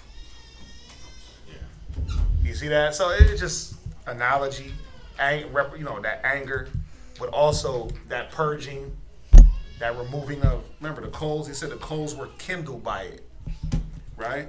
And he bowed to heaven. So what's he showing here? He's showing that, or what is David trying to show us? Well, David is going through some things, right? He prayed to the Most High, and the Most High responded. How did he respond? Well, he responded in his vengeance, his anger. David wasn't able to avenge. What's that? Yeah. That's the effect of that glittering sword too. It's continuing on what we read in Deuteronomy. That all, see? Yep. That glittering sword will bow the heavens. You see that mushroom cloud go up? It look like the whole sky just bended around like that. That's the effect of that glittering sword and missiles. And that's why I said this chapter, it goes into a lot of, if you pay attention, it goes into a lot of things. A lot of little hidden gems. You see that? I mean, you get that though, right? Yeah. I was going to say in verse 8 too. Right at the end of verse 8 it says, because he was wroth. Yeah. So it tells you he was angry. So when he got mad, after he got mad, in verse 9, there went up a smoke out of his nostrils and fire out of his mouth that devoured. Yeah, how else is the heavens going to be shook? Yeah. How else is the old heavens going to pass away and the new heavens are going to come? The new heaven, the new earth. Till heaven and earth pass away. The scriptures say there was a new heaven, right? But what we know what's going to do that? Didn't you went to that in the last class? What was that in Peter's? Yeah. Yeah, what was that, 1 Peter's? Where it talks about the heaven is going to be passed away. Right. What was that, Peter's? But I mean, you get that, right? Yeah, that Peter's is a good one too. 2 Peter 3 and 10. Yeah, 2 Peter 3 and 10. What is that? Right. Oh, dang. You got smoke coming out of his eyes. Let's go. Dang, that's an angry animal. Through 12. Right, 2 Peter 3 and 10. Yeah, we went to this a couple of classes ago. But it's a real good scripture, but go ahead, read that. Con. Go ahead, read. This is the book of 2 Peter 3 verse 10. Right? But the day of the Lord will come as the thief in the night. Right?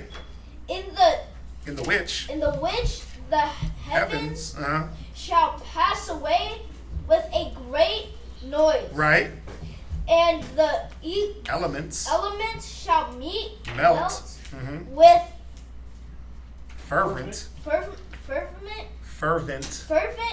heat. So y'all see that? So David was prophesying, man. Right? And he's showing that with the height of that anger what's gonna be going down. Well, we know what's gonna go down. We know what's yet to come. Y'all see that? Yeah, so you could drop that. I mean, y'all could it goes down. It goes all the way down to 14 if you want to read it, you know what I'm saying? Yeah. Jump back to 2 Samuel. No, we're finished with that. No, we're not. We got to keep going. Oh, all the way to the whole. Yeah. Next reader. It's the whole chapter, right? Next reader. Pause. You read? No, Romero.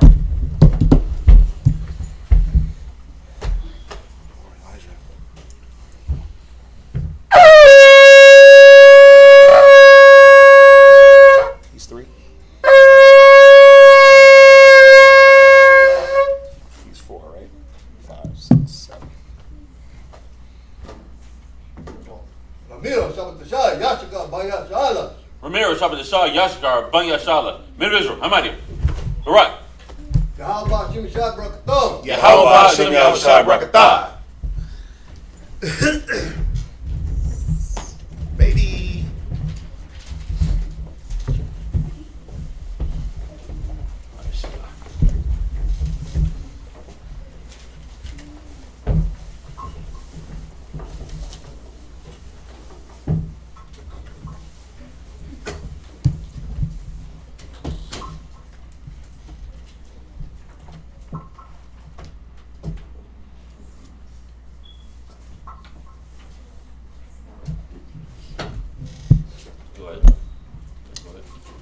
Samuel chapter 22, verse 12. And he made darkness pavilion round about him, dark waters and thick clouds of the sky. Through the brightness before him were coals of fire kindled. The Lord thundered from heaven, and the Most High uttered his voice. Remember we talked about that yesterday? If you were here, go ahead. And he sent out arrows and scattered them. Lightning and discomfited them. And the channels of the sea appeared. The foundations of the world were discovered at the rebuking of the Lord, at the blast of the breath of his nostrils. He sent from above, he took me, he drew me out of many waters. He delivered me from my strong enemies and from them that hated me, for they were too strong for me. They prevented me in the day of my calamity, but the Lord was my stay. He brought me forth also into a large place. He delivered me because he delighted in me. The Lord rewarded me according to my righteousness, according to the cleanness of my hands has he recompensed me. For I had kept the ways of the Lord, and had not wickedly departed from my God. For all his judgments were before me, and as for his statutes I did not depart from them. I was also upright before him, and had kept myself from mine iniquity. Therefore, the Lord... Right. It's all going hand in hand. When you read it, obviously, David is talking about himself, right? First, bear with me. Bear with me. Just bear with me. This is David talking, right? Khan? He's speaking these words. And he's speaking these words, and you would read it and say, well, he's speaking of himself. The Most High bear me up, the Most High this, the Most High that. But if you got to broaden the perspective, it's speaking about us, right? The nation. That if we do these things, these are the things that's going to happen. Remember, we just read in Deuteronomy, Jeshurun waxed fat. What is Jeshurun? Upright. The upright one. Right? Now when you go back over here, he says, I was also upright. But Jeshurun wasn't just referring to one man. It was referring to the nation, that we were all upright. Now if I've kept the uprightness, if I've kept the law, the statute, this is the things that the Most High was going to do for all of us. So I'm just trying to get y'all to see, David is talking, but he's prophesying in the spirit of, if we all do these things, these are the things that's going to happen to the nation. Y'all see that? Right. Not trying to make it too hard or anything like that, but we do got to look at things a little bit more broad. Go ahead. Like in Samuel chapter 22, verse 25. But yes, and then when you go deeper on a deeper level, you're talking about Yahweh Shai in the destruction, the bow in the heavens, and those, because we know that's Yahweh Shai going to do that. He said all things were created by him, and all things are going to come to an end by him. So if you're talking about destruction and thundering and this and that, we know what that's about. You see that? So there's different levels that David is speaking on. What's that? I'll say Yahweh Shai because right here where he said, for all his judgments were before me, and as for his statutes, I did not depart from them. David did depart from them at one point. Khan? Yahweh Shai Never. Right, but that's what I'm saying. The levels. You can go through, like for instance, I'm going to show you. When he said, and he made, verse 12, and he made darkness his pavilion, and round about him dark waters and thick clouds of the sky. Well, this is the thing. That's Genesis chapter 1 and verse 2. You see that? That goes into Genesis 1 and 2 where it says the Most High dwelt in the darkness and in the face of the deep. That's a good precept. So, the idea that what David is doing is he's jumping to all these different concepts, but still keeping it in one idea. It's one idea with these different pieces. And you got to understand how the Bible is written, how David is speaking. You see that? Yeah, he's prophesying in the spirit of Yahweh Shai, because he's absolutely right. David did depart. Right? David had enemies, but David did depart, right? With the Bathsheba, the numbering the people, right? But then also, some of the other things he's relating to himself, but then speaking of the nation. Y'all see that? So there's levels, man. When you read this, you got to be able to pick apart the levels that these things are going into. Not making it too hard or too deep or too crazy, but there are levels. And the more you read it, that's why we go through the Sabbath reading. The more you read it, the more you'll be able to pick apart the levels and say, dang, I didn't see that last year. Oh, wow, I didn't. Like, I got this whole chapter highlighted from a while ago, right? I'm like, man, this is a deep chapter. In Samuel's, you know, this reads like a Psalms, right? When you read it, you're like, damn, this reads like a Psalm, not like a chapter in Samuel's where it's more like story. You know what I'm saying? An adventure. You know what I mean? When you read, like, when I read Samuel's, I'm like, damn, this is like an adventure. I'm like reading like an old time Game of Thrones. That's how it reads. But if you get here, you're like, wait a minute. This reads like a song. Like this book belongs in Psalms, the way it reads. But he said it. This was a song of David. Right. You know what I mean? So when you read those Psalms, what happens? Well, they plucked out my beard. I gave my back to smiters. That ain't never happened to David. That was Yahweh Shai. But you got to be able to understand, wait a minute, what's he talking to? What's he talking about here? Well, he's putting himself in the place and prophesying in the spirit of. Y'all see that? So it's deep because he's representing Yahweh Shai, who represented us as a nation. So he's talking on three different levels. Yeah, himself, Yahweh Shai, the nation. And that's what I was bringing out. He jumped my gun. But that's what I was bringing out, like, who is he talking about? But it's all good, the same thing, right? It's the same thing. But yeah, these are the things that you gotta. Why am I bringing that out? Well, because like the scriptures say, the more you read, the more you understand. The more you get the understanding. But you're not gonna get to these levels to be able to see the in-depthness of the scripture if you're not reading and really reading with comprehension. That's very important. So go ahead. 2 Samuel chapter 22, verse 25. Therefore, the Lord has recompensed me according to my righteousness, according to my cleanness in his eyesight. With the merciful thou wilt shew thyself merciful, and with the upright man thou wilt shew thyself upright. With the pure thou wilt shew thyself pure, and with the froward thou wilt shew thyself unsavory. And the afflicted people thou wilt save. By thy eyes are upon the haughty, that thou mayest bring them down. For thou art my lamp, O Lord, and the Lord will lighten my darkness. For by thee I have run through a troop. By my God have I leaped over a wall. And for God his way is perfect. The word of the Lord is tried. He is buckler. He is the buckler. Again, how shall one man have 10,000 to flight? Right? What did it say? One man, 1,000 to flight, 2, 10,000. Right? Well, when we were in the law, when we kept the light, when we let the light lighten our feet, it says the law is a lamp. Right? When we let that lighten our way, the Most High let us run through troops. David was running through a troop. What did it say?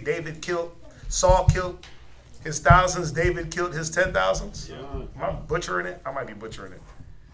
That's right. Right, okay. But y'all see that? David was running through troops of men. Go kill the Philistines. I need what do you say? I needed 200 foreskins. He came back with 400 foreskins. No, it was 100. He came back 100 came back with 2. Either way, he running through a troop of men by himself. Leaping walls, bending bows of steel. Blessed is the Lord that teach my hands to fight. All these concepts. But our whole nation was men of war. We were experts with the bow, with the arrow, hand-to-hand combat. Benjamin, expert with the slingshot, within a hair's breadth, can't miss. Right? The Most High, David has shown us the Most High gives us, he gave him the ability, he gave the nation the ability if we kept in the right mind. Go ahead. He is the buckler to all them that trust in him. For who is God, save the Lord? And who is the rock, save our God? Yahweh is my strength and power, and he maketh my way perfect. He maketh my feet like hinds' feet, and setteth me upon my high places. He teaches my hands to war, so that a bowl of steel is broken in my arms. Thou hast also given me the shield of thy salvation, and thy gentleness hath made me great. Thou hast enlarged my steps under me, so that my feet did not slip. I have pursued my enemies and destroyed them, and turned not again until I had consumed them. I had consumed them and wounded them, that they could not arise. Yea, they are fallen under my feet. For thou hast girded me with strength to battle. Them that rose up against me hast thou subdued under me. Thou hast also given me the necks of mine enemies, that I might destroy them that hate me. They looked, but there was none to save, even unto the Lord, but he answered them not. Then did I beat them as small as the dust of the earth. I did stamp them as the mire of the street, and did spread them abroad. Thou also delivered me from the striving of my people. Thou hast kept me to be head of the heathen. A people which I knew not shall serve me. Strangers shall submit themselves unto me. As soon as they hear, they shall be obedient unto me. Strangers shall fade away, and shall be afraid out of their closed places. The Lord liveth, and blessed be my rock, and exalted be the power of the rock of my salvation. It is Yahweh that avengeth me, that bringeth down the people under me, and that bringeth me forth from my enemies. Thou hast lifted me up on high above them that rose up against me. Thou hast delivered me from the violent man. Therefore I will give thanks unto thee, O Yahweh. Among the heathen I will sing praises unto thy name. He is the tower of salvation for his king. He showeth mercy to his anointed, unto David, and to his seed forevermore. Bye. Show me your shot.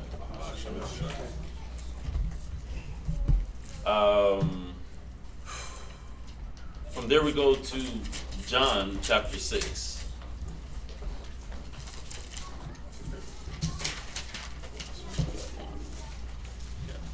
All right, we're going to be at John chapter 6 and verse 26. John chapter 6, verse 26. Give me a comment, y'all got it? All righty. Yahushua answered them and said, Verily, verily, I say unto you, ye seek me, not because ye saw the miracles, but because ye did eat of the loaves and were filled. Labor not for the meat which perisheth, but for that meat which endureth unto everlasting life, which the Son of Man shall give unto you. For him hath the Most High, the Father, sealed. Then said they unto him, What shall we do? And that was the problem with the Jeshurun, waxing fat. He was looking for what? The meat. The meat that gets you fat and thick on the guts. But he wasn't looking for that spiritual bread. We stopped looking for that spiritual bread that was going to carry us further than the carnal bread, the carnal meat. We do it now, right? It's a simple concept of what do you believe your salvation is hinged on? Your bank account, what you wear, the amount of jewelry you got, your money, your house, your woman, your this or that, or like the scriptures say in Matthew, storing up treasures in heaven. Right? That it's that simple of a concept. Right? All these carnal meats can and these carnal things can be gone in an instant, but what do you still have to make it? Faith, charity, unity, right? Brotherhood, sincerity, selflessness, like all these things that are spiritual that they can supplement you not having things. And it's as simple as that. If I got the pot and you got the water, or if I got the pot and you got the food and we're selfish, what do we got? Nothing. Because how you going to cook the food? And how am I going to eat? But if I got the pot, you got the food, and we got unity, then guess what? We got a meal. That's right. We got something cooking, baby. You know, it's as simple as that. But if I'm looking at my pot like it's greater than sharing with you, then we don't get nothing accomplished. We just gonna both be hungry, or somebody's gonna be breaking the law, eating raw meat. You know, it's just a simple concept, man. So this is where Yahweh Shai kept having to hit the Pharisees, kept having to show the apostles that this is the mind state you got to be in. What are you laboring for? What, sisters labor with garments. Okay, cool. You know how to sew now. When it's all said and done, is Yahweh Shai judging your stitching? You did a butterfly stitch, you did a this stitch, a that stitch. Nah. Is he judging the quality? So line up all her garments that she made and let's check the quality. Hell nah. He ain't judging your garment quality. He's judging what lessons did you pick up when you had the extra fabric or the extra fringe and the sister didn't have it. Did you give it to her? Right, when you had the glue to glue the headband together and she ran out, you say, hey sis, and you heard that she didn't have it. Hey sis, here's the glue. Or did you, I'm gonna wait for her to ask, and if she don't ask, I ain't gonna give it. He's looking at the mentality. When you had it, did you offer it up? Or they gotta come to me. Or I'm gonna hide it. I'm gonna put it over here so I ain't gotta give it. That's what he's gonna be judging. The garment, all the works that we labor, there's a carnal meat or a carnal thing that comes from it, but there's also a spiritual product that's supposed to come from all the things that we do in unity as brothers and sisters, right? All these spiritual things are supposed to be getting worked out of us that are negative, and the things that are good in us are supposed to be just continuously being built on. There's going to be a physical product because you need the physical product, don't you? Like when you go to work, don't you need the physical product of money? Yeah. You got bills to pay. Right? But then there's also supposed to be a spiritual thing that comes along, whatever it needs to be worked on in that instance. Right? And the more we do it together, the more we'll be able to see the spiritual things that have to be worked on. So he's just reminding us here. Read on. Yes, sir. Verse 28. That we might work the works of the Most High. Verse 29. Yahweh Shai answered and said unto them, this is the work of the Most High, that ye believe on him whom he has sent. They said therefore unto him, what sign showest thou then, that we may see and believe thee? What dost thou work? Now you read this, you're like, oh, see, we just gotta believe. We just gotta believe. But think about it. Was it just, believe on him that was sent? Or was it, now that you believe, follow and do? That's how you show real belief in something, when you what? Follow and do. When you mimic it. When you try to do it yourself. Yeah. I believe in that. So you know what? I'm going to try to see if that's going to work for me. But that's why a lot of the times, I'm going to let you come in. We believe so much in America, we try to follow America. We believe so much in the American dream, we're like, I gotta follow that because that seems to work. We gotta do more following of the scripture so we can let that work in our lives. What's that, Thou? No, it's just as much as the scriptures down the Pharisees, they had that little bit of righteousness that we were supposed to exceed. That they didn't just say, okay, you said we gotta believe on you. They said, what works do you do? They didn't just say, okay, we believe on you. They were like, no, well, what works are we supposed to do then? So they knew that it ain't just about belief. It's Right. about works. What works do you want us to follow? That's Right. what they're asking him. Like, okay, well, what work are you doing? You know what I mean? You can talk all you want, but what work are you going to show us? What sign are you going to show us so that we can follow what you're talking about? So we can follow what you do. Okay. Y'all see that? sir. But Right. our people, they just want to go off faith. Right? You go to the churches, all they want to talk about is faith, faith, faith, faith, faith. And that's the part I was hitting on, was the church now. With the, that's the part I was hitting on. Yeah, go ahead. No, go ahead. But at least the Pharisees had the good sense to say, well, show us some works. Right. Show us what the hell works we supposed to be doing. What are we supposed to do to show that we love God? What works? Yeah. What works are you doing so we can follow that? Y'all see that? Yep. Verse 31. John 6, verse 31. Our fathers did eat manna in the desert. As it is written, he gave them bread from heaven to eat. Then Yahushua said unto them, Verily, verily, I say unto you, Moses gave you not that bread from heaven, but my Father giveth you the true bread from heaven. For the bread of the Most High is he which cometh down from heaven, and giveth life unto the world. Then said they unto him, Lord, evermore give us this bread. And Yahushua said unto them, I am the bread of life. He that cometh to me shall never hunger, and he that believeth on me shall never thirst. All right, we're gonna go to Ecclesiasticus chapter 4, verse 1. Ecclesiasticus chapter 4, verse 1.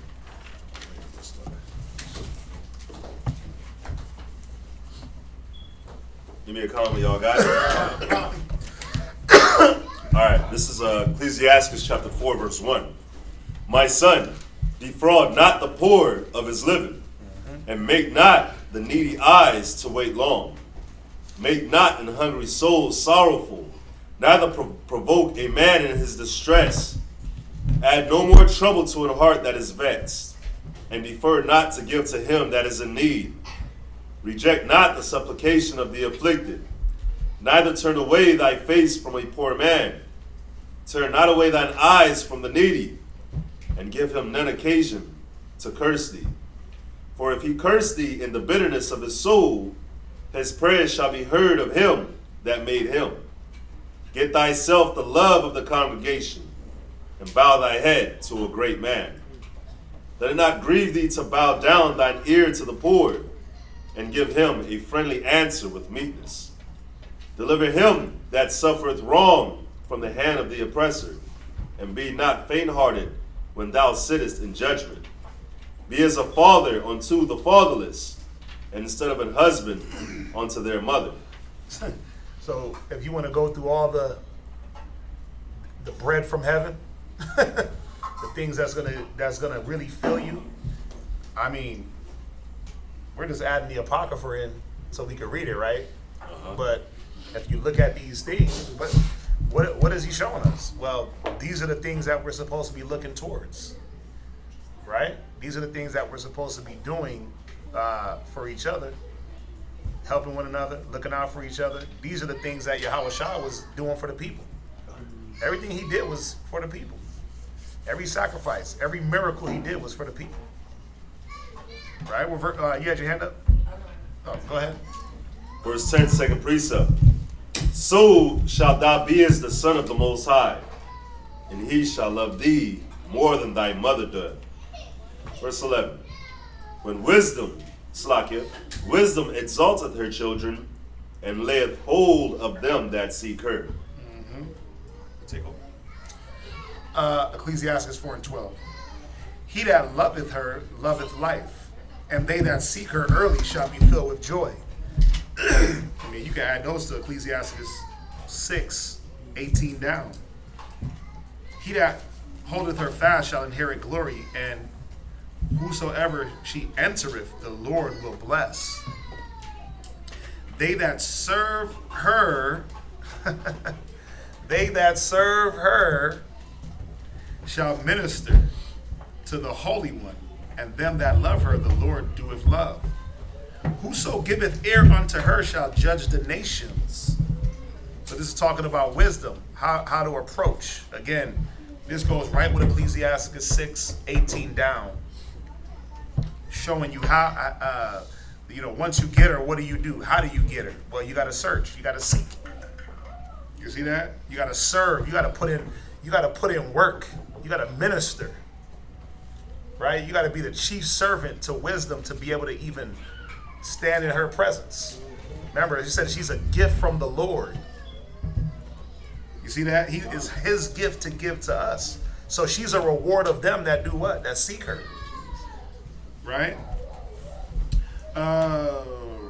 15. Whoso giveth ear unto her shall judge the nations, and he that attendeth unto her shall dwell securely. If a man commit himself unto her, he shall inherit her. Now just think about it. If a man commits himself to a woman, it's kind of a bad analogy, right? Because in these days, you could be committed all day. But the thought is, if a man commits himself and shows a woman that he's committed, ain't she going to be with him for her days? That's why he uses wisdom in this analogy of a woman, her. That's why it speaks of as a her, because it's showing us this relationship, man and woman. When a man is seeking out a woman and putting his all and his time and his dedication, right? What happens? He gets the woman. She'll be with him for life. So it's just showing us the work that has to be put in to get wisdom. If a man commit himself unto her, he shall inherit her, and his generation shall hold her in possession. For at the first she will walk with him by crooked ways, and bring fear and dread upon him, and torment him with her discipline. Discipline. You see that? Until she may trust his soul. So, let's see here. Ecclesiasticus 6:26. Come unto her with thy whole heart. Keep her ways with all thy power. Search and seek, and she shall be made known unto thee. And when thou hast got hold of her, let her not go. For at the last thou shalt find her rest, and that shall be turned to thy joy. Then shall her fetters or chains, be a strong defense for thee, and her chains a robe of glory. You see that? I mean, it's basically saying he's repeating the same thing, just in different words. When you read chapter 4, and when you read chapter 6, when you read Wisdom of Solomon, chapter 6, chapter 7, chapter 8, right? Those chapters are going in explicitly speaking of wisdom, how to get it, the benefit of keeping wisdom around you. I'm going to go back to chapter 4. Verse 17. Verse 18. Then will she return the straight way unto him, and comfort him, and show him her secrets. So, it's going into this conscious thing. It says wisdom will walk with him through crooked paths. Just think about before you got the knowledge, and you were going down these crooked, dark paths, and we do certain things, and what tends to happen? What will happen? Your conscience will kick in. Something will happen to spook you, right? Oh, yeah. Something will spark like, oh, I shouldn't be doing this. Your conscience you start to weigh out your conscience. You may not know what you're doing, but that conscience comes into play. Wisdom is there to allow certain things to happen, but not to your destruction, right? Then it says, then she will return the straight way unto him, and comfort him, and show him her secrets. Then you're able to, after you go through whatever it is you go through, you're able to set back and say, damn, now I see why I shouldn't have followed that path. Now I get why I shouldn't have been walking this way, right? So this is kind of a form of grace. Wisdom is like that grace that allows you to now see the path and see why you shouldn't have walked it. That's only if you want to search and seek her. That's only if you decide to bow down in discipline and seek out. This don't come to everybody, right? Verse 20, Ecclesiasticus 6:20. She is very unpleasant to the unlearned. He that is without understanding will not remain with her. She will lie upon him as a mighty stone of trial, and he will cast her from him ere it belong. You see that? So the unlearned, they're not looking to get the wisdom and the understanding. They're looking to keep in their folly. They're looking to keep going down that crooked path. They're looking for excuses and justifications. They're not trying to figure out, man, how do I change my life and keep myself out of the crosshairs of evil? Right? Verse 4, chapter 4, and verse 19. But if he go wrong, she will forsake him. See, he will cast her away. He will cast her away from him and give him over to his own ruin. So you're going to get given over to, remember, we read it in 1 Corinthians 1, where it talks about the wisdom of the world, right? And having the wisdom of the world and wickedness, and why we cast the Most High away from us. Why? Because we were chasing the wrong wisdom. We were chasing the wrong things. But all it was, well, I'm going to give you over to what you want. Really. I'm going to give you over to the drugs. That's going to be your ruin. The whoredom, that's going to be your ruin. The pride, that's going to be your ruin. I'm going to just give you over to that and let you follow that. Verse 20.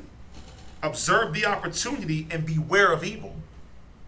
Observe, look, a wise man looketh well to his goings. A wise man foreseeth the evil and hideth himself. Observe the opportunity and beware of evil, and be not ashamed when it concerneth thy soul.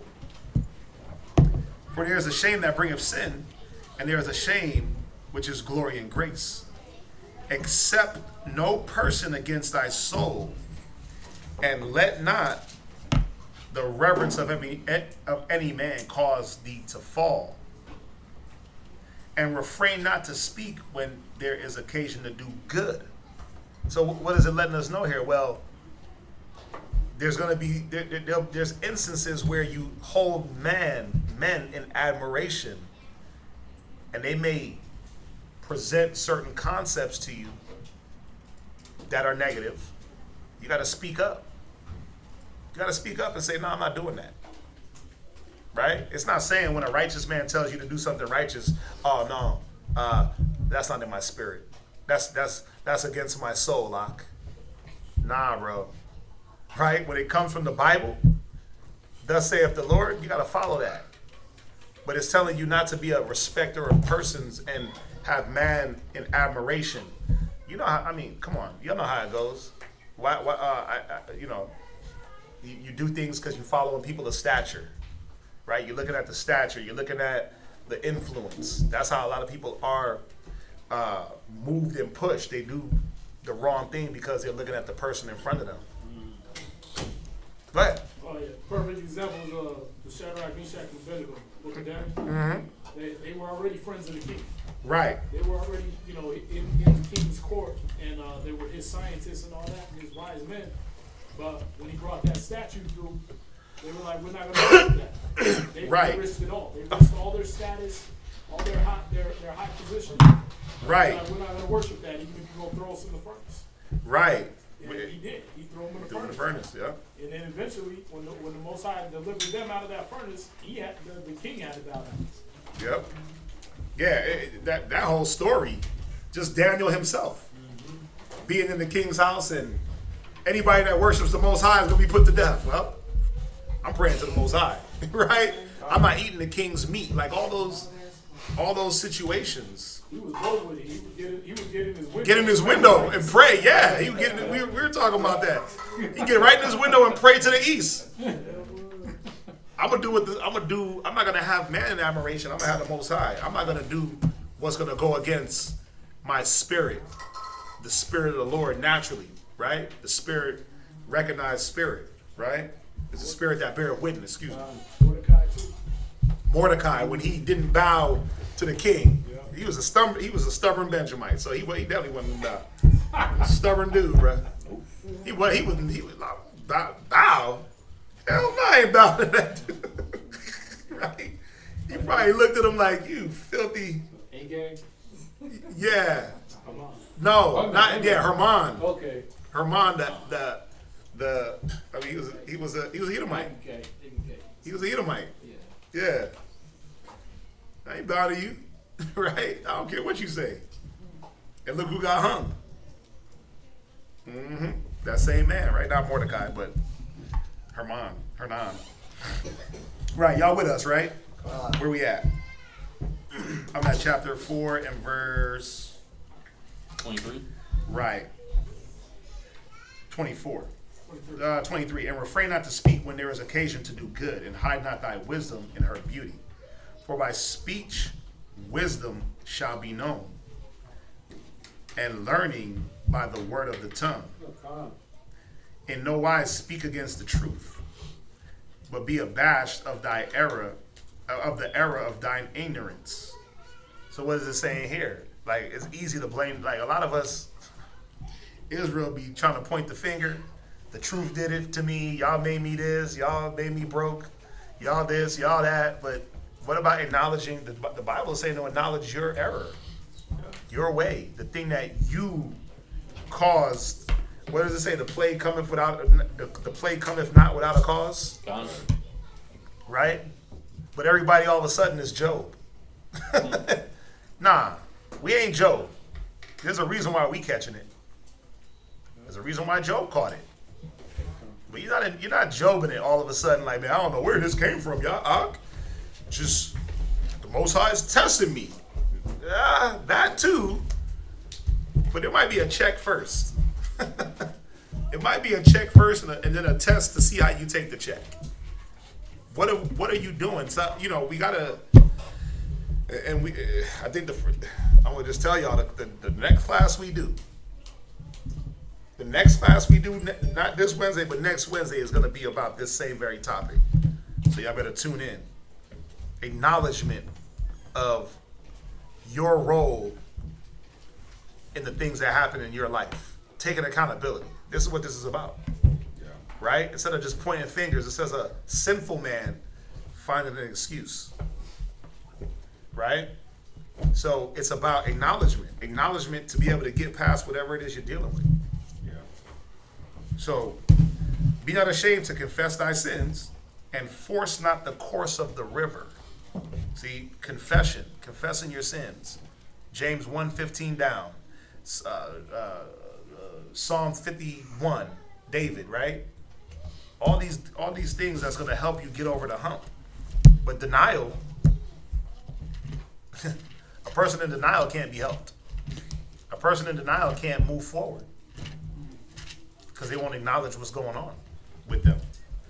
Can I hit this one real quick, just on this? Yeah. Go to 1 Samuel's real quick. Go to 1 Samuel's.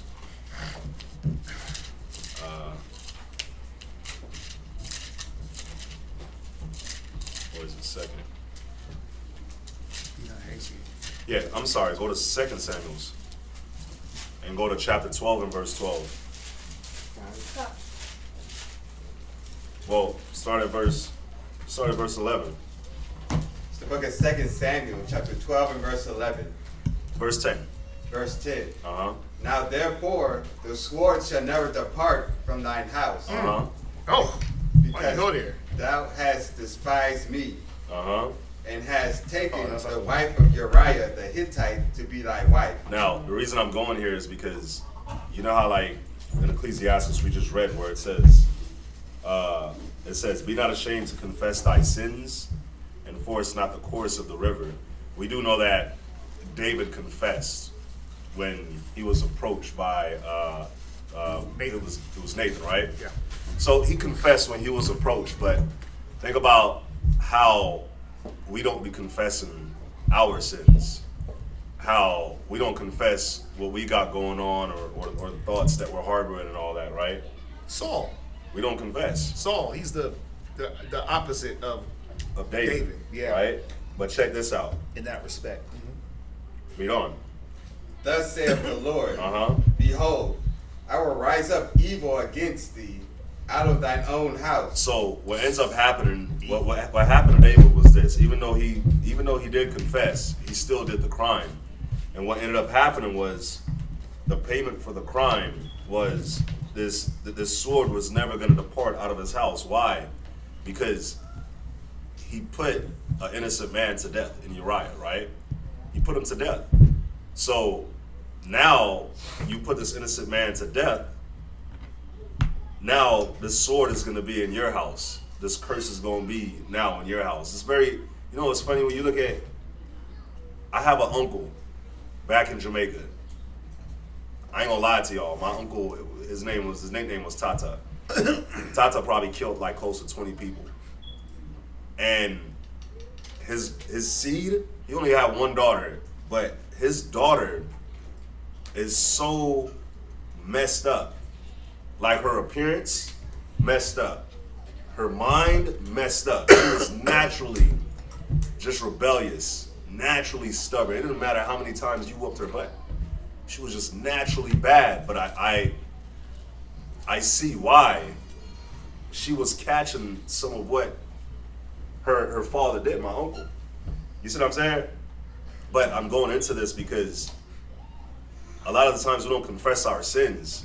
And because we don't confess our sins, the damage that we do becomes so bad that, you start damaging the people that surround you. You start putting them in messed up predicaments. You see what I'm saying? Yeah. But the Most High starts using them for two reasons: to check you, and what happens is, like, there's a perfect example just to add to what you're saying. Look at Absalom. The Most High used him to bring forth what the Most High said that was going to happen to David, right? Yeah. You did something in secret. I'm gonna put it out in the open. David slept with David. That's where I was going. Oh, okay. That's where I was going. Go ahead. That's exactly where I was going, because this is what you see when it says confess your sins, and force not the course of the river. The course of the river is the Most High is gonna. If you don't want to confess it, Most High is like, cool. I'm gonna. Let's just jump there. Jump to verse 12. Put you in the streets. Verse 12. For thou didst it secretly, but I will do this thing before all Israel and before the sun. You see that? The Most High makes it where, okay, you over here sinning, you keeping it down, you keeping it on the low, but guess what? I'm gonna make it so that everybody sees what it is that you're doing, sees what it is that you are hiding.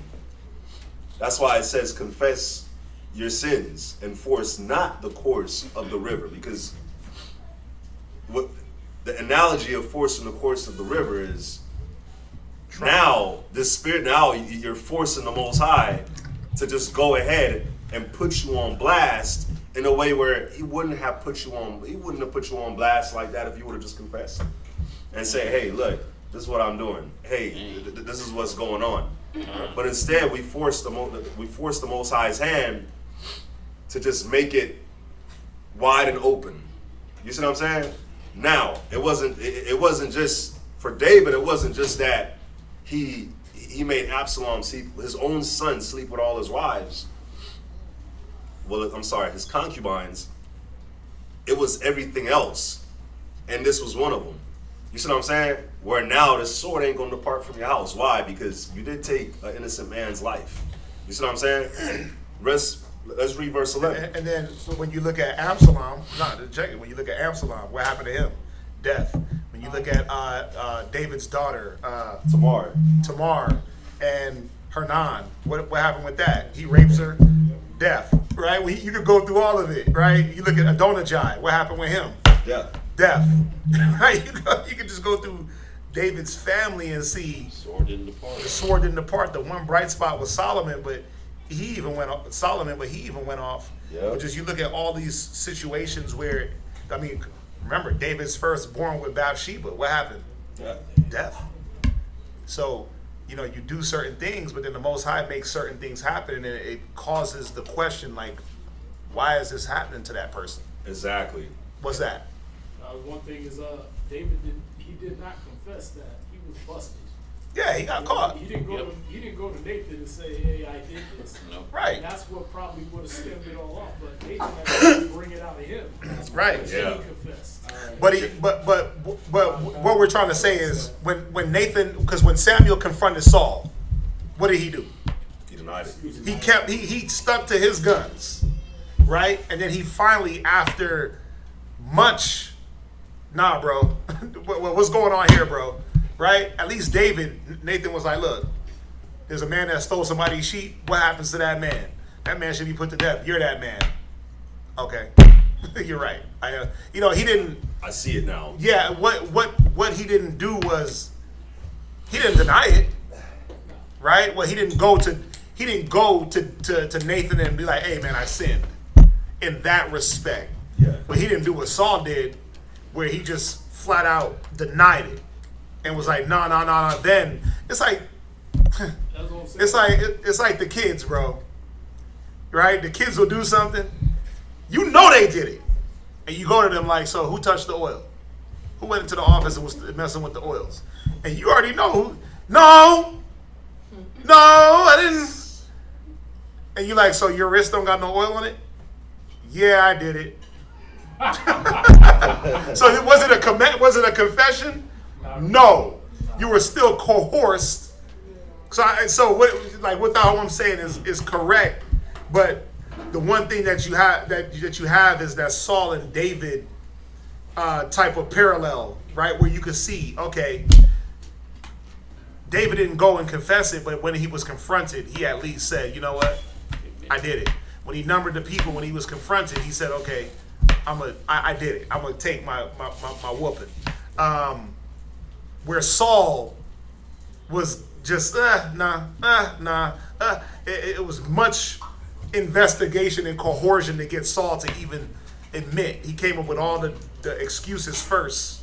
Yeah. Then he admitted. But go ahead. The point I was going into was that, the things that happened to David, the things that happened to Saul, the things that happened to Cain, they weren't unjust, because in all those situations, that man could have lessened his punishment just by admitting right off.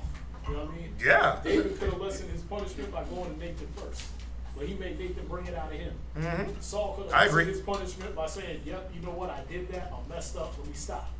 You know what I mean? I agree. Cain could have said, instead of saying, "Am I my brother's keeper?" he could have been like, "Hey, Yahweh, I killed did my it. brother. I lost it. Yep. Please forgive me."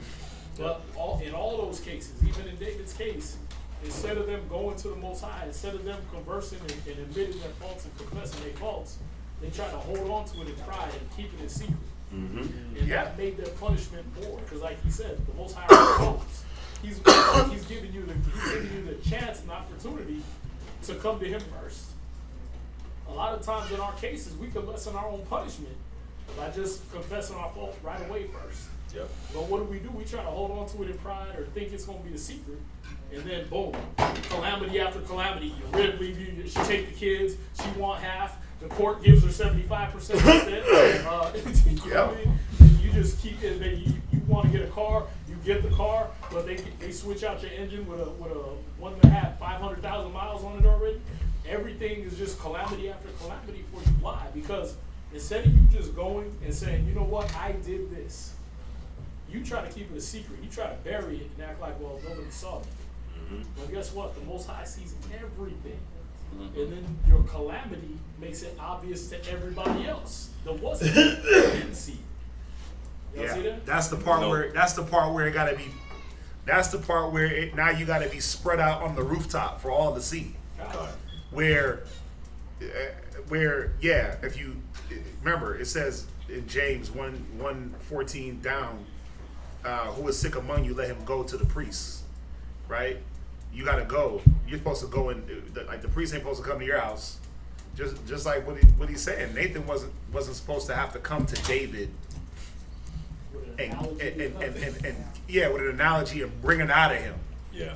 Right? And yes, the punishment might have been lowered. He might have just, you know what would have happened to David? His son would have died either way. Because ain't that what the punishment is for adultery? Didn't it say that their offspring would not take root? So his son might have just died and that would have been kept in house. Or chalked up to just whatever. Right? But now, damn, Absalom's literally sleeping with all your women. He spread out a tent.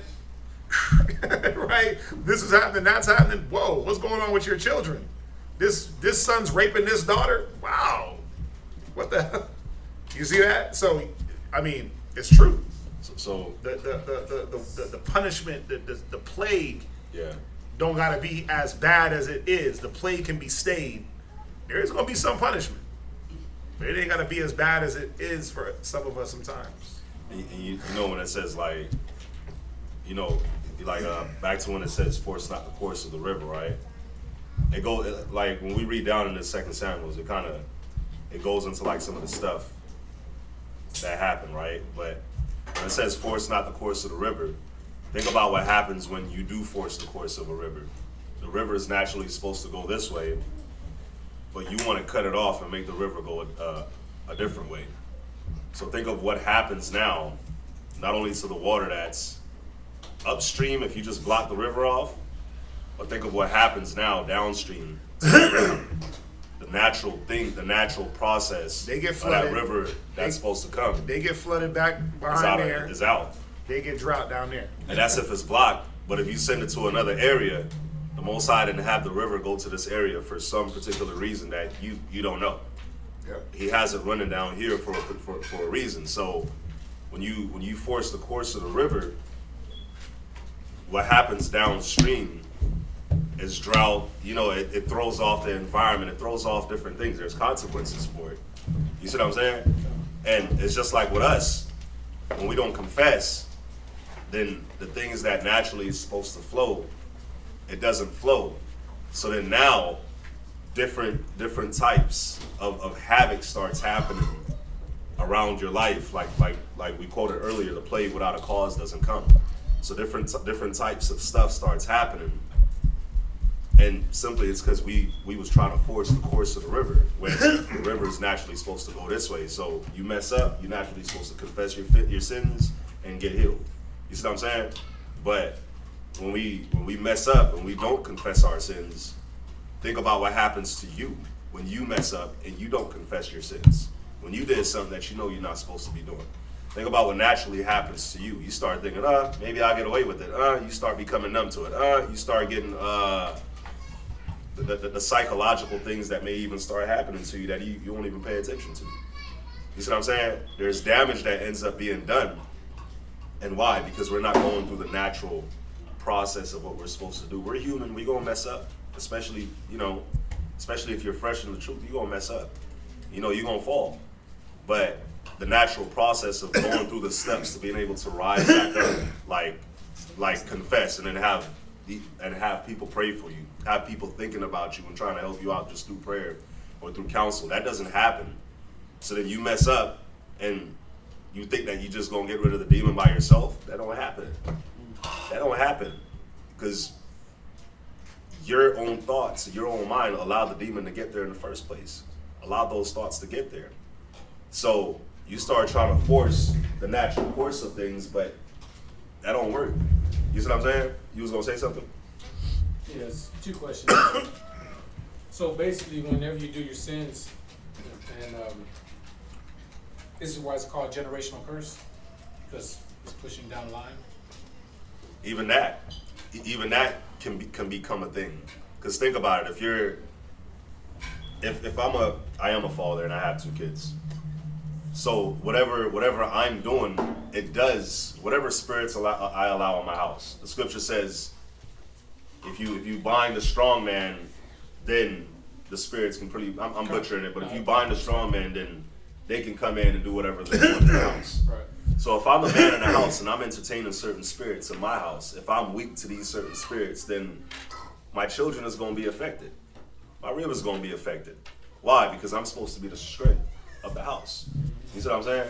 So if I didn't conquer these spirits, and I don't know how to conquer these spirits because I never conquered them within myself, then whoever it is that comes under, kids or not, kids, brothers, sisters, whoever it is that comes under me, if I never learn how to conquer the spirit, and I have the spirit jumps like frogs, first of all, so it might jump on them. And then when they start dealing with whatever it is that they're dealing with, guess what? I never conquered it myself. So how am I supposed to help them? You see what I'm saying? Right. Go home. 1 Samuel 15, 21 and 22.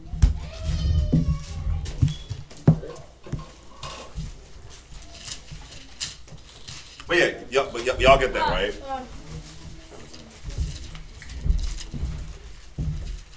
15, 21, 22. Go ahead. Book of 1 Samuel chapter 15 and verse 21. But the people took of the spoil sheep and oxen, the chief of the things. Verse 22. 22? Yes, sir. And Samuel said, have the Lord as great delight in burnt offerings and sacrifices, as in obeying the voice of the Lord? Behold, to obey is better than sacrifice, and to hearken than the fat of rams. 23 is the point, sorry. For rebellion is as the sin of witchcraft, and stubbornness is as iniquity and idolatry. It said rebellion is as a sin of witchcraft. When you go against the commandments and stuff like that, it says the sin of witchcraft. When you look at witchcraft, that brings in demons. You're ushering in demons. That's why the Most High said put a witch to death, because you're bringing those demons into your house. You're welcoming them into your house. So when you rebel against the Most High, when you go against the commandments like David did in this case, right? You open the doorway for now your son could be like, so what? I slept with your wives. You did it to another nigga. You did it to Uriah, right? He could throw that right in your face. Because why? He's your son. He saw you doing it. He saw you in the midst of your sin. You see what I'm saying?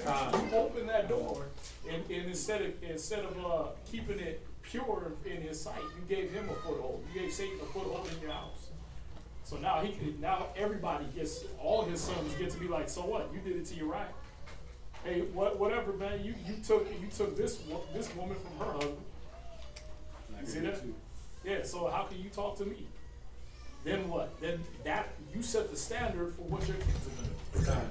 Now your kids are gonna do what? They're gonna pass that on to their kids. I get it. See, because once Absalom did it, he didn't have kids, but could his kid, if he had kids, they would have did the same thing to him. So what? You slept with dad's, grandpa's wives, right? It just keeps going and going and going, and it doesn't stop, and that's what witchcraft does. You ever meet a person that's in a line of a witchcraft or anything like that? They always got that weird look in their eyes, and then they always can't figure out what's going on with them. You know what I mean? And you ask them, was anybody in your family involved in witchcraft? Well, yeah, actually, my aunt, my grandma, she was a bruja. She was a right? So basically, they were on that stuff. Well, that's why it's going on with you. That's why demons are coming into your room and flipping your room upside down while you sleep. You know what I mean? That's why you getting weird dreams. That's why you got curses on you, because someone in your family. That's against our policy. Well, when you sin, you do the same thing. You say, hey, demons, I ain't with the Most High no more. That's PayPal. You open the hedge of protection that the Most High keeps around you to all the destruction that's outside. I understand. The water. Wow. Second question. That was good. Second question was, because David didn't put his son, actually Absalom, to death. Someone else did. The question is, so since he didn't go after his son, that means he knew why this was happening, because he had sinned. Of course he did. He definitely did, because remember, if we go back to the second Samuel's. Yeah, they were accusing David of being partial to Absalom. Right. Because he wasn't going after him and basically taking him out for what he did. Remember, Absalom was trying to kill David. Right. Yep. So it wasn't just sleeping with his sons. But now, who was it? Adonijah? When they shanked him? No, that was riding with David that actually killed Absalom. Who was it? Joab. Joab, right. I don't know why I said Adonijah. That's David's son. Joab. He's the one that's pushing for Absalom's death. Remember how they called him? I remember. Caught him in a tree. Yeah. Joab. But what was the command that David gave? Not to hurt him. Right. Joab was like, shh. He did that twice, correct? Joab killed Joab Abner. did that twice. Joab killed Abner, bro. He was shanked him over up in the left rib, the fifth rib. Yeah. Joab. Ribs. Joab Assassin or was something? an animal, but the way he moved, David rode with him, but Joab wasn't no savory dude. But You he was know? real charismatic. Right. Hey, come here, man. Let me talk to you. He hit him with the jailhouse move. That's when he killed Abner. Right? But then David did what? To show that he wasn't riding with what Joab did. He had the funeral, he gave the eulogy. He said Abner died like, what did he say? Abner died like a fool? But he did that. He put the curse on him. He did the fast, he put the curse on him, all that. Right? So, yeah, David knew what was going on. Okay. Right? I won't quote it. Psalm 51. Yeah. My sin is ever before thee. Against you did I sin, and do this equal. So, yeah, he knew. He wasn't slow. That's why when he numbered the people, and he got the what punishment do you want? What did he choose? The punishment of the Lord. The hand of the Lord, because he said he got mercy at least, right? He knew what was going on. He knew what to choose. He knew his estate. I understand. Yeah. But guess what? We know too. That's why I'm just. Let's stop fronting. We know. You know when you did something the Most High is whooping on you. You know. You can backtrack 2 weeks ago and say, "Damn, he's catching me for this one." Yep. But I did 2 weeks ago. You know. You can pinpoint the instant. You waiting for that fiery indignation. You waiting for that whooping. You know. So. It was like, oh, weeks gone by. No, but then something it's happened. mercy. You're like, damn. But then something happened. You're like, damn. That was from. That's why the scripture says he'll reward you to your face. Yeah. So, meaning when he rewards you for your actions, you know, like, damn, this happened because of this. This happened because of that. Because again, like I was saying earlier in the class, like, you know, because you be thinking of that word sphere, like you already know, like, okay, I did something, and you're already thinking of like how the Most High is gonna get you back, or how He will get you back. It says it in Hebrews that certain fearful waiting for that fiery indignation and judgment. Yeah, Certain. you sitting back like, how am I gonna be? How is the Most High gonna check me? You like trying to find every which way. You don't drive for a week. You stop driving. You don't leave the house. Right? I ain't going nowhere. Right? I'm gonna chain myself to the bed. Right? And then, but he still finds a way. He affects things around you. He affects things around you. Yeah, you think you're gonna just sit in the house and ain't nothing gonna happen, but your rib gotta go to work. Yep. Your kids gotta move around. The body, remember, we're still a body. We're still a body. So you might be thinking I'm safe, but then what happens when the body starts to take the hit? In a generalized way, things start to happen. Right. You know. So where you at? Book of 2 Samuel, No, chapter 12. we can go back to Ecclesiasticus. Oh, go back to okay. 4 and let's see, Ecclesiasticus chapter 4, 27. Right, make not thyself an underling to a foolish man, because the scriptures say that he that walketh the company of fools is going to be a fool. Mm-hmm. Right? Blessed is the man that walketh not. Right, that sitteth not in the seat of the scornful, the counsel of the ungodly. Right? So make not thyself an underling to a foolish man, neither accept the person of the mighty. Strive for the truth until death, and the Lord shall fight for thee. That goes along with Ecclesiasticus 2. Be not hasty in thy tongue. Ecclesiastes 5. Right? Numbers 30. Be not hasty in thy tongue, and in thy deeds slack and remiss. So when you say it, that you're going to do it, do it. When you vow a vow, be not slack to repay. Okay? Yeah. Be not as a lion in thy house. Somebody look up the word frantic. Be not as a lion in thy house. Now, the lion is what? What does he represent? He's the king of the jungle, right? The king, what the king say goes, right? But the Bible is saying what? Now, I need you brothers to pay attention. The king of the jungle says to go, so you got to go, right?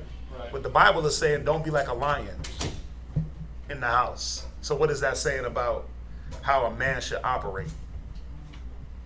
It's real simple. Move with compassion in your house. Compassion, what else? There's another C word that I like. There has to be what in a relationship? What? Compromise? Right. See, we look at the Bible and we read it and we're like, see, I'm going to compromise, I'm a man. Huh? Okay. Or consider. Or consider, because I'm a man.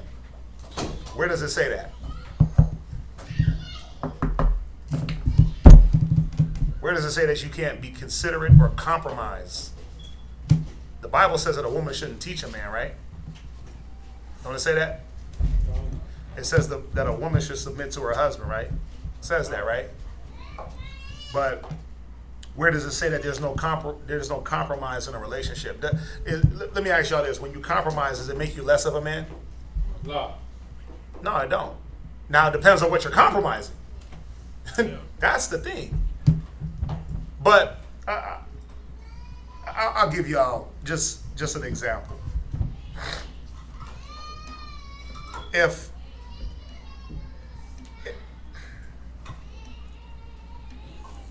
I'm rolling around with my rib, and let's just say I'm gonna use this example, right? Because it's a real example. Let's say she asks me a question. I'm a man.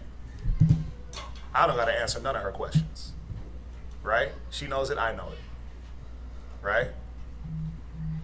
But if she asks a question, me as a wise man is going to do what? Answer. Now, am I just going to answer? Yeah, chick, or nah, leave me alone. And let me ask y'all this. Why would I answer? Why would I answer her question? Why would I answer her question?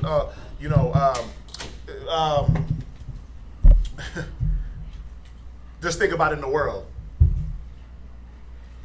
Men, they be hiding their phone. Women hide their phone.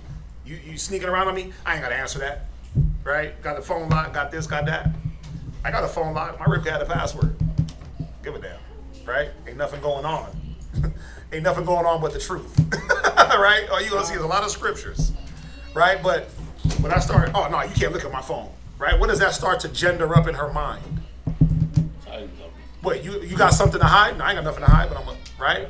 You're hiding something. But why would I answer her question of, you got something to hide? Why would I say no or yes? Why would I answer that? What's the point that I'm trying to get to? Is it about her question? No. What is it about? Peace in her. But why? So you're down like her emotions? See, I want you brothers to listen. Because brothers be like, I ain't gonna answer that. Shamai. Shaquat. Shut up and listen, right?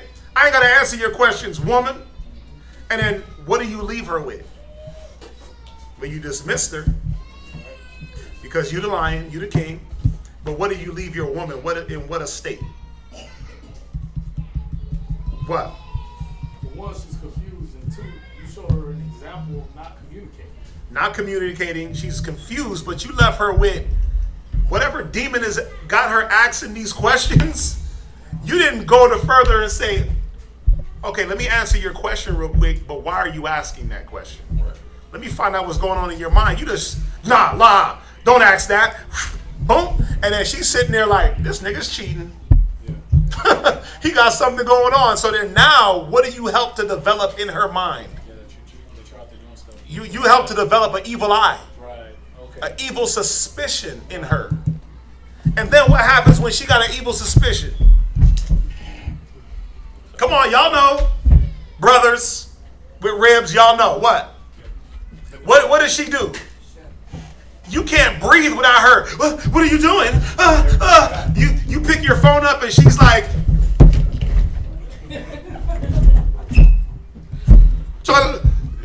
you pick your phone up to do a text. You at the feast and you picking your phone up and she's like, want a drink? Want a drink? Spilling the drink on you. I'm looking at you. You want something to drink? And she, right? She, It's like, no, I don't want that. like, yeah, I want. And you're like, huh? What the hell you? Right? I was gonna say the worst, most vexing thing, especially with a woman, is that she loses respect for you. And Yeah. when that happens, that means she ain't gonna listen to what you say. She'll hear the same advice from another person. And take do that. and do it right in your face. Like, okay, I'm gonna take their advice right in your face. Yep. But anything you say, I ain't even hearing that. Because why? She don't have respect for you no more. Because you're not nurturing the thing that needs to be respected, which is what? What needs to be respected that comes from a man? Go to 1 Peter's real quick. Because we always, submit to your husband. Well, let's go to 1 Peter's 2. And 1. 1 Peter chapter 2, verse 1. Right. What needs to be nurtured and respected? Your manhood?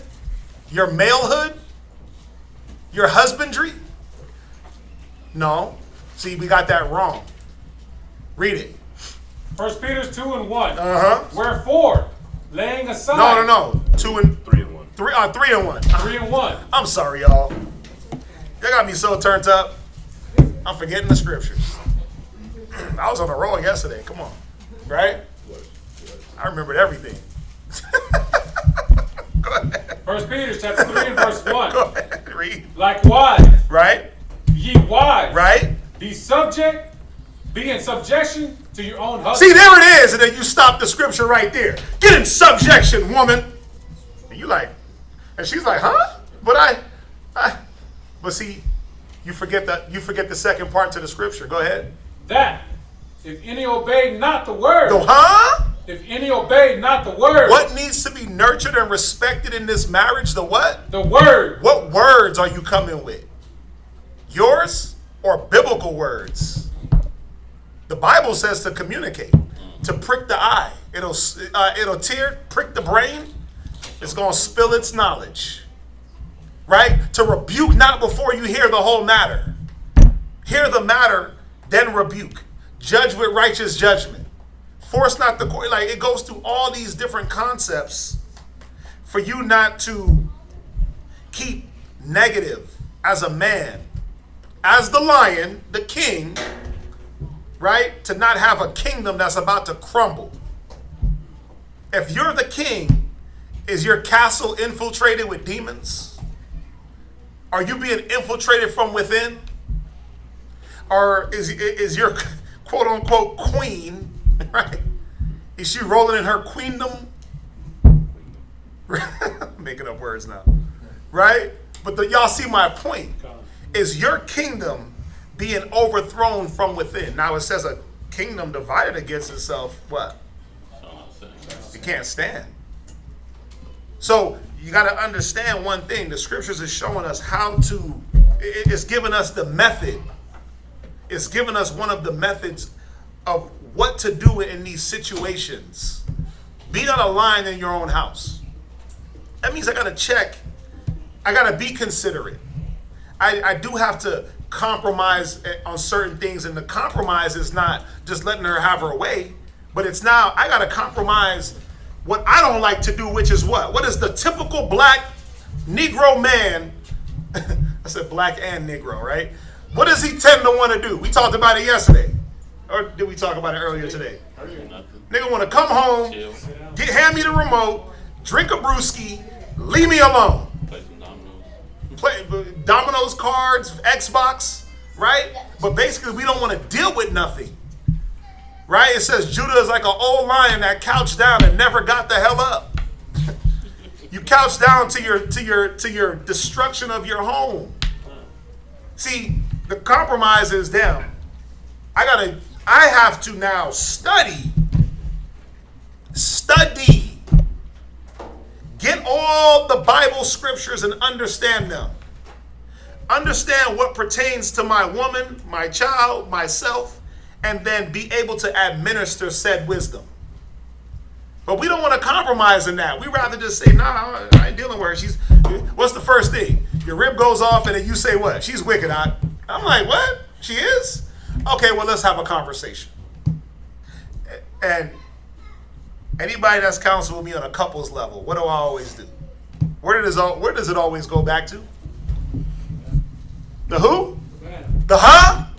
The menses. All you menses out there, it's your fault. Damn it. Stop blaming her. Now, she got her part to play because everybody got to be in charge of their own little spirit, right? But as the man, as the lion, right? As the male, at all these things that we promote, I'm the man, woman. This is my stuff. Okay, but then manage your stuff. Maintain your stuff. Your woman is your stuff. Your children is your stuff, right? Get their spirits maintained. If you got to say you the man, then you ain't really the man. Doesn't it say that wisdom? What did it say? We read it, right? It says, didn't it say wisdom exalteth her children? Doesn't it say wisdom is known of her children? How? Because you see it. Don't it say you know wisdom when a man speaks? Right? We read that also, right? It said, man, where's it at? I thought we read it in this Ecclesiastes. In this Ecclesiasticus. Didn't we read it in 4? Where it says, where's it at? Somebody find it. But the point is, we could be lions in our own home and just be iron fist. But the Bible says not to be that lion. And then you can sit back and look at the product of your household. Read it. Ecclesiasticus chapter 4, verse 11. Right? Wisdom exalteth her children. Right? And lay hold of them that seek her. No, I read, that's what I was quoting, but that's not the one. I think it said, didn't it say something about wisdom? You know wisdom when a man speak? Or am I tripping? Oh, what's up?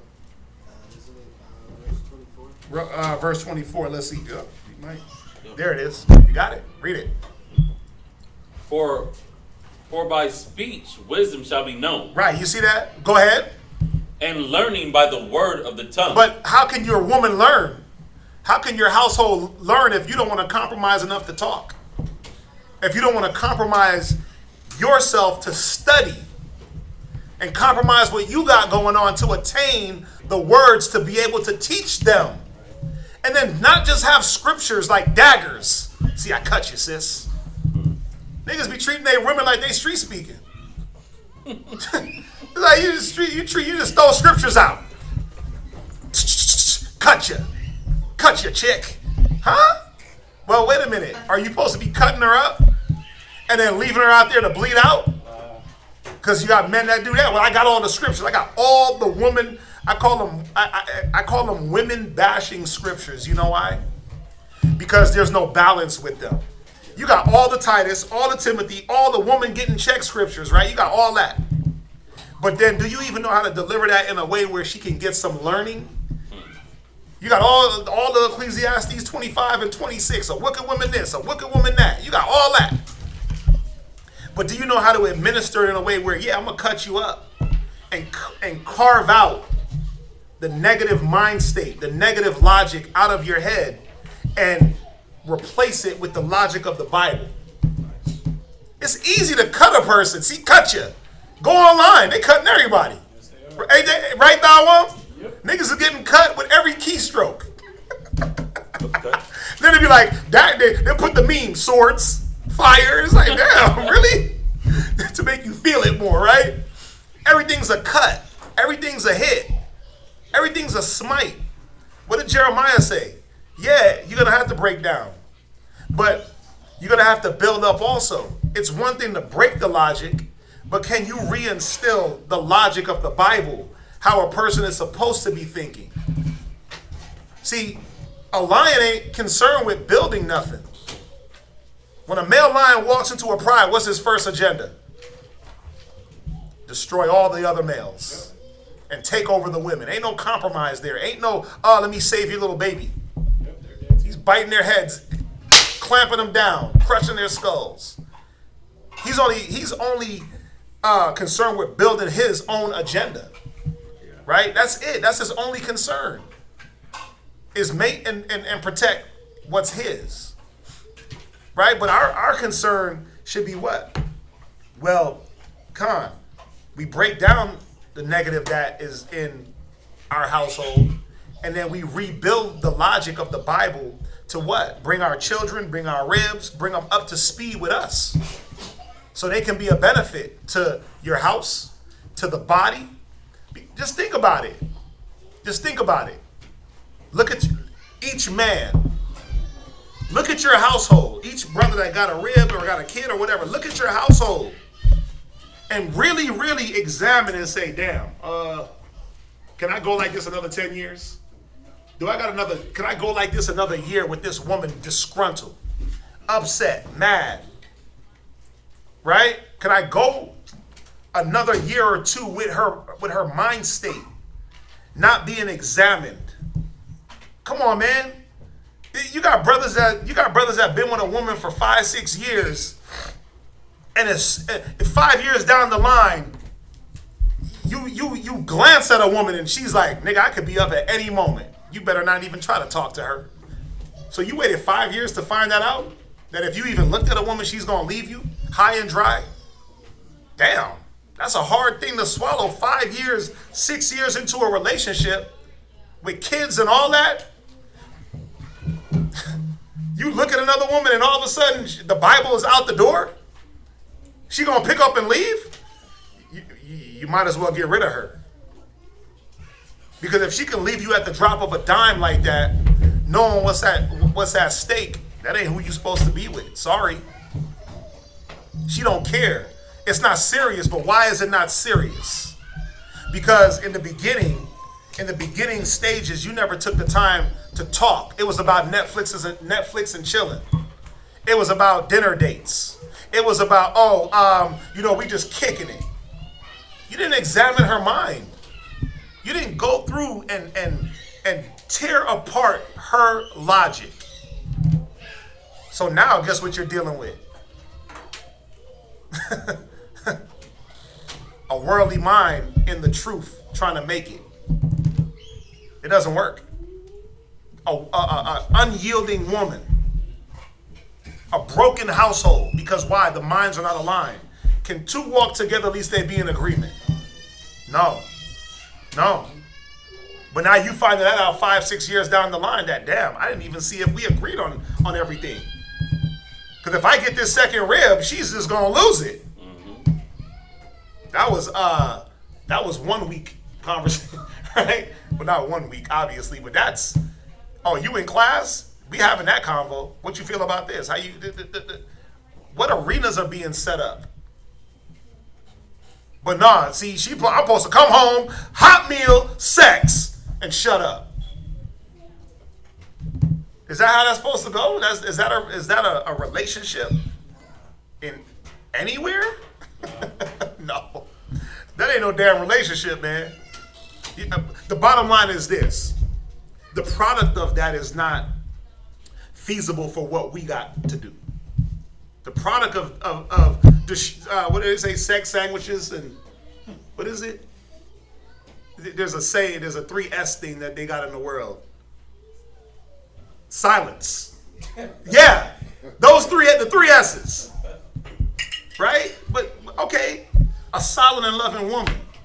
Right? But that silent ain't what, just shut the hell up and don't say nothing. Because how are you gonna know what this woman is dealing with spiritually if you don't let her open up her damn mouth and spew it out? We're supposed to be doctors, right? Physicians, right? Spiritual.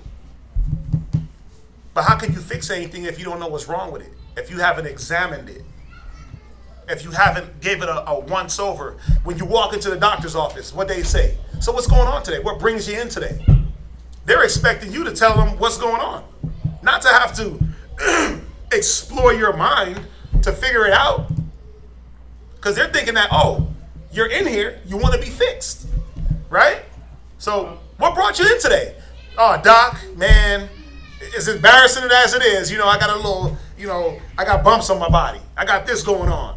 I got a headache. It won't go away. I got the ache in my knee. Whatever it is, you're supposed to tell them what's going on. We gotta open our mouth to the doctor. Then the doctor's like, oh, okay, so now I have a base idea of what's going on. Let's do some experimentation. No, not experimentation. That wasn't the word I meant. Let's do some exploring, right? As far as, okay, they hit the knee with the little thing, and reflexes are good, and how does this feel? And they have you do certain things. How does your pain levels? Depending on what it is, right? But are we doing that in our house? Are you sitting your kids down and figuring out why the hell they lying so much? Why are they deceptive?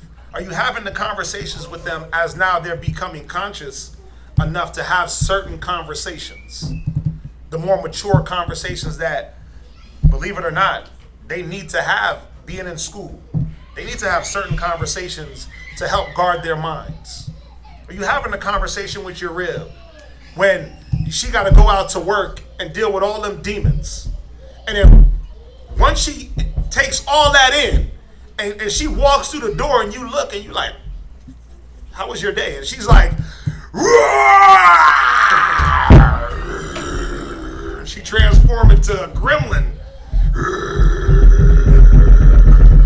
Right? And she's walking through the house smacking the kids. Bah! Smacking you. Bah! And you're like, what do I say? What do I do?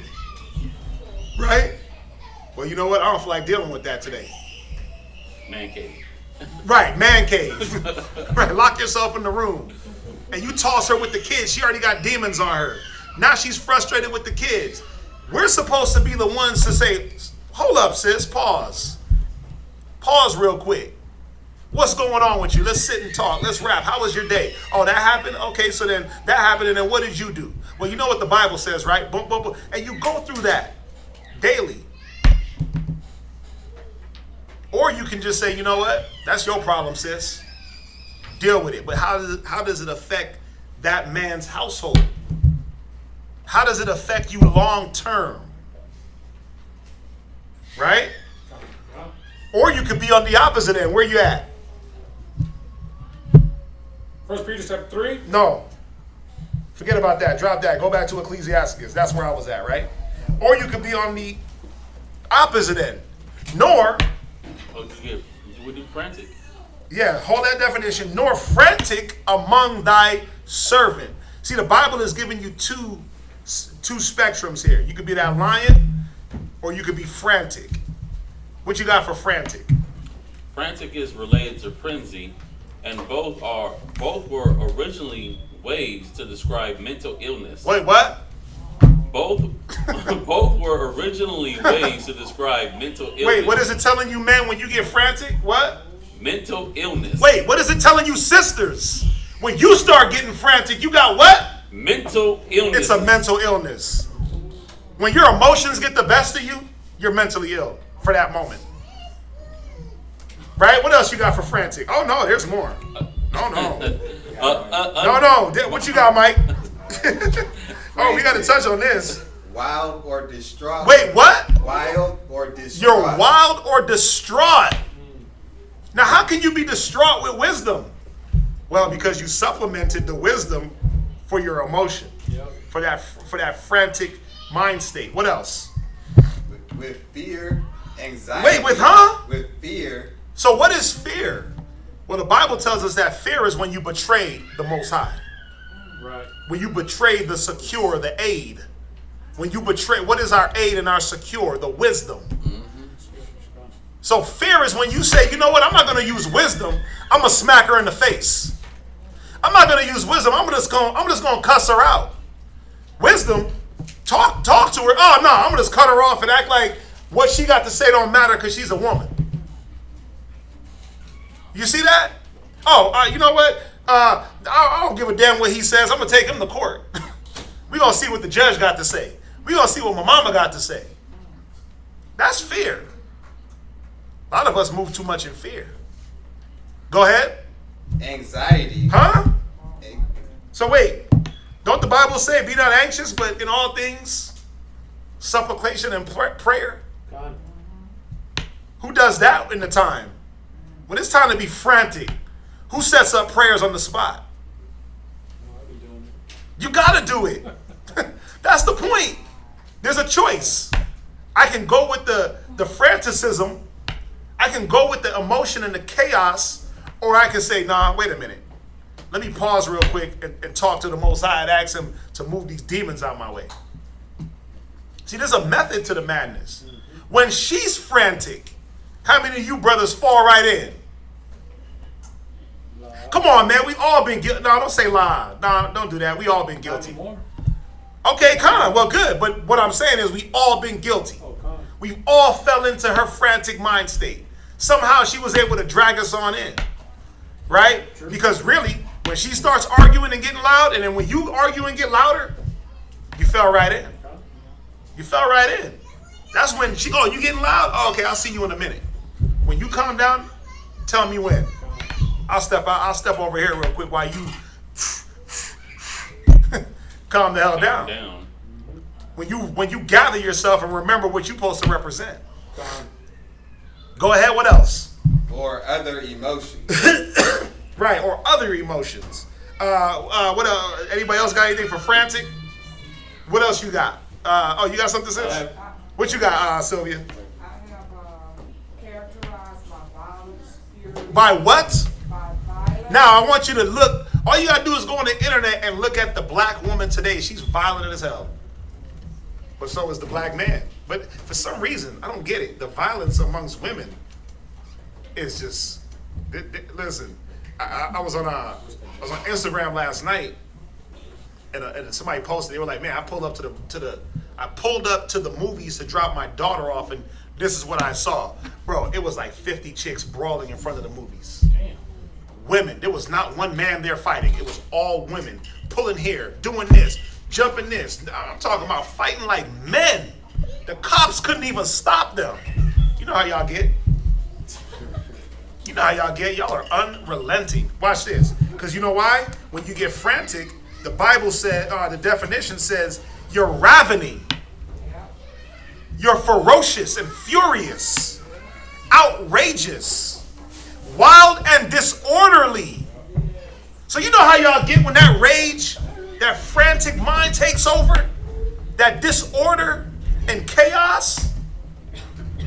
But now you know why the man that you're with that is not the lion, but he's the passive aggressive. Now you know why it's hard for you to be with him. Because he can't deal with that. He doesn't know how to, and it's not that he can't deal with it. He don't have the wisdom to combat it. And that's where you brothers are supposed to be doing what? Examining your household and saying, okay, what does my rib, what does my kid, what does my family deal with? The scriptures say the righteous study to do what? Answer, study to teach.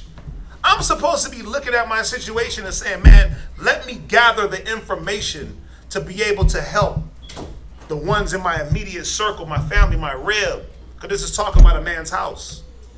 Let me be able to combat the spirits that she's dealing with. Y'all see this? So it's on us. At the end of the day, bros, brothers, brethren, online, in-house, my brethrens, Akim, whatever you want to call yourself. Right? It's on us first. We're the first line of defense and, believe it or not, the last line of defense. It all goes through you. And if you're, the scriptures say if a man don't hold himself diligently in the fear of the Lord, what's going to happen? I don't know. His house shall be soon overthrown. Right? Why? Well, the fear of the Lord is, let me search and seek. We just talked about wisdom and searching and seeking her and putting yourself in a position to use it. But if I don't fear the Most High, I'm not going to seek out the wisdom. So guess what? Everything around me is going to be overthrown. Everything around me is going to be frantic. Everything around me is going to be heavy-handed. Y'all see that? We got to make sure that we're not moving in this spirit. Frantic. I'm going to just give y'all a few more definitions. And, wild, disorderly, distracted. characterized by violence. She said that. The sister said that. Fury, disorder, noisy, mad, wild, irregular. Regular. Wow. This goes into Bacchus. You know who Bacchus is? No. First of all, Bacchus was the god of rioting and reveling, drinking and banqueting. It said he was a transgender god. Khan, go when you read in Peter's and it tells you about Bacchus. When you read in the Maccabees, where it says that every year they went to the feast of Bacchus. He represented riot, daytime rioting and drinking. So think about it. He would be like the god of Mardi Gras on steroids. When they out there just drinking and getting faded and beating each other and kicking each other and robbing and stealing. That's what he represents. Rolling loud, when they just out there smoking and mosh pitting and going crazy and liquor pouring everywhere. But guess what? It's saying when you move frantic like that, that spirit, that God is what you're worshiping. That's who you're giving the respect to. That's who you're betraying the wisdom for. The Bacchus. When you get a chance, just Google him. Google Bacchus. It tells you he's a half man, half woman, soft, androgynous deity that was worshipped during the time of the Greeks and Romans. And he just represented drinking, eating, partying, and going crazy. All your girl trips, right? All your vacations, right? All your guy trips. What's that now? That's the Greek name that's what the Greeks gave the name of to Baal Peor. Okay. So as we go into Baal Peor in the scriptures, saying Right. Hey, he was that androgynous god, the god, what you call Balthagor or Baphomet.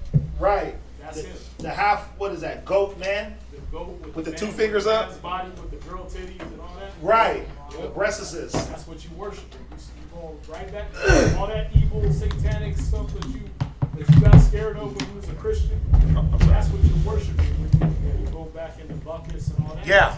You worshiping that same God, that goat-headed God that was cool with you he was the Lord of the opening and all that. So that's what you worshiping. Yep.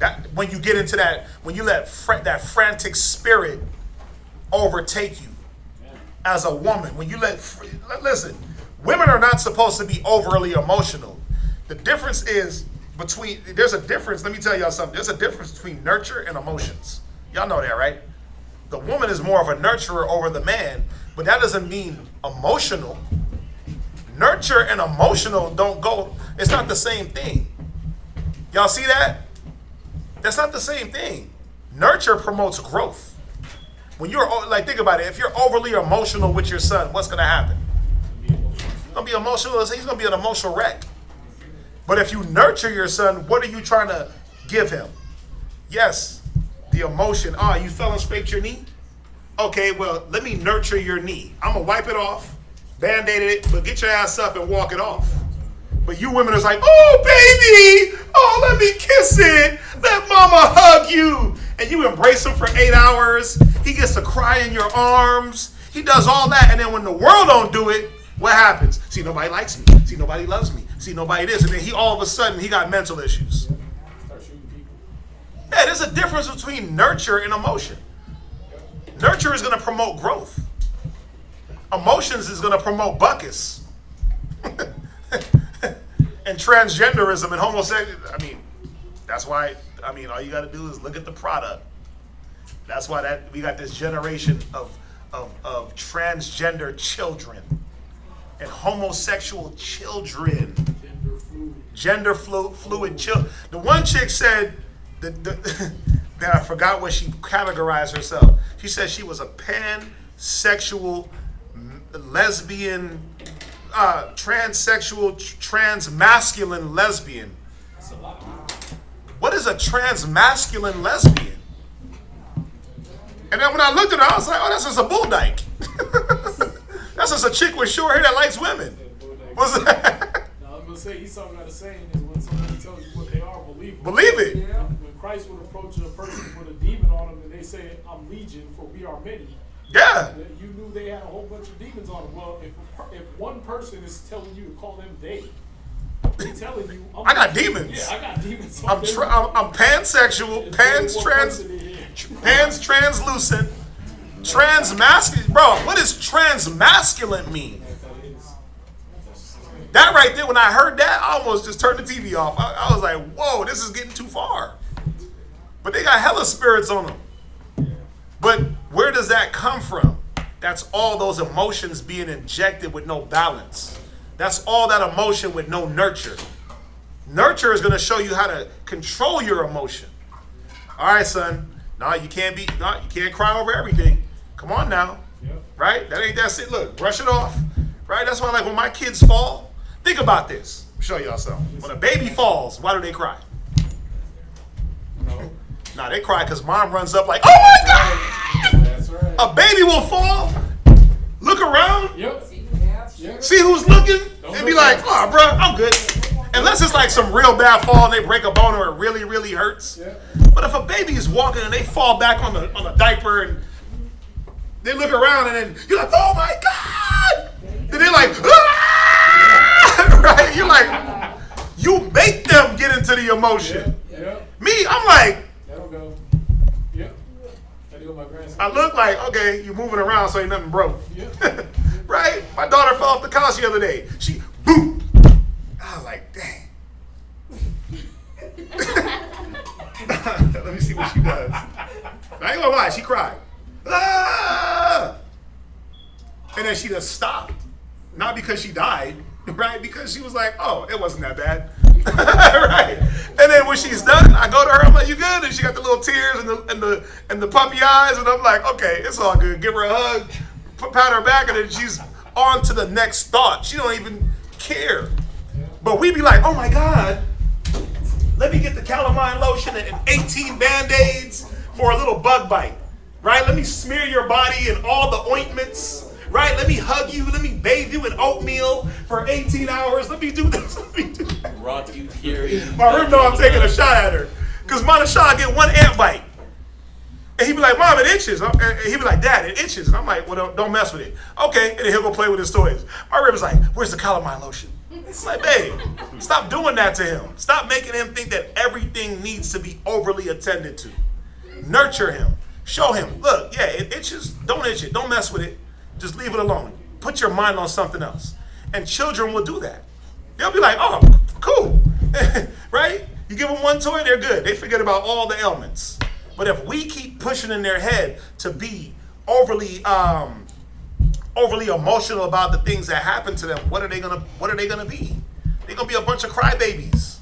They're gonna be soft, all of them, even the girls. They're gonna be overly emotional. Every time you raise your voice, a woman ain't supposed to cry.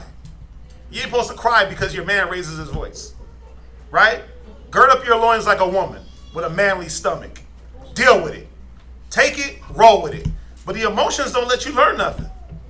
So we got to understand the difference with this frantic mind state, with this lion mind state, and the balance of, compromise, nurture, being able to talk a person through, you talk them through the injury.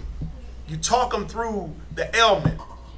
Don't let the emotional aspect take hold, or else they won't be able to ever get past the next injury. We get that? Right, so frantic. Y'all better think about that.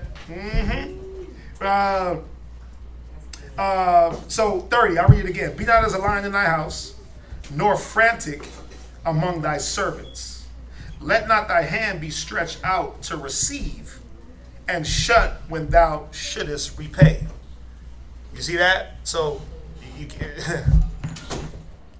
go to 2 Corinthians 8 real quick, just on this. Listen, Israel's too predisposed to, when it's time, I need this, I need this, I need this, I need this. But then when it's time for you to give, you don't stick around long enough to reciprocate. You don't build yourself up from what you're getting to be able to reciprocate to others. Right? So, what is it? 2 Corinthians 8 and 13. Go ahead. 2 Corinthians chapter 8, verse 13. Right? For I mean not that other men be eased, Right? and ye be burdened. Because that's what tends to happen. If a person's always giving, and somebody's just receiving, their giving becomes burdensome. Why? Because it's not being reciprocated. Go ahead. But by an equality. Right. What is the equality? Well, you might have to take for a moment, but you better be taken to put yourself in a position to be able to re-administer what you took. Are you learning the lessons? Like, a person could be hospitable to you, but are you learning hospitality to be able to give it to the next person, or give it back to that person if they may need it? It's easy to take. It's easy it's easy to take when it's given, right? It's easier to take when it's given, right? When you ask and you need it, it's easy to take when somebody gives it. But are you sitting back and saying, well, what am I supposed to be learning from what I'm taking? When we give you a place to stay, when we give you a loan, when we give you this, when we give you that, we're not just giving you the carnal thing. There's a lesson behind it. Don't y'all get it? There's lessons that you got to learn spiritually behind whatever we give carnally. But are you just taking the carnal thing and running with it, or are you getting the lesson behind why you need what you need? I'll always use me as an example. I remember when I came to Houston, and I had two choices. And I'm glad I chose the way I chose, man. The Spirit must have been with me at that time. Because I had the choice that I could move to Houston and get my own spot, or for a time I would just have to live with a brother. And the Spirit said, move in with the brother. Right? And I moved in with the brother. And he got his, 4-member family. What did he have at that time? It was him, his rib, and 3 kids. He had 5 family members. I have 5 family members. You got 10 people in a 3-bedroom, right? 3 bedroom, 2.5 bath, right? And you would think, 10 people in that should be enough, right? Space and this and that. You'd be surprised how that space gets used up, how food get ate up, how things get dirty, how this, how that. But what did we have to learn together? Right? We had to learn each other. We had to learn what's acceptable here and what's not acceptable here. Courtesy. We had to learn, you can't come in the house at 3 a.m. and just be when everybody's trying to sleep to wake up to go to work the next morning early. His kids had to learn courtesy. My kids had to learn courtesy. Community, right? Sharing. All these different things that you may think you got them. But then now when you're with that person and you got to do it and you don't know how, damn, I got to learn. I got to learn these things. So me moving in with the brother, it showed me a lot about me.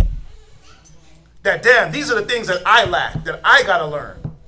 I didn't move out that house until I learned. I didn't have to force my way out. I didn't have to kick down somebody else's door. I didn't have to stress. I remember it. I'll never forget it because it's a lesson that always reminds me how I got to move. I remember my rib said, look, I'm about to go look for a spot. I'll go check out a spot. And I said, I remember I told her, I said, bring the checkbook with you. And she said, why? I'm just going to go look. I said, just bring the checkbook. Just bring it. She looked at the spot.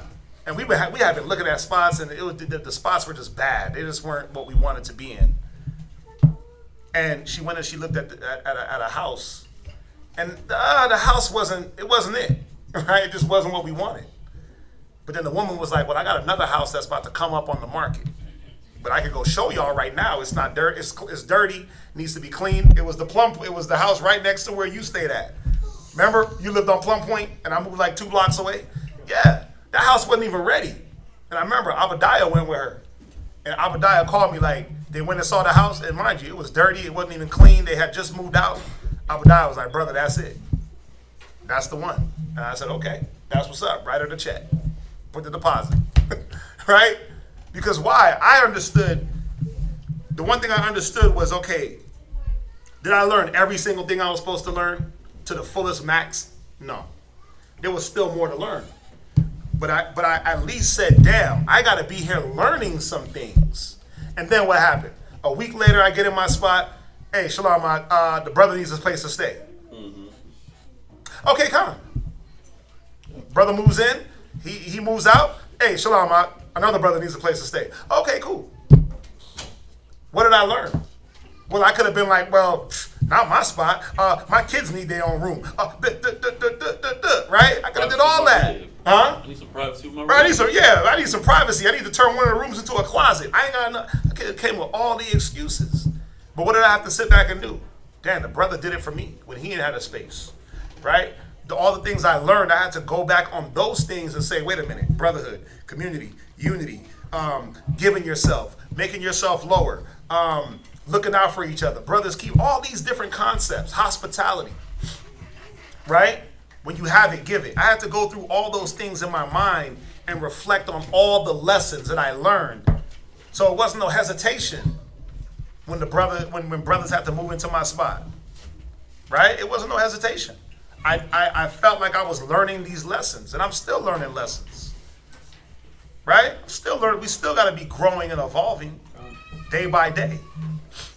But we got to remember, this is not about a one-sided thing where you just take, don't learn a damn thing when it's your time. Oh, no, I can't do that.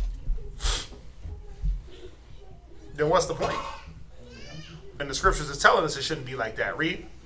That now, at this time, right, your abundance may be a supply for their want. Right, because us here, we have the abundance. What do we have the abundance of? Well, our faith, our charity, our brotherhood, our communication is abundant because we've been working on that. The people that's going to come in, guess what? They ain't got that. So we got to keep pushing. Boom. Here's the abundance. Here's the overflow. Here's this. Here's that. Here's the extra. Here, keep filling your cup up. Keep filling up your cup. Keep going. Keep going. Keep going, right? To build them up to the level. And then what? Go ahead.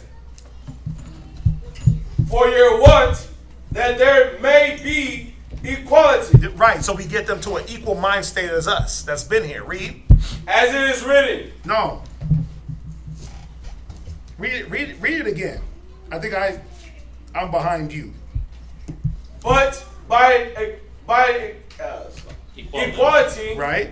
That now at this time your abundance may be a supply, right, for their want. Go ahead. That their abundance also may be a supply for your want. Right. That's the part you skipped. You see that? So what happens is there's going to be a time when the abundance has to be given to who needs it. But then your abundance, once you receive, is going to be for the next person that needs it. And it just goes down the line. There's this reciprocal of give and take, and nobody's left with less, or nobody has too much. Nobody's left out there. Right? Nobody's left out there like, damn, why did I do this for this person? They left me high and dry. They didn't repay what they said they was going to do. They didn't hold their vow. What's that? Now, what's messed up is that this idea is America made it sound evil, and that's why a lot of us don't want to adapt. We don't want to adopt this idea for ourselves and our household because America called it communism. Right. Having everything in common is the basis of communism, and that's what America they want capitalism. Yeah, they want capitalism. Everyone out for themselves and their own riches. Yep. And that makes what? It makes division. Yep. You know what I mean? So that way you can have somebody rule over you, but you're so busy fighting your neighbor, you know what I mean, and fighting the people around you that you ain't realizing that there's one ruler over you already. Yep. And in a communist nation, everybody's out for each other. Yep. You go to China, when you go to China, they got community gardens. And you can go by and you can go pick some fruit yep. out of the community garden, and then another lady, she comes by and she fertilizes and tills the soil, and then another person comes and plants something. You know what I mean? They got community gardens going on. But you come here and everybody's out for themselves. They'll plant useless ass trees all over the street, and then try to kick the homeless people off the street that are begging for food. When you could have planted fruit trees all the way down the street like they do in China. I say that all the time. They can just pick and eat. I say that all the time. It's true. You know what I mean? But they made communism a bad thing. They made this biblical concept. They labeled it communism, and now you're evil if you're a communist. They put a negative spin on it. Right. That means you're evil if you're applying the scriptures. Yeah, and you're good if you're capitalizing on other people. Yeah. You see that? But the point is, if I give it to you, see, and they put it again. They just adding on to what the woman said. They put it in your head that if you give, you're gonna be without, even if you still got some. Like they sat there and they calculate certain things. They're like, yeah, if it's funny. Kanye West said it. Kanye West said he give $1 to everybody in America and still have money. But why he ain't did it? He's a billionaire, right? The richest man in the world can give $1 to the whole world and still have 10 billion left over, 10, 15 billion. How come he hasn't done it? Because if I give everybody $1, even though I still have more than everyone else, I don't have the full amount that I originally had. It's this weird. It's just a weird thing. I don't want to be equal with anybody. That one. That's what the Most High said in I think it's Leviticus or Exodus. He said unless that evil heart enter you. Mm-hmm. You know what I mean? He was talking about the year of Jubilees and stuff like right, that. Right. Where somebody gave you something and you get that evil heart in you where you like, oh, the year of Jubilees is coming. Yep.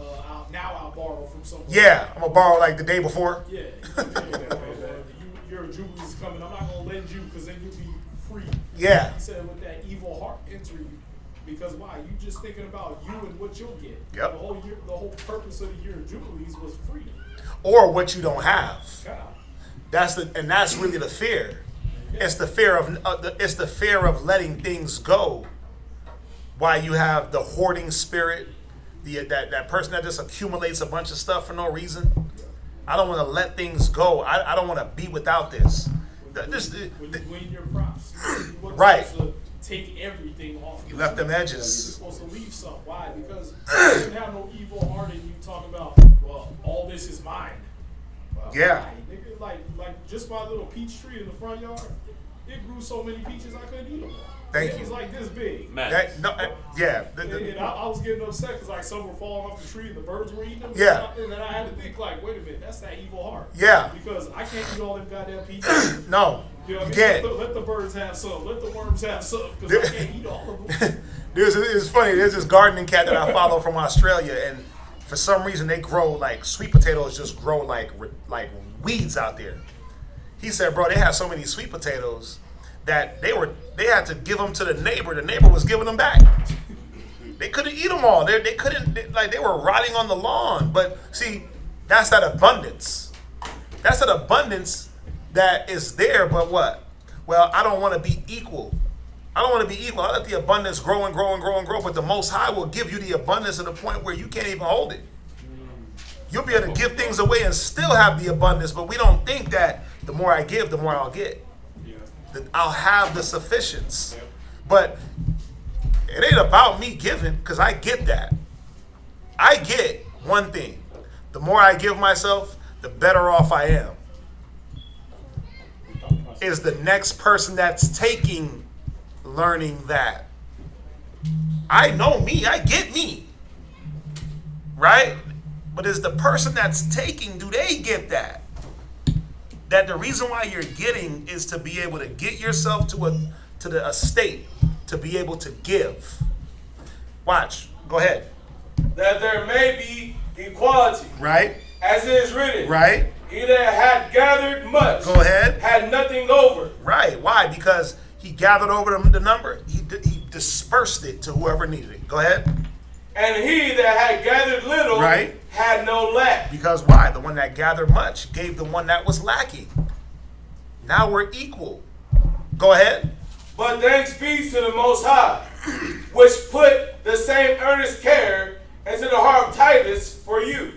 Right, and that's what he was going into about Titus, this man being there for the people and giving what he had for them to be able to give to the next man. But that's how we supposed to think, man. It's not about a take. And that goes into what? Like, just think about it. If you're a person that needs to catch a ride from another person, from another brother, and you never give him gas or you never give her gas, isn't that you're wicked? No. Because what's normally the response? Man, how come you didn't give no gas? Oh, I didn't think about it. Or I forgot. Well, guess what? Stop forgetting. Stop forgetting and start thinking about what's being done to you. And then you'll be able to think about how can I help appease that to that brother or that sister. It's that simple, right? Isn't it? If the excuse can't be, oh, I forgot, or I didn't realize, or I this. That means you're not looking at the right things. You're not paying attention and examining. We got to stop forgetting those things, right? It's one thing to forget certain, but don't forget the good that's being done towards you, so that you can help. Think about it. If I always use it. If I need a ride, and someone is picking me up, but then it gets to the point where, hey, Shalom, you think you can pick me up? And he's like, oh man, I'm out of gas. Well, I need a ride. I need him to do it. So wouldn't I help him to help me? Right? Right. It's like if you want to eat food and there's a person that's a good cook. They can cook good, but you want to eat. They ain't got no food. Wouldn't you say, well, damn, let me go grab something so you can cook it so I can eat too? But cats don't be thinking. They be like, well, I just want you to cook. Because I just want to eat. But I don't want to supply what it is that I want for myself. How does that work for us? What's that? There's they call it the African proverb, but it comes from our people. But that frog and the scorpion.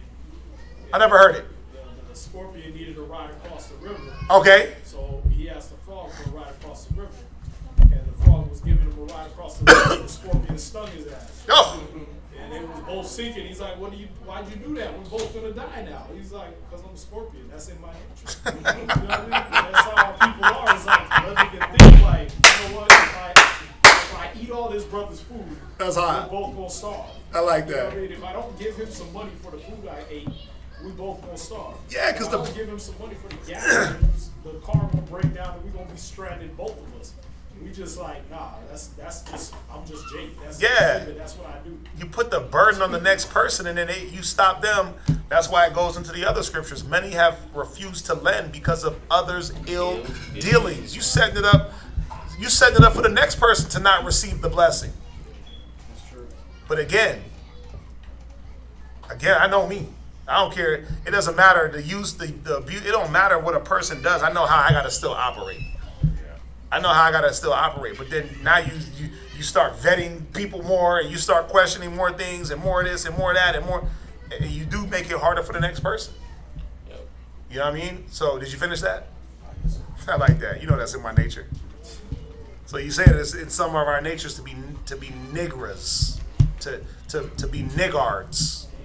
Is what cats like that fall back on. They just act like, well, I ain't gotta do righteousness. That's me. Yeah. You gotta deal with it. No, well, okay, we both gonna die now, nigga. Yeah. You know what I mean? That's what. Yeah, we both gonna die. We both gonna suffer because of your lack of seeing that. Wait a minute, I was supposed to help you get across the river, then sting you when we got on the shore. No, I'm playing. I'm joking. Anyway, that's it. Any questions? Any questions? Anything online? Man. Yeah. Remember, brothers, my dear brethren, make sure you get in your. Oh, wow. Wow, okay, nice. Remember, get your garment money in if you haven't. They got the website for brothers to sign up for their garments. Sign up, please. Even if you ain't got the dough, sign up with your size. Sign up with all those things so they can start ordering. Okay? They can start ordering. They got enough money that brothers have been sending in to at least start some ordering. That don't mean you don't send your dough. Get that in. Remember, Tabernacles starts Monday, sundown. No class. Okay? No class. We're not going to have class until next, not this coming Wednesday, but the next Wednesday. Remember, Sunday, we're going, I got to get the, Asharai, did they put, when they go to the RSVP, does it show like where the spot is? Right. So if you want to know the location to the spot that we're gonna go for the night of camping, you got to go into the chat and look at the RSVP. If you're planning on attending, hit the RSVP, put the numbers so we can understand who's gonna be there. And also, if you're planning on attending, there's another sign up for just bringing some food items. Nothing, you ain't got to bring no steak and all that. It's already there. All we ask them to bring is like almond milk, muffins, things that we can eat quickly. We're not going to be there for the whole 7 days. We're going to be there Sunday from about 10 a.m. to Monday about 10 a.m. So it's only one night. It's only one night, unfortunately. We couldn't get the other spot out there in San Antonio. This spot's only about 45 minutes away, 45 to an hour. So, I mean, everybody should be able to slide through, man. You know, chill with the brothers, hang out, have a good night. So make sure you sign up for that. We're asking if it's possible, if you can. It's $40 per family for the night of the camping, because that spot was expensive for one night. It was like $1,100. San Antonio already paid for it, but I don't want that to be all on them. It shouldn't have to be. Remember, we just read it. Supply for the want. Now, if you don't have the supply, it's fine. I'm gonna put in extra money. Put in extra money. Somebody sent money and they put it for a family that doesn't have it. That's what they put it for. So the water for whoever that was, I forgot who that was, that sent me that money. If you can't attend, but you do have the money to help out, do it. It's all good too, right? That's those alms. Yeah, the Most High love a cheerful giver, right? What else? Remember, on the 5th, what did we say about the 15th of every month? We do what? Canned goods. Yeah, the canned goods. We want to try to get a little supply up, right? And then we'll move on to the next thing. We'll do some canned goods, get that up. Try to do some things that we can store up.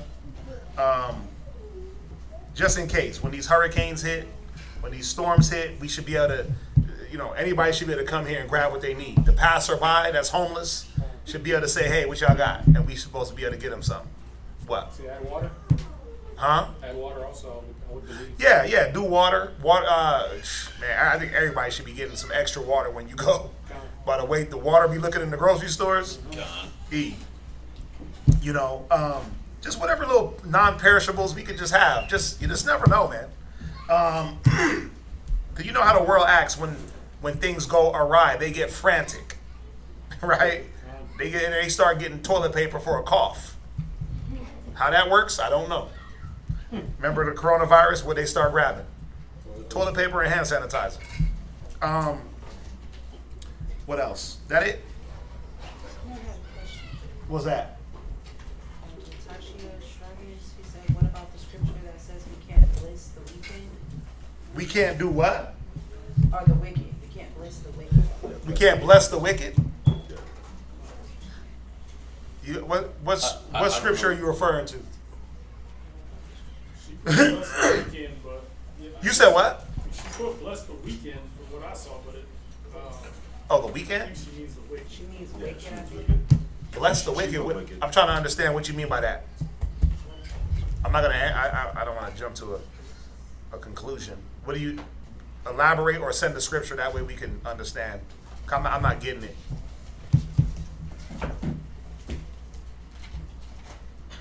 What's up, Max? My dad gave my friend to me nice. Wait, say it again. I think I'm going deaf. His dad braided his hair and his friends told him it was nice. Oh, your dad braided your hair and your friends told you that it was nice. That's what's up.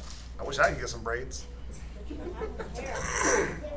wish I could get me some braids. Somebody tell me I look nice.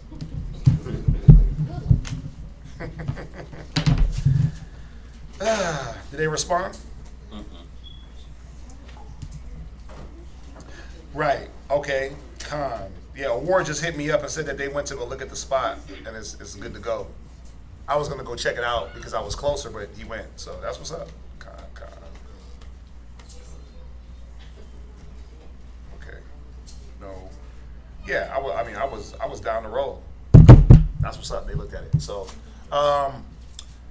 for the tabernacles, we definitely gonna be having some feast nights out here in Houston, right? We got 4 nights, right?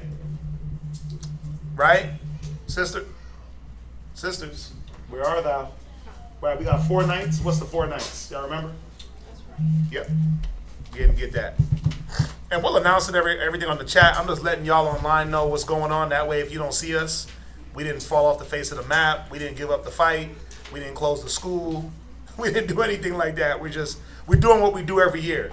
Every year when we have the feast days, we observe the feast days. What's that? Oh, I didn't see you back there. First day is Monday the 10th. Right? Tuesday the 11th. Right? Wednesday the 12th. Right?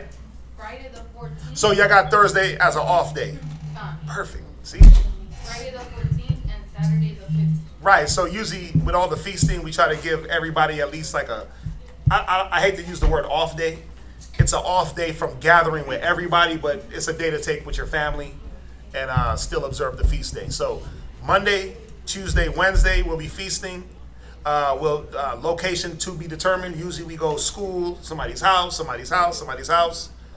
Thursday is a day, family. We try to throw a kid day in there.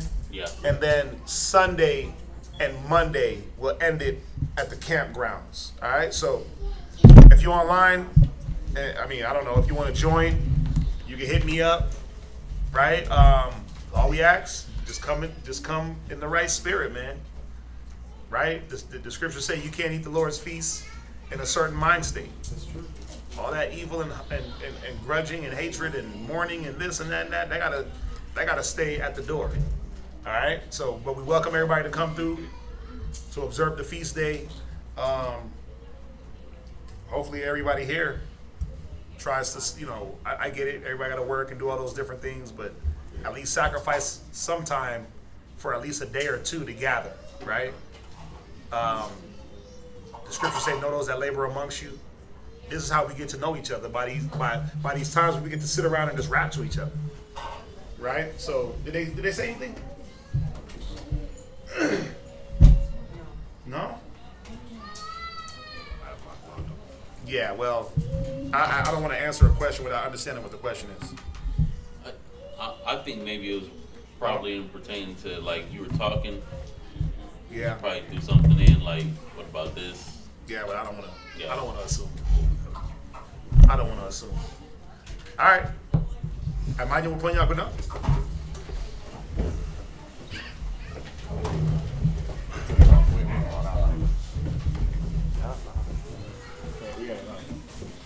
I mean, we know this all. Shaddai can take him. Shaddai can take him. Excuse me. Shaddai got it. General Shaddai. Shaddai do all things. Wow, why is he saying like that? Like, because I can. It's the way you said it. Bid the children to come and pray. Bid them to come to us. Get the children in here. Oh my gosh. Yeah, buddy.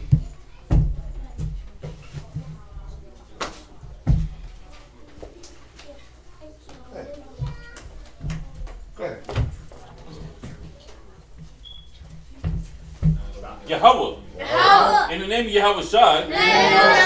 Please listen to us right now. Send Michael and the righteous angels. To watch over. Bless. Heal. Protect. And make strong the people of Israel. Also send unto us much wisdom. Much knowledge. Much understanding. Much patience. Much faith. Much brotherhood. And much love. Spiritual power. To forgive all of our sins. Yahweh Shai come quickly. For in thee is our hope. Always and forever. Amen. Stand right there. Keep your hands to yourself. Don't move. Go ahead.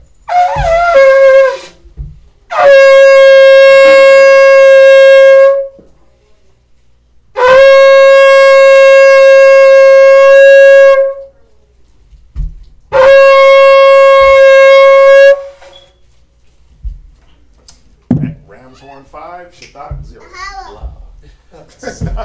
Go ahead. Barakatah Yahweh. Ba'ashem Yahushai. Hawa'ah. Hatorah. Blessed are you, Yahweh, in the name of Yahweh Shai that gives to us the law. Barakatah Yahweh. Ba'ashem Yahushai. Hawa'ah. Awar. Blessed are you, Yahweh, in the name of Yahweh Shai that gives us the light to see. Barakatah Yahweh. Ba'ashem Yahushai. Hawa'ah. Ha'ayah. Korah. Ha'ayin. Blessed are you, Yahweh, in the name of Yahweh Shai that gives us the ram's horn to call the people. Barakatah Yahweh. Ba'ashem Yahushai. Hawa'ah. Shaman. Zayah. Lamashad. Yasha'Allah. Blessed are you, Yahweh, in the name of Yahweh Shai that gives to us the olive oil to anoint Israel. If you want me to anoint it, we'll do that after class or after the prayers. This is Psalms 92. It is a good thing. To give thanks unto the Lord. And to sing praises unto thy name. O Most High. And to show forth thy loving kindness. In the morning. And thy faithfulness every night. Upon the instrument of ten strings. And upon the psaltery. Upon the harp with the solemn sound. For thou, O Yahweh, has made me glad to thy work. I will triumph in the works of thy hands. O Yahweh, how great are thy works. And thy thoughts are very deep. A brutish man knoweth not. Neither do a fool understand this. When the wicked spring as the grass. And when all the workers of iniquity do flourish. It is that they shall be destroyed. Forever. But thou, O Yahweh, are most high forevermore. For lo, thy enemies, O Yahweh, for lo, thy enemies shall perish. All the works of iniquity shall be scattered. But my horn shall thou exalt. Like the horn of a unicorn. I shall be anointed with fresh oil. My eye also shall see. My desire my enemies. And my ears shall hear. My desire of the wicked. That rise up against me. The righteous shall flourish like the palm tree. He shall grow like a cedar in Lebanon. Those that be planted in the house of Yahweh Shai. Shall flourish in the courts of the Most High. They shall still bring forth fruit in old age. They shall be fat and flourishing. To show that Yahweh is upright. He is my rock. And there is no unrighteousness in him.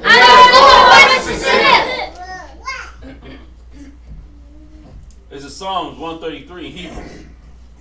Sayar, Amalawat, Ladawat, Ana, Ma, Tawah, Wama, Na'ayam, Shabbat, Akim, Gum, Gachad, Kashaman, Hatawah, Al, Harash, Yurad, Al, Hazakwan,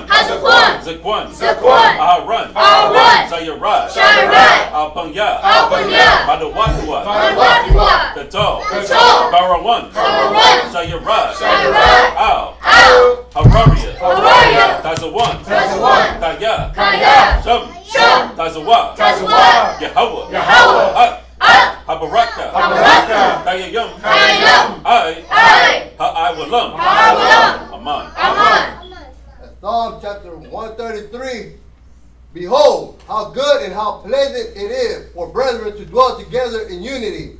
It is like the precious ointment upon the head that ran down upon the beard, even Aaron's beard, that went down to the skirts of his garment, as the dew of Hermon, and as the dew that descended upon the mountain of Zion. For there the Lord commanded the blessing, even life forevermore. Amen. Amen. Bye. Show me out. The water. Amen. Circle up real quick. Somebody get. She went back and redid her question. Just real quick. Get Ecclesiasticus 12. Real quick. So her question, it said, it said, she was talking about, what, blessing the wicked? I can't remember exactly what scripture it was, but Right. I was in studies one day and it was talking about blessing the wicked people. Blessing the wicked people. I mean, the only thing that comes to mind, go to Ecclesiasticus 12. Read it, yeah, 12, read 1. Ecclesiasticus chapter 12, verse 1. Go ahead. When thou wilt do good, Right, or bless somebody, go ahead. know to whom thou doest it, Right, so the Bible tells us to know who you're doing good to, go ahead. so shalt thou be thanked for thy benefits. Go ahead. Do good to the godly man. Do what? Do good to the godly man. Right, so we're supposed to be doing good to the godly man. Go ahead. And thou shalt find a recompense. Right, because there is going to be a recompense. You're either going to be recompensed with good or with evil. If you do good to the godly is going to keep their word. And if for some reason they can't repay, the Most High got you. But the wicked is going to tell us, watch, read on. And if not from him, yet from the Most High. Go ahead. There can no good come to him that is always occupied in evil. Yeah, there's no good that comes to the wicked. They're occupied in evil. We shouldn't be trying to help them, but they're not going to be able to repay the good you did to them. They're occupied in evil. Go ahead. Nor to him that giveth no alms. Read verse 4. Give to the godly man. Do what? Give to the godly man. Go ahead. And help not a sinner. Right, read verse 6. Just jump. Verse 6. For the Most High hated sinners. Go ahead. And will repay vengeance unto the ungodly. Right, so we're not supposed to be trying to help the ungodly out of what the Most High got set up for them. If they want to get taught and things like that, that's one thing. But think about it. If you know, I always use the example of, if I know a cat's on drugs and he's asking for money, am I going to give him the money? Nah, because more than likely, what's he going to do? He don't spend it on drugs. He's not going to do the responsible thing. Right? You're going to help to further that mind that's on him. You'll know, because like homeless people out there in the street. You know what? I ain't got no money, but I'll get you something to eat. No, I don't want to eat. I just want money for, I want the money for alcohol or this or that and that. You don't do that, because you're furthering that negative in them. Go ahead.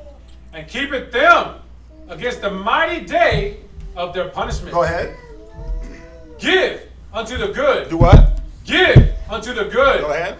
And help not the sinner. Right. So, that's what the scriptures is letting us know. If there was another scripture in mind, y'all got anything else? I'll read this real quick. It's 2 Chronicles 19:2. Right. It says, and Jehu, the son of Hanani, the seer, went out to meet him and said to King Jehoshaphat, shouldest thou help the ungodly and love them that hate the Lord? Therefore is wrath upon thee from before the Lord. Damn. So pretty much, if you help the ungodly, and if you're helping out the ungodly and they hate the Most High, and you're helping them, that means that you helping them to hate the Most High, meaning you hate the Most High too. So the Most High's wrath is going to come upon you if you're helping ungodly people be ungodly. That's why our people be catching hell, because they be in line with the ungodly. The typical black woman would rather give her family over to the system to live her damn club life. Okay, that's another talk. But y'all get the point, right? Con? Con. Go ahead. You can say it. Manashah, you say con, sir. Go ahead and call it. Men of Israel, I'm Mario. What? Yahweh Shemel Shabbat.